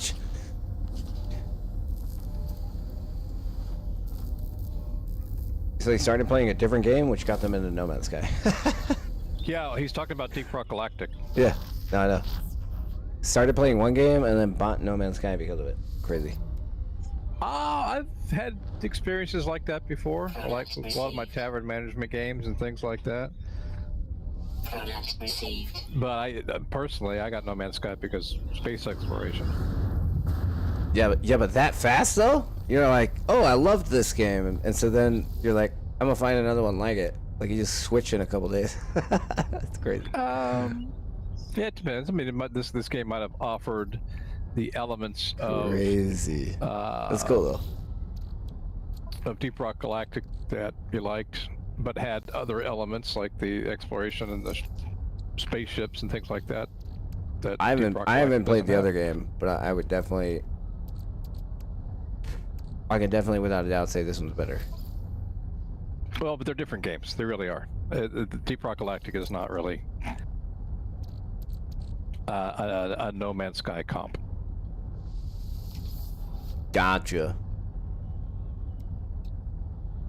Where? There are just elements of it, like the mining and things like that, that are related. I gotcha. Oh. Yeah, I mean, this, like, overall, I mean, this has got to be, like... This game's insane. I mean, there's no other way to put that. Even from when I started, which was, you know, in a way better spot than when you started. This, yeah, it's come a long fucking way, and they don't stop, man. No, they don't. This has got to be the most updated game. Not even just in history, like, just nonstop. And not minor updates. I mean, they do those too, but just massive big updates. It just doesn't stop. It's crazy. Absolutely crazy. I know which is the opposite. The game that's been less history. The what? Game that's been less updated. 2042. I was gonna say chess. I mean, any game besides this one. Oh, Jeb, you haven't heard about the new chess DLC? Stupid motherfucking game is imbalance. You know what game's never received an update? Well, I shouldn't say that, but not that I know of. That was a fantastic game. Minesweeper. It's a big brain game. Are you sure you played it? Minesweeper was king, bro. I love playing Minesweeper. It involves counting. Basic logic. I'm getting lazy now, sorry. Product received. Sorry, I just got lazy. I had to reload. I couldn't keep doing that.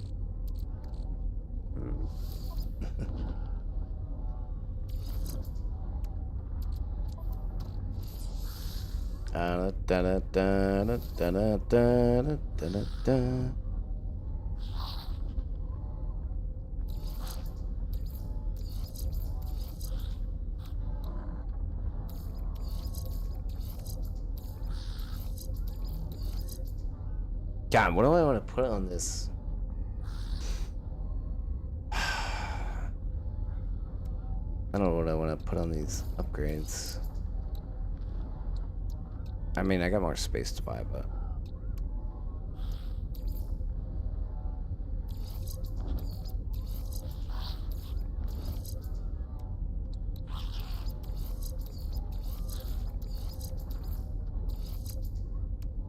I mean, we definitely want hyperdrive. I think I'm gonna go with damage.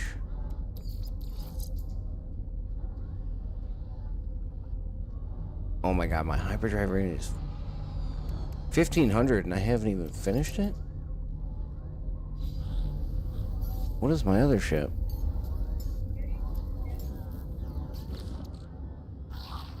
$1886? Okay. Total price. And we can...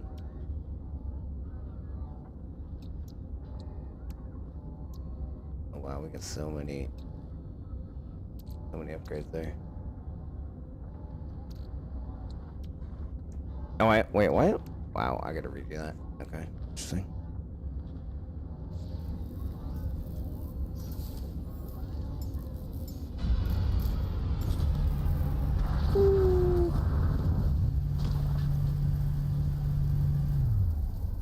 Starfield?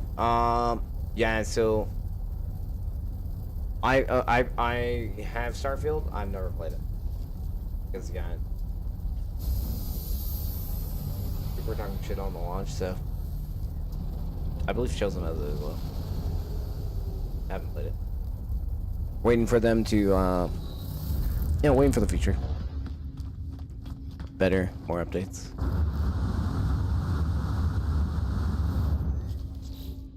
I'm gonna play it at some point, I guess, because I have to, because I bought it. Well, I shouldn't say that. I don't have to.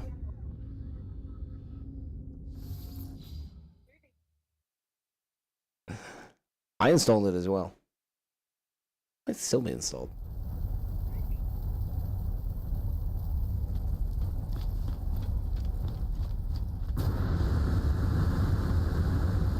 Alright, we're about to find out if I can put these upgrades on here, or if it's too much. Product received. Product received. I think it's too much.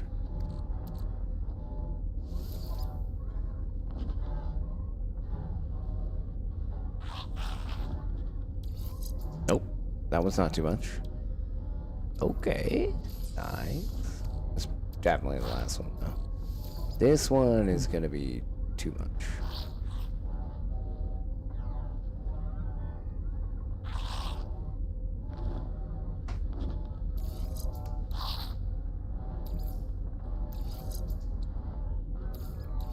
It's not.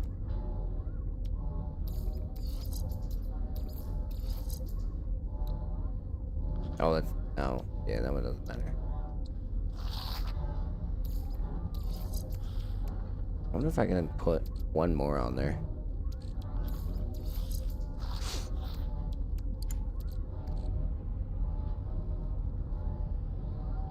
Crashed your entire console. Jesus Christ.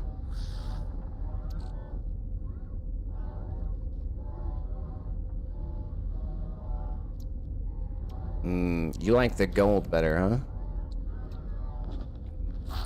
I mean, the blue looks nice. I just kind of like the gold better on that particular ship. The black and the gold, I think, was a good combo. But yeah, I'm kind of with you. I wish it was a little more design, though.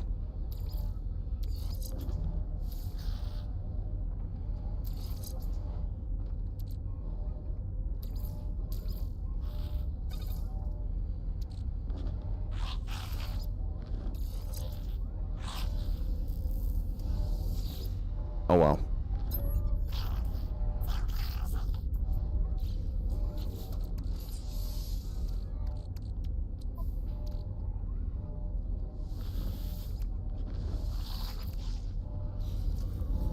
There we go.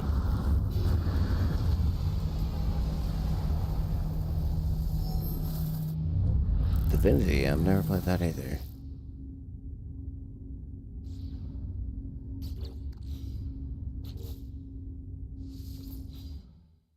I don't think I can put another upgrade on here, but we'll attempt it. Don't work.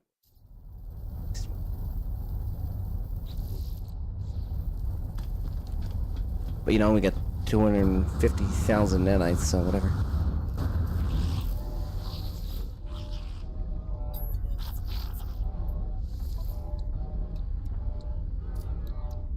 Product received. Product received. Product received. Oh wait, shit! I bought that one. I shouldn't have. We definitely can't upgrade our pulse drive. Well, that sucks. Oh well.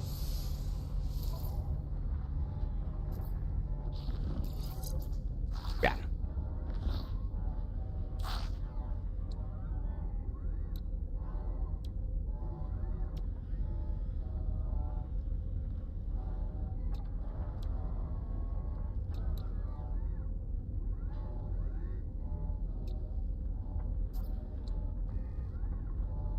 Wait, okay, these are backwards. Okay, so 125, 310, 25, 281.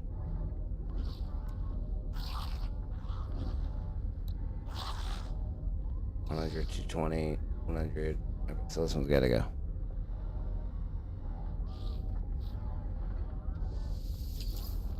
Alright, so we can't use that one. That's cool. I just bought the what? Oh wait, pulse drive. I can't do launch thrusters. We'll give it a shot. Nope. All right. Negative 29. Negative 29. They're all negative 29. All right. And we're at that. All right. So we're done there.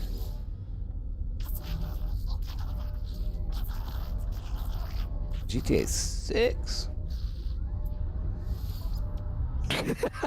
Did you see what he's comparing it to, though? Star Citizen. Yeah. Yeah. Funny. Well, I mean, I for quite a while I thought that Cyberpunk 2077 wasn't the name of the game, but the release date. But they finally did come out with it. I own that game. Oh, yeah? What did I do? I played that for like an hour and was like, fuck this. Yeah, they've made tons and tons of improvements to that game, though. Yeah, that was one of the worst launches. That's the game I got for free where I won it. Oh, right. Yeah, I won that bad boy. 50 and 100? Bro, fuck out of here. Yeah, I won that game from Steam, man. That was insane.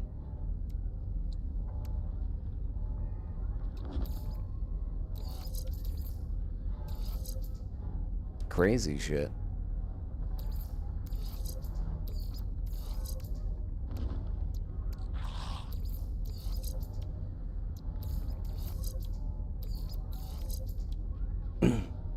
Team Rabbit. That's what I was. Team Rabbit.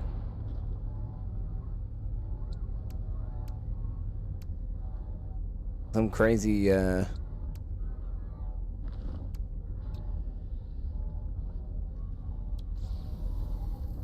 some crazy event going on, and you just pick a random team, and I forget what we had to do every day, but and I ended up fucking winning and got the game.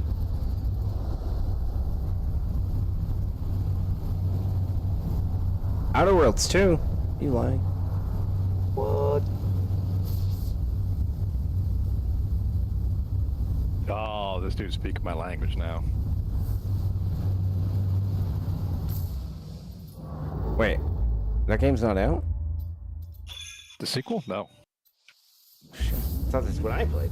Oh my god. Oh, I played like an expansion. That's right. Outer Worlds 2. Outer Worlds was, yeah. Outer Worlds was good. Outer Worlds was fun. That's right. I forgot I played like some expansion sort of thing to it. Yeah, it had 2 DLCs. Yeah, that's right. Oh, I got the whole package on sale. Yeah, that was fun. That was a fun game.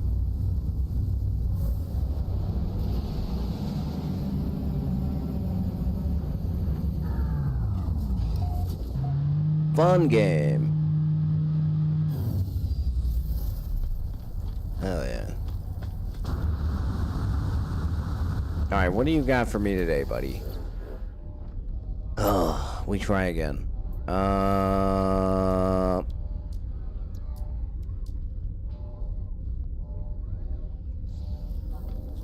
next.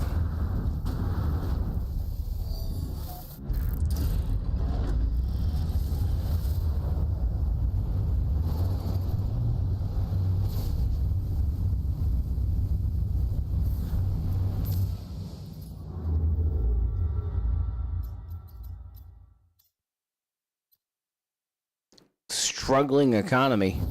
Well, let's go give them some money. We'll help out.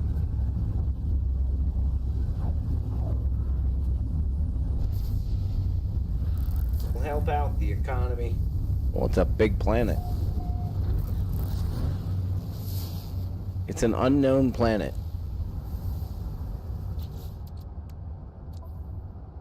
Here, we're gonna do this.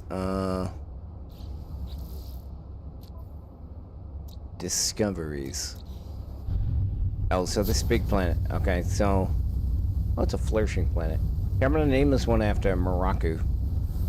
There you go. We're gonna go land on this planet. Morocco, if you ever randomly make it to this fucking solar system and the star system, this planet will be named after you forever. Okay? And you'll know.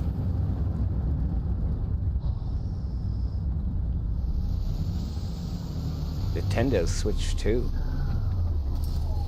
Yeah. Alright. So we have landed. We are the first ones here.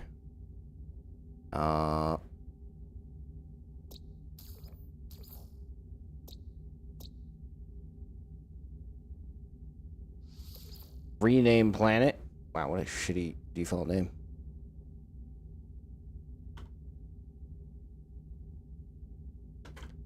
Oh god, why are caps lock on? What? Still on.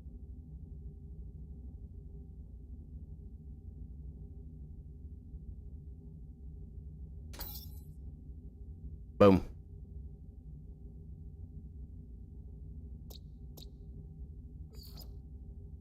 I'll even name the whole star system after him. Fuck it.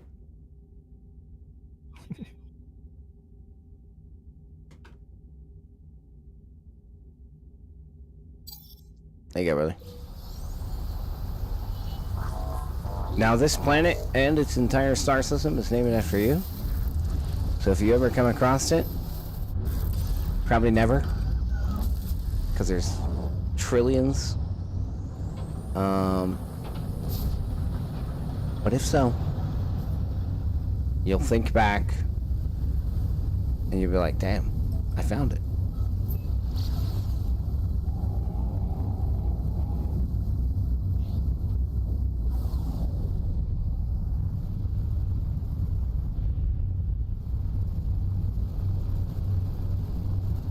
Oh yeah, that's right. I did hear about they can start charging $90. That is bonkers. Absolutely insane. $90 is a stretch. People are pissed at 70, but I'm not. In my opinion, $70 could have happened 20 years ago. Games have been $60. Surprisingly, way too long. Everything goes up in price, right? Including the consoles. Oh, $60 has been default for fucking ever. So when they're like, oh, it's 70 and everyone's pissed off, and I'm like, yeah, I'm surprised it didn't happen 20 years ago. I would honestly say nowadays time, 80's honestly probably reasonable. 90's a bit much. 90's a bit much. 90 physical, 80 digital. That actually makes sense. Physical's kind of awkward, but yeah. 80 for digital. Honestly, that's the times we're in. But 2 years ago, people started going $70. I'm surprised. I'm honestly surprised it took that long. I really am. I like, actually insane. For the amount of fun you can get out of a game. That's nothing. Damn it.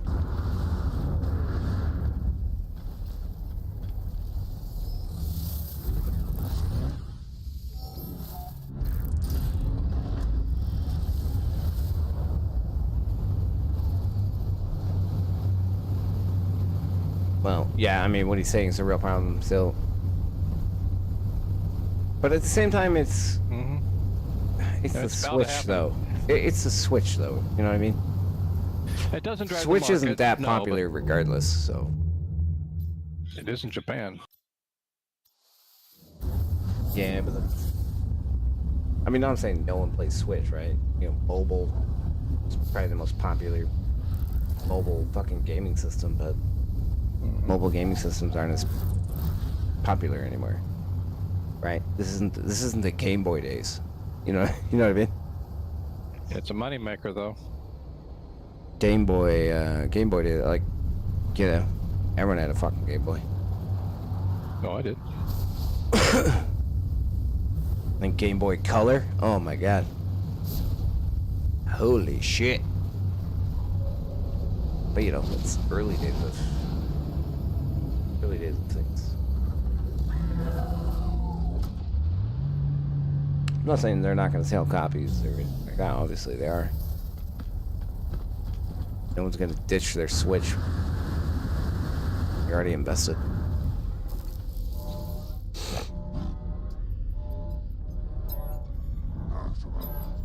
That's not mainstream gaming. Mainstream gaming, minimum $70. Upgrades, 100% or more.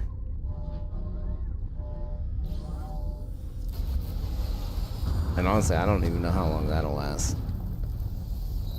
You imagine if $70 lasts for the next 20 years again? Like, no way. No fucking no way. chance. And that's what I'm saying. Like, by next year. That's what I'm saying. People, someone's gonna test the water. It's gonna be another. Yeah, it's only AAA titles that are doing it, right? You can buy other games, you know, cheaper. Yeah. It's just, yeah, that's not going away. I am super surprised it didn't hit this sooner. But the thing is that, yeah, AAA may hit 80 or 90 soon, but then the stuff that ought to be, you know, 40, maybe $50 tops, they're just going to get pulled up right along with them. That $40 game is suddenly going to be $65. I mean, there's a lot of people that try to overprice their games. There always will be, but you gotta admit at the same time is we pay low fucking price for people that also undersell their game because they're just hoping people buy it and it takes off. You know, we'll just throw out Valheim, right? And like, in terms of that, yeah, I mean that's the prime example. Yeah, but it's also extraordinarily rare at that level. But you know, if you compare it to the money that people spend on a ticket to a baseball game or a football game or right, and that's what I'm saying. Like I think it was like I was trying not to be rude, you know, but the other day I forget what game, but she's like, if that game's $70, I'm not buying it. I'm like, dude, it's guaranteed $70. Like that's nothing. Like you spend hundreds of dollars nowadays to go to anything for a couple hours, even a few hours. Let's just say you spent $100 and you spent all day at that event. You're gonna get way more value out of a decent game. That's how I look at it. Yeah, that's how I've always looked at it. That's why I've honestly been. It's the same with time. You know, I've had people say, how can you play video games? You know, that's such a waste of time. And I said, well, you sit there for 8 hours on end on a Sunday watching football all day, sitting on the couch, or you'll binge a show on Netflix all day. And what is your brain doing? Nothing. Completely disengaged. You're just taking it in, and you're just sitting on the couch. I did the same thing. When you're playing video games, your brain's active. You're doing stuff. You know, if you're playing strategy games or whatever, you are, you know, you're engaged. And even if you weren't, you're not doing anything different than what they're doing by sitting on the couch watching the Kardashians or whatever the heck it is. Yeah, people just, you know, people just frown upon certain things. It's like, what's the difference?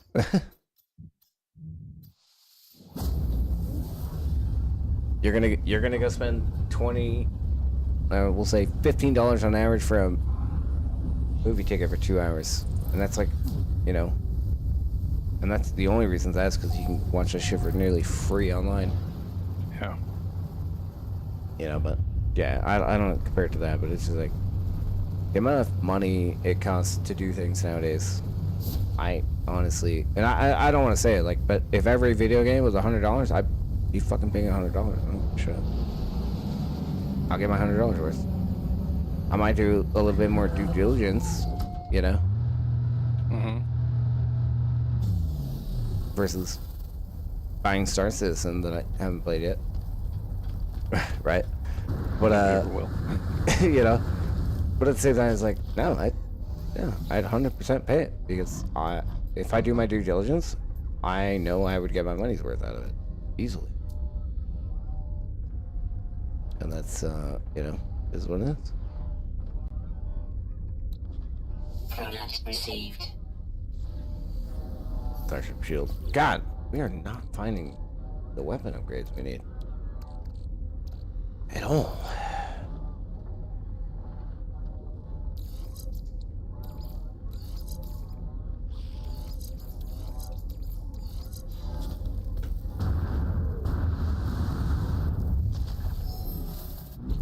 We're pretty maxed.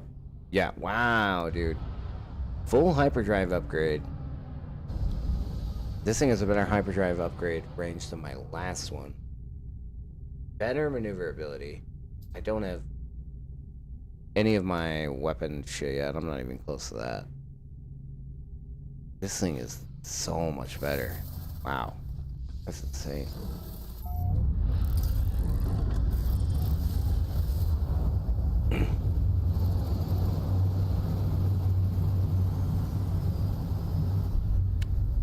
Yeah.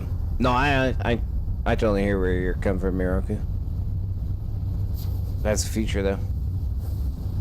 Even AAAs will forever launch shit unfinished. Why, Joseph? Because people decided to pay for it.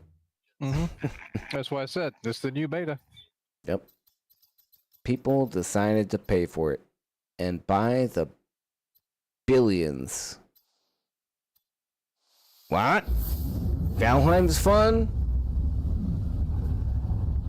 It's only got 1/6 of the game launched? Fuck yeah, I'll pay for that. Shit like that. Yeah. And it blows up and companies make billions of dollars. And so big companies were like, well, why can't we do the same thing? Except we can guarantee them more content on launch than those other guys. And yeah, we'll release new stuff in the future too. Yeah. That's never going away now. Nope. The small, you blame it on the small indie games, for real. And not, I wouldn't blame it on them. It's not their fault. Blame it on the consumers, us, that bought into that shit and created frenzies. It's our fault. It's our own fault. You can bitch about it, but you were part of it. Yeah, absolutely. We were part of it. Okay, I need the photon cannon, right? God damn it. Yes. We all helped cause it. Nothing we can do about it. Okay, I gotta move that eventually, but whatever.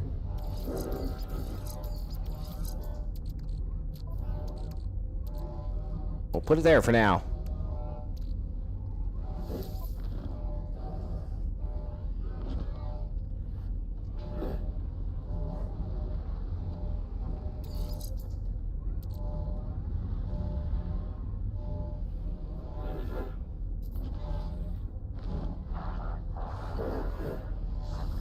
Yeah, there's nothing wrong with waiting.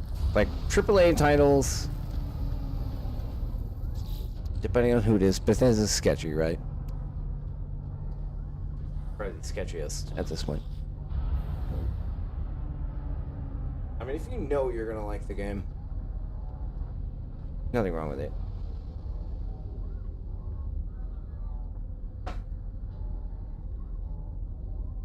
But if you're like 100%, I'm gonna play this, I don't give a fuck. Sure, but other than that, yeah. Wait away. Because yeah, it's not gonna stop. It's only gonna get worse. Bareback, Bearbeat. Yep.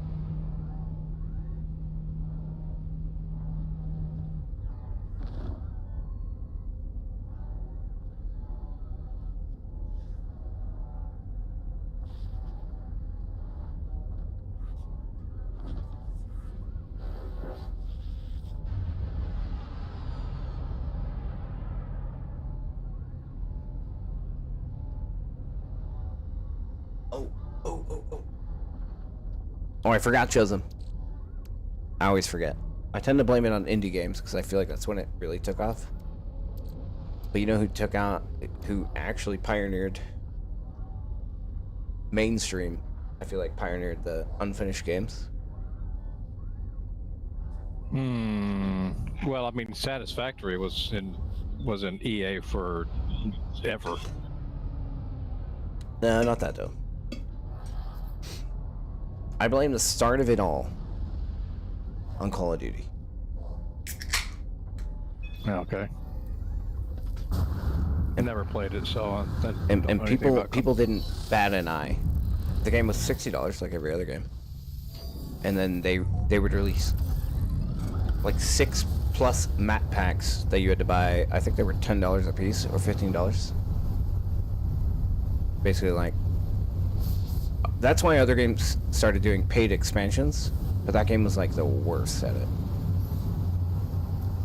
Releasing, and then they would release less and less, and then sell more map packs. They would release less and less of the game, like a starter game, we'll say, and then sell map packs at $10. People would pay well over $100 just to play that game. The new content, that shit was insane. Holy crap! They didn't even bat an eye. Like, oh, new map pack.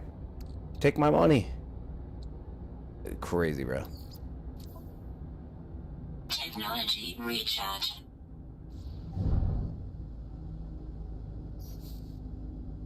That was actually crazy.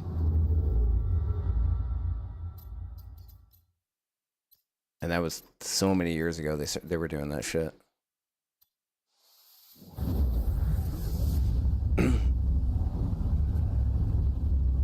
Call of Duty is the first reason games are $70? Nah, they were just the smartest ones to do it first. Again, games should have been $70 20 years ago. I mean, let's be honest. Inflation goes up every year. Game prices never did. It's the only thing. Literally the only thing that never went up. Consoles went up, your controllers went up, price of computers went up. Games never did. Cost more to make the games. They never raised the prices. It's inevitable. Probably should have been $70 20 years ago. If they kept up with inflation like everything else did. The rising dollar. But somehow. Shit saved $60. Weird. Somehow. Not a phase beam. Oh. Let's go. Found a photon cannon. Alright, we're gonna reload this. Where'd it go? There it is. Oh, and I can put it in there. Alright, I am off to bed. Work comes early. Alright, later, man. Have a good night. I'm right behind you, Shirley. I'm gonna reload 1 or 2 more times. Alright. Little parting gift. Y'all have a good night. Later, man. Goodbye. Later. Oh my god. Chosen gifting a sub to Miroka. Oh, what?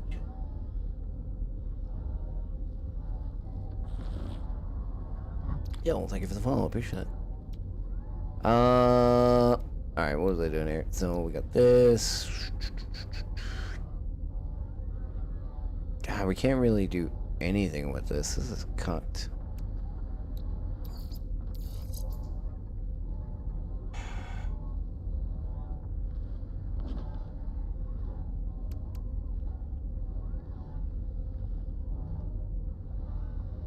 I mean, we can do something with it.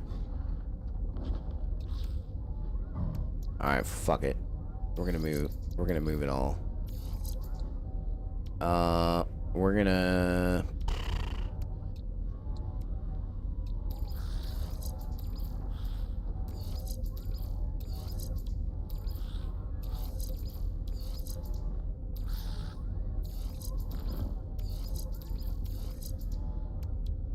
We're gonna move all this junk.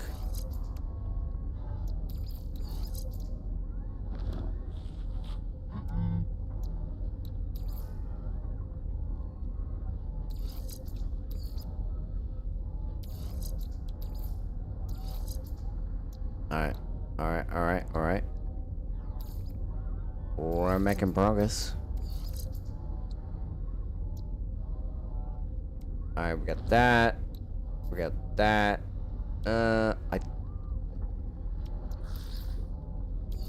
Fuck it. That.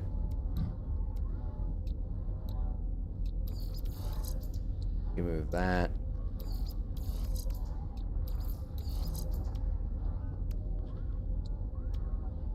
Alright. We're doing good. What all can you do in the game? Can you join factions and stuff like that?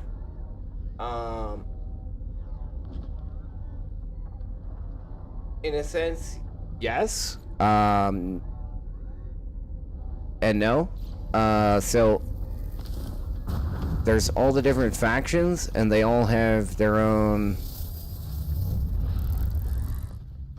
reputation, where you do quests and or things for them to increase your reputation. There is also a faction, you can be a pirate, which is a little difficult. If you become a pirate, you lower your reputation with others, but you can increase your, you can be a pirate and a smuggler. There are ways you can eventually have max all of them through things in the game, but you'll learn that as you go.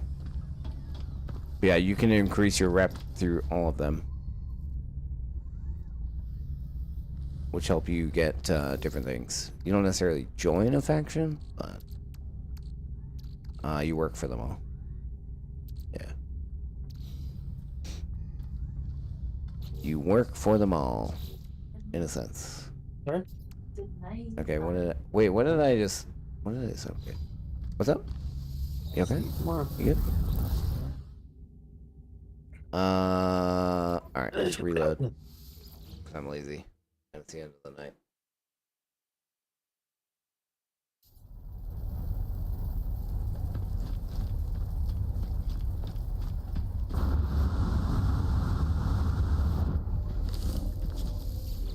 Hey, buddy. You happen to have a photon cannon upgrade? I know you do. You don't have to tell me twice. Boom. Thanks, man. Appreciate it. I will take that upgrade and install. Where did I install the base one? Oh, I can't have... Okay, so that's the end of it. 633.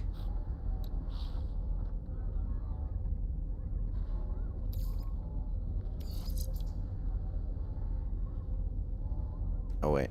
Damage, 8. Oh, wow. That's actually an Uber.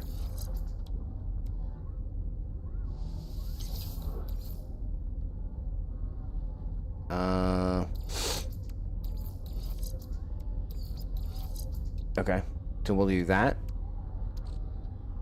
Damage potential 343. What are knowledge stones for?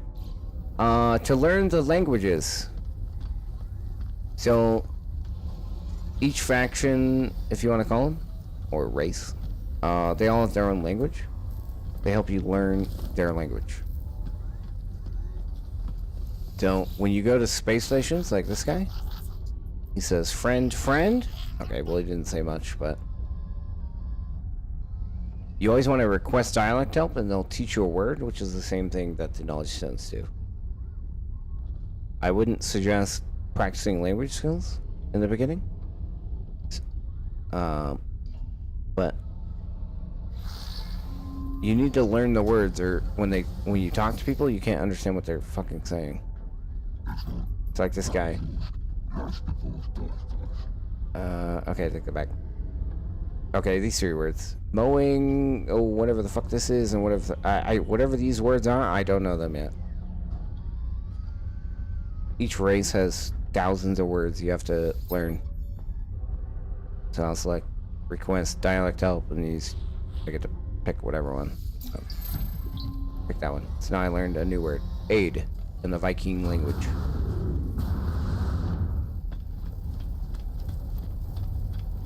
Yeah, each race has thousands of words to learn, literally. It's probably nearly impossible, or probably is impossible to learn them all. Without luck.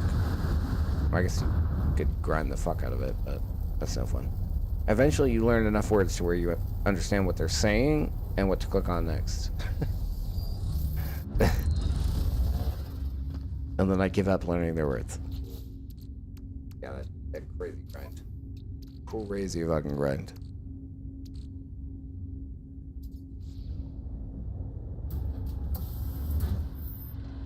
Yeah, you learn as you go. Yeah, if you're I mean, I wouldn't chase down knowledge stones by any means. Unless you have a quest to do so, which you will have quests to do so. But yeah, I mean, don't go out of your way. If you're passing one, sure, hit it up. Other than that, not even fucking worry about it. Because your best bet is here. It's like if I'm in a Viking system, each space station has, I don't know, 10 to 15 dudes, and you can learn a word from each of them. Versus chasing down 15 knowledge stones would be fucking insane. So yeah, if you're passing him, yeah, hit it up, learn a word. Other than that, don't waste your time.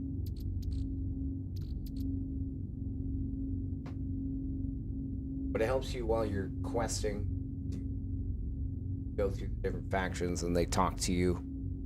And they might ask you to do something, and if you answer wrong, then you lose rep.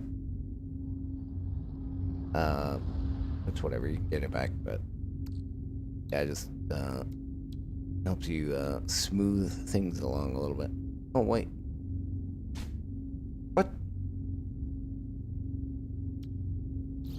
I don't have that? Hold on, let me call my freighter. I forgot I didn't build that. Collecting fossils. I don't want to collect fossils, man. Let me call my freighter.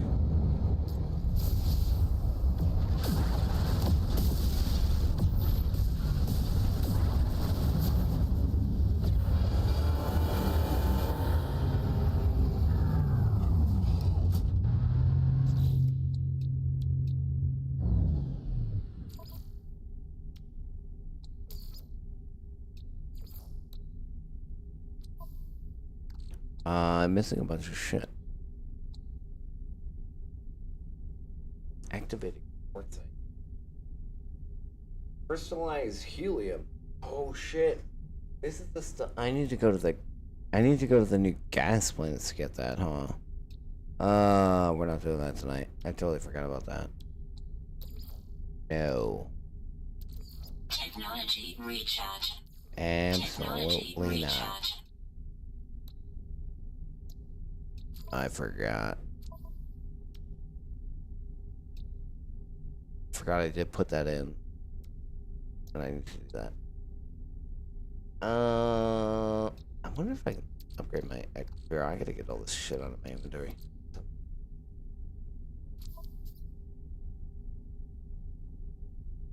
Yeah. Yeah, that's a problem. Okay, so... Oh, shit. Okay, so... Got badass shit. Damage potential 343. That's a little bit less, isn't it? I mean, this isn't our fighter ship, it's our travel ship. Oh shit, I don't need to do that. Oh, it's better. Oh wow. Shield strength 399. What about the golden vector?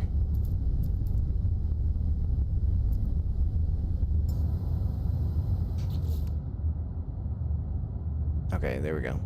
360. 360 damage. 296.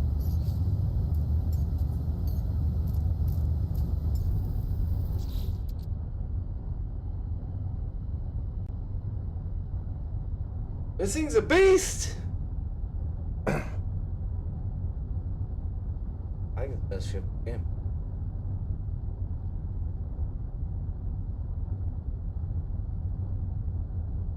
I'm not 100% though, because I have not upgraded the Wraith. Ship already docked in my freighter. Okay. Let's go find it. Ship already docked. There it is.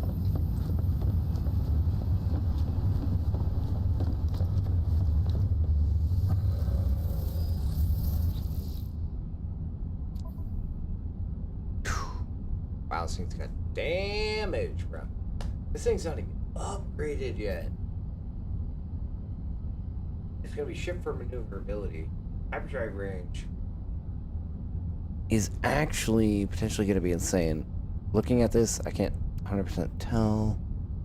Wow, damage potential's bigger in this. What other games do I play? Honestly, I don't play No Man's Sky very often. I just got done doing the expedition.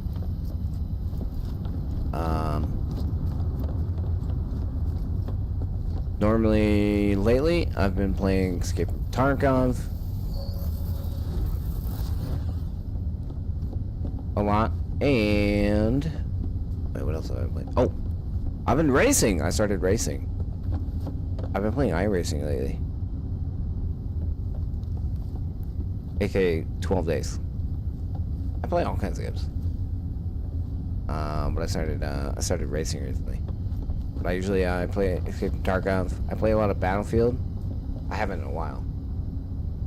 We're looking for Battlefield. I play a range of things. I love No Man's Sky though. I always come back. It's the one game I've never not constantly come back to. But I'm on a mission now. So the rest of this week, it's No Man's Sky, racing, and play a little part. Stalker 2. Definitely never. See, I haven't played Stalker. I mean, I played Tarkov, so. But I mean, Stalker 1 is a little bit of the roots of Tarkov, so. Oh, DayZ, I guess, but.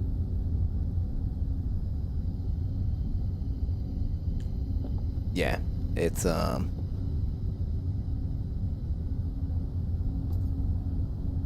The hell? There's a sticker on my ship.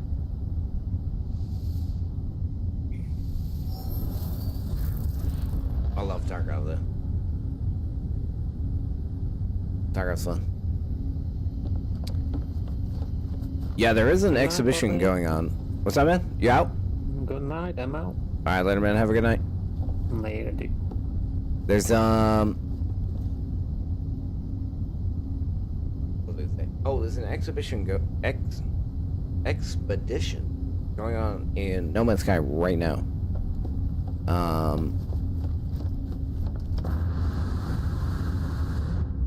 It happens every time they have a big update. If you're just starting, probably not the best thing to start with. But at the same time, maybe? I don't know. Because, like, everything happens much more rapidly, but they give you missions, and it might help you. Nah, you gotta dig up a lot of bones. It might help you learn a little bit more. I don't know if it will or not. To be honest, don't take my word for that. When I started, expeditions didn't exist, so.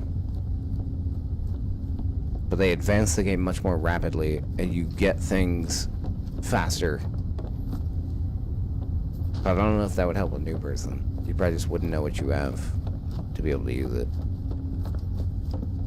Like, you go straight into combat and all kinds of shit. Yeah, it's probably not a good idea. Don't do that. Don't listen to me.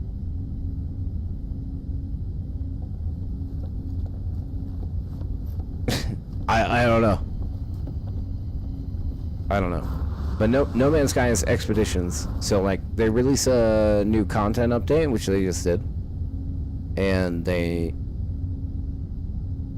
And help promote it. You basically, can go into your regular save, of course, and, you know, progress through the new storyline and the new content.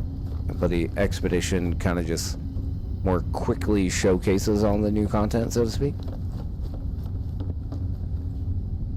And they give you special rewards for finishing the expedition. No, I'm talking about this game. So, like, this ship is a reward for an expedition, like, 3-4 expeditions ago. You can't get this ship in the game anymore. It's over. One of a kind. Just one of the rewards for completing one of the expeditions. Oh! Well, in fact, most of the armor, only the rock part of my character's armor, is the new expedition that just came out. I finished it earlier. And then you get this cool rock armor thingy. Because the new expedition, or the new content, part of the new content of the game is rock, elemental rock guardians. There's a lot of other things, but, and different planets. And biomes and stuff. So that's where this rock armor comes from. Not the fancy cool shit you see, but the rock armor.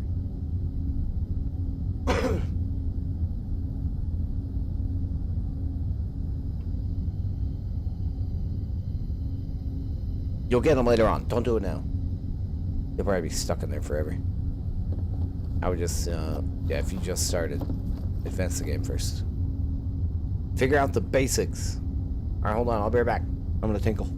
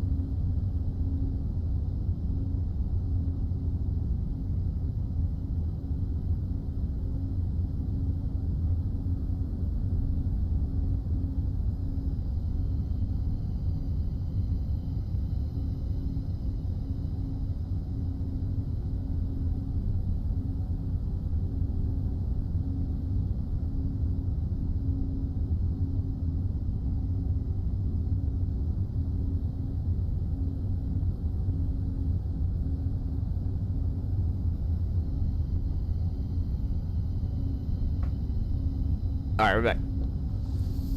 Alright. Let's go to the anomaly.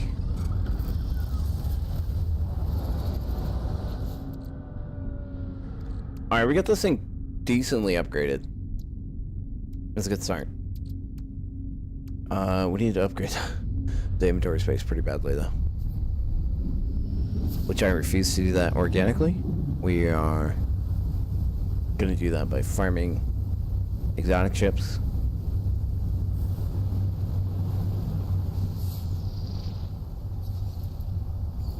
Not today. But yeah, that's how we're gonna do it. Oh, I have to archive a ship before I can do that, though. Oh, damn it.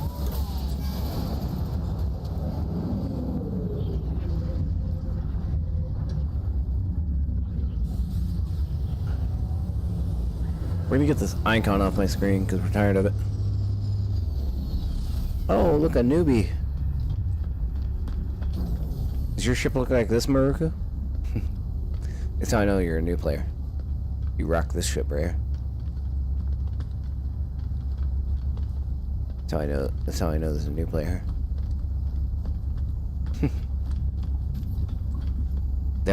Everyone starts with the same ship. I've been there. Been there, done that.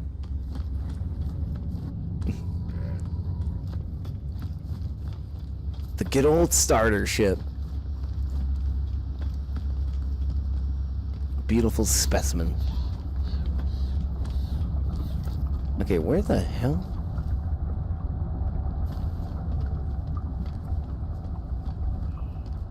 Oh, I don't have the quest selected, that's why. Is it this one? Bro, what is this? Can I get rid of this?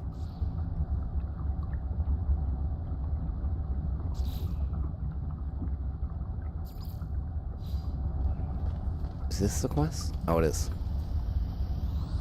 Who do I gotta talk to? Reach the terminal to test the effects of Atlantium. Oh, there it is. How long have I played this? Oh my god. Fuck, I don't even know. At least 5 years? Not non-stop. At least 5 years. Probably longer. Maybe not. 5 years.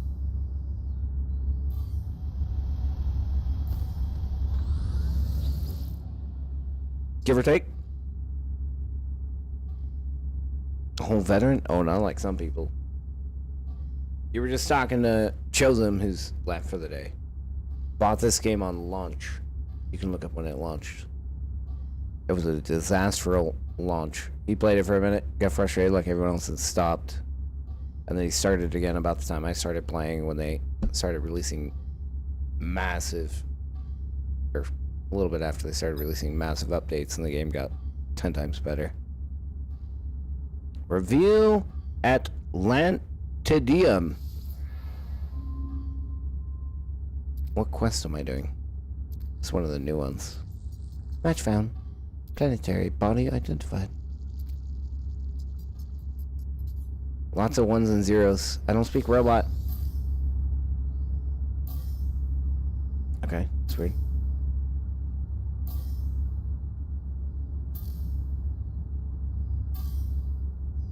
No man's lies. Yeah, it was one of the ones that looked, looked very good and promising. And don't get me wrong, for when it launched, I mean, it was still a good game. But yeah, it's not like it is today. Okay, what do I do now?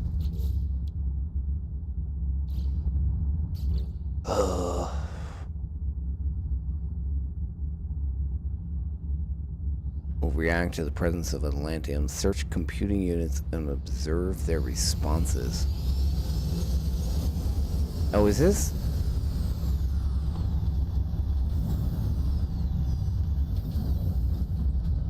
Where do I go for this quest? Not here.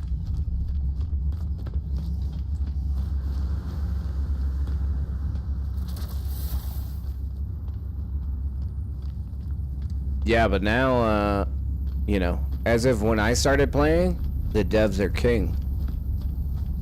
They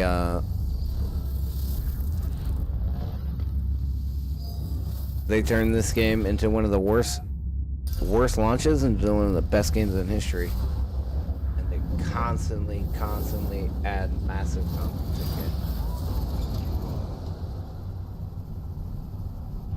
Like, not little updates, massive content changes. It's actually insane. Like, I can't even describe it. Alright, so we're going over here. Oh, no. Not to the black hole. I don't want to go to the black hole, man. Don't go in a black hole, okay? You're new to the game. Unless you get the quest that tells you to go through the black hole, don't go through a black hole. That'll fuck your whole quest line up. Oh yeah, you can. It'll randomly teleport you somewhere else in the galaxy. Oh yeah, you can. Here, watch, I'll show you. Hold on, let me save.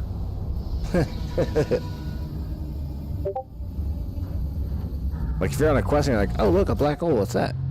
And then you go through it. Yeah, good luck. Unless you have a save position. Here, hold on. I need it.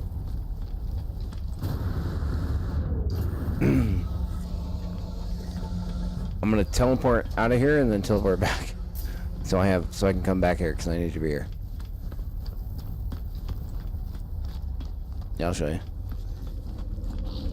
It kind of no, it looks different.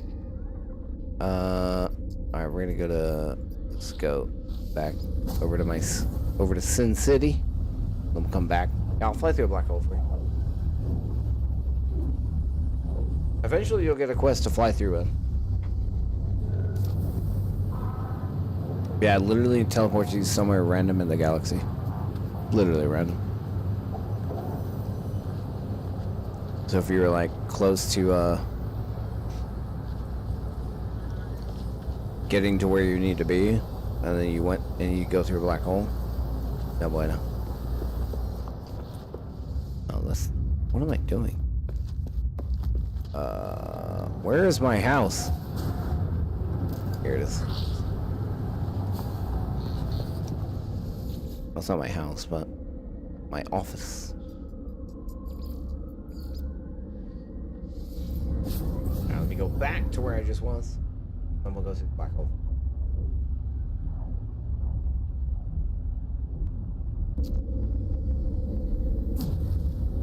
Eventually you'll go to a whole new galaxy, man. It's gonna be awesome. Can't wait.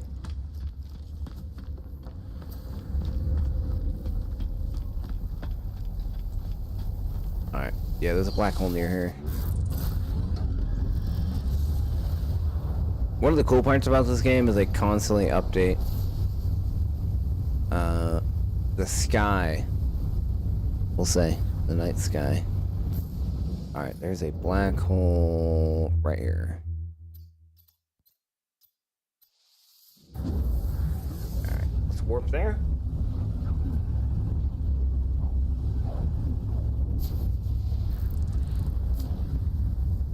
Here we go. Found a black. Alright, here's a black hole. That's what they look like. And we will go through it just for you.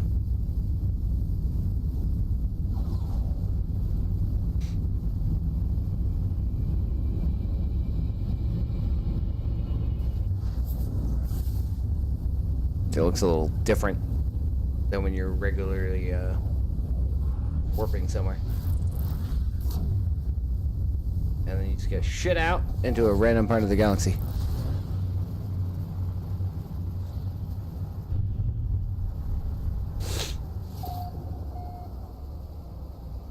So I traveled 1.3 million light years from wherever I took that black hole.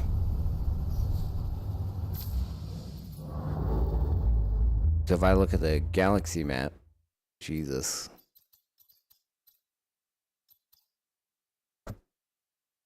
Yeah, it's not even worth it. I mean, I could go... God, I can't remember which... Is it the purple one? Oh, I'm not even gonna follow it, bro.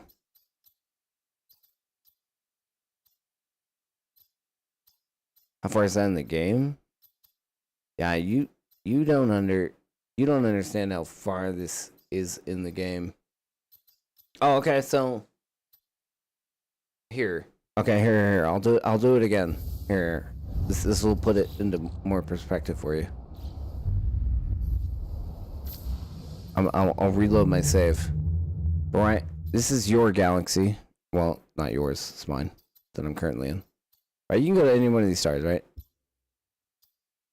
Billions and billions of star systems inside of each galaxy, forever and ever and ever. You can go to any one of these solar systems, right? Literally forever.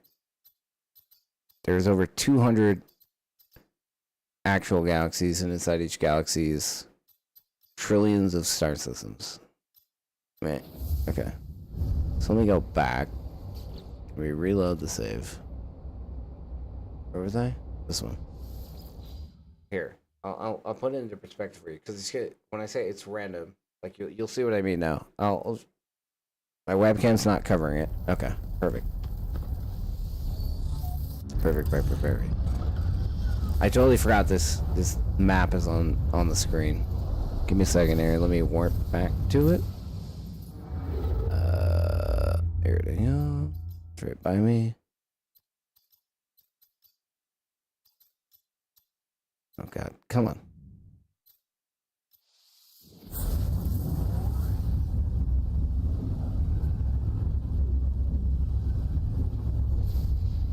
And eventually you'll get a quest. You have to go to the center of the galaxy to go through another galaxy.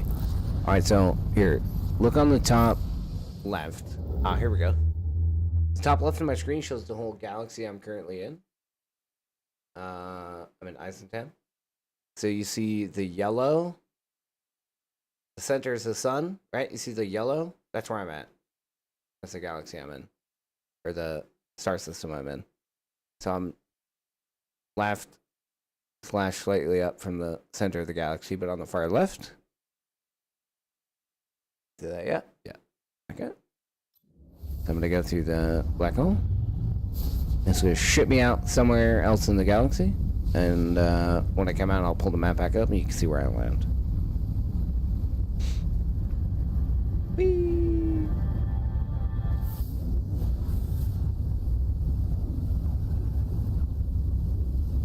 Actually, 3 hours away from it? No. Well, if at your current speed, yes. Alright, so we just went through the black hole again. And we'll pull up the map. And you see, now we're on the bottom, far right side of the galaxy, slightly down. We traveled nearly across the entire galaxy, black hole.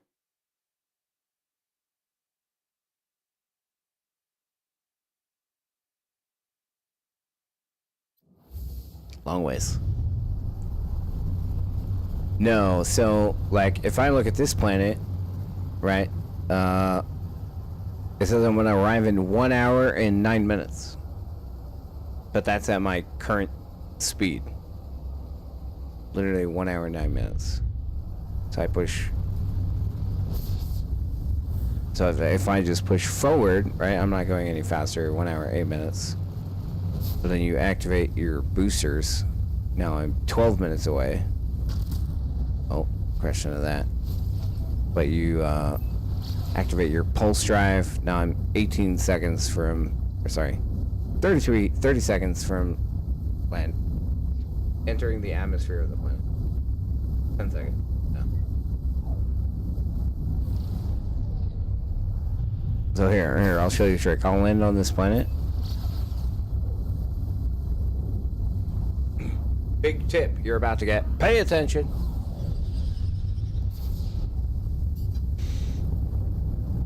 Because sometimes, yeah, you might have an objective that, say, is on the other side of the planet. Or maybe not completely on the other side of the planet, but it's pretty fucking far on the planet.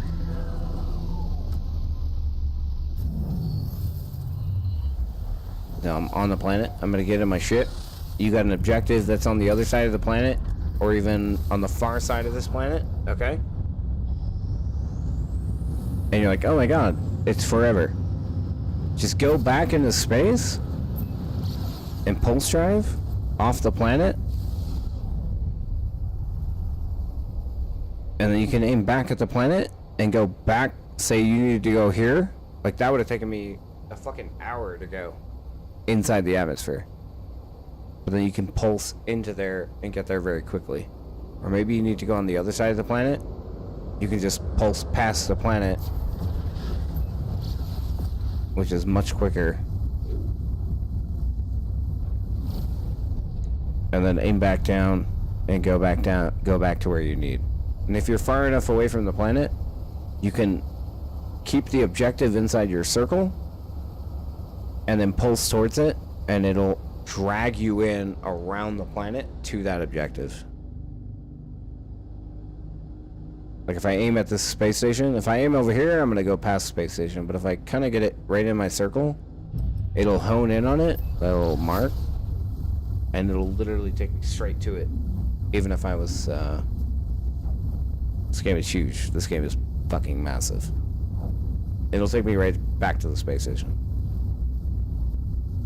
So you can hone in on a marker or objective, not from on the planet, but from off the planet, and it'll circle you around the planet and get where you need to go. So yeah, you know, if it's only like a minute away, and sometimes it tells you it's a minute away, but it's not really, because it doesn't comprehend it very good.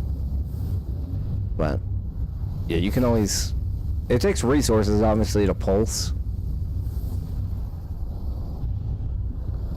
Tritium to refill your pulse drive, which eventually you can upgrade your pulse drive and everything else, but... Oh god. Once you get, but yeah. If you gotta get a far away across, even if you gotta go on the same side of the planet, some planets are massive. Huge. You just pulse up into space, look down at where you need to go, pulse back to it, and you go straight down to it. 1 billion times faster getting where you need to go. But that, of course, costs resources. But that's, you know, my last tip of the night for you.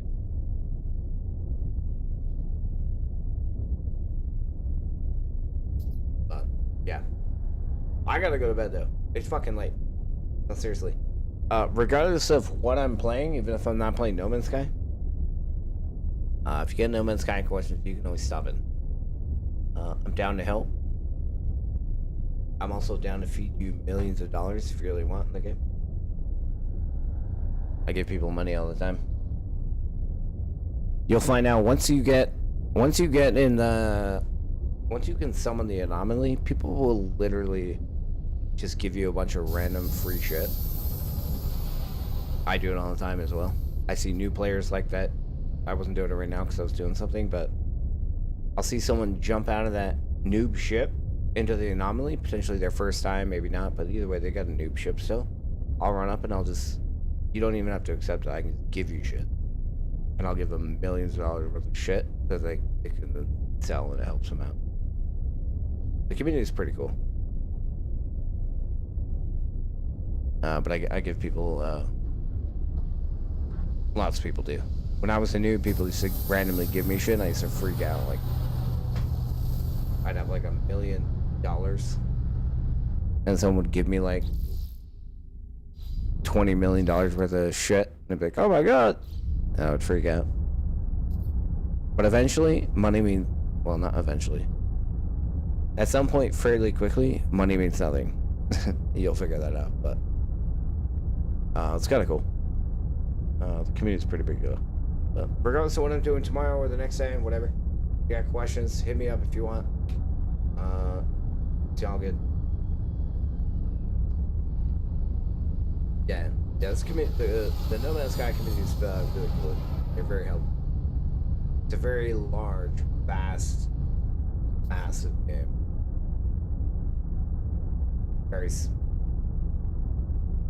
Very crazy at first. It's not your normal game.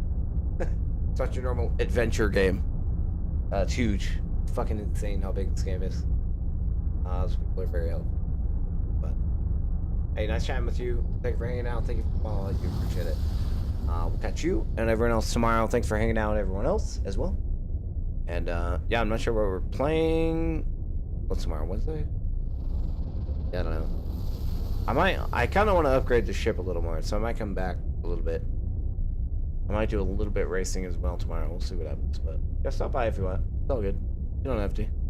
But appreciate everything. Have a good Wednesday. It's hump day.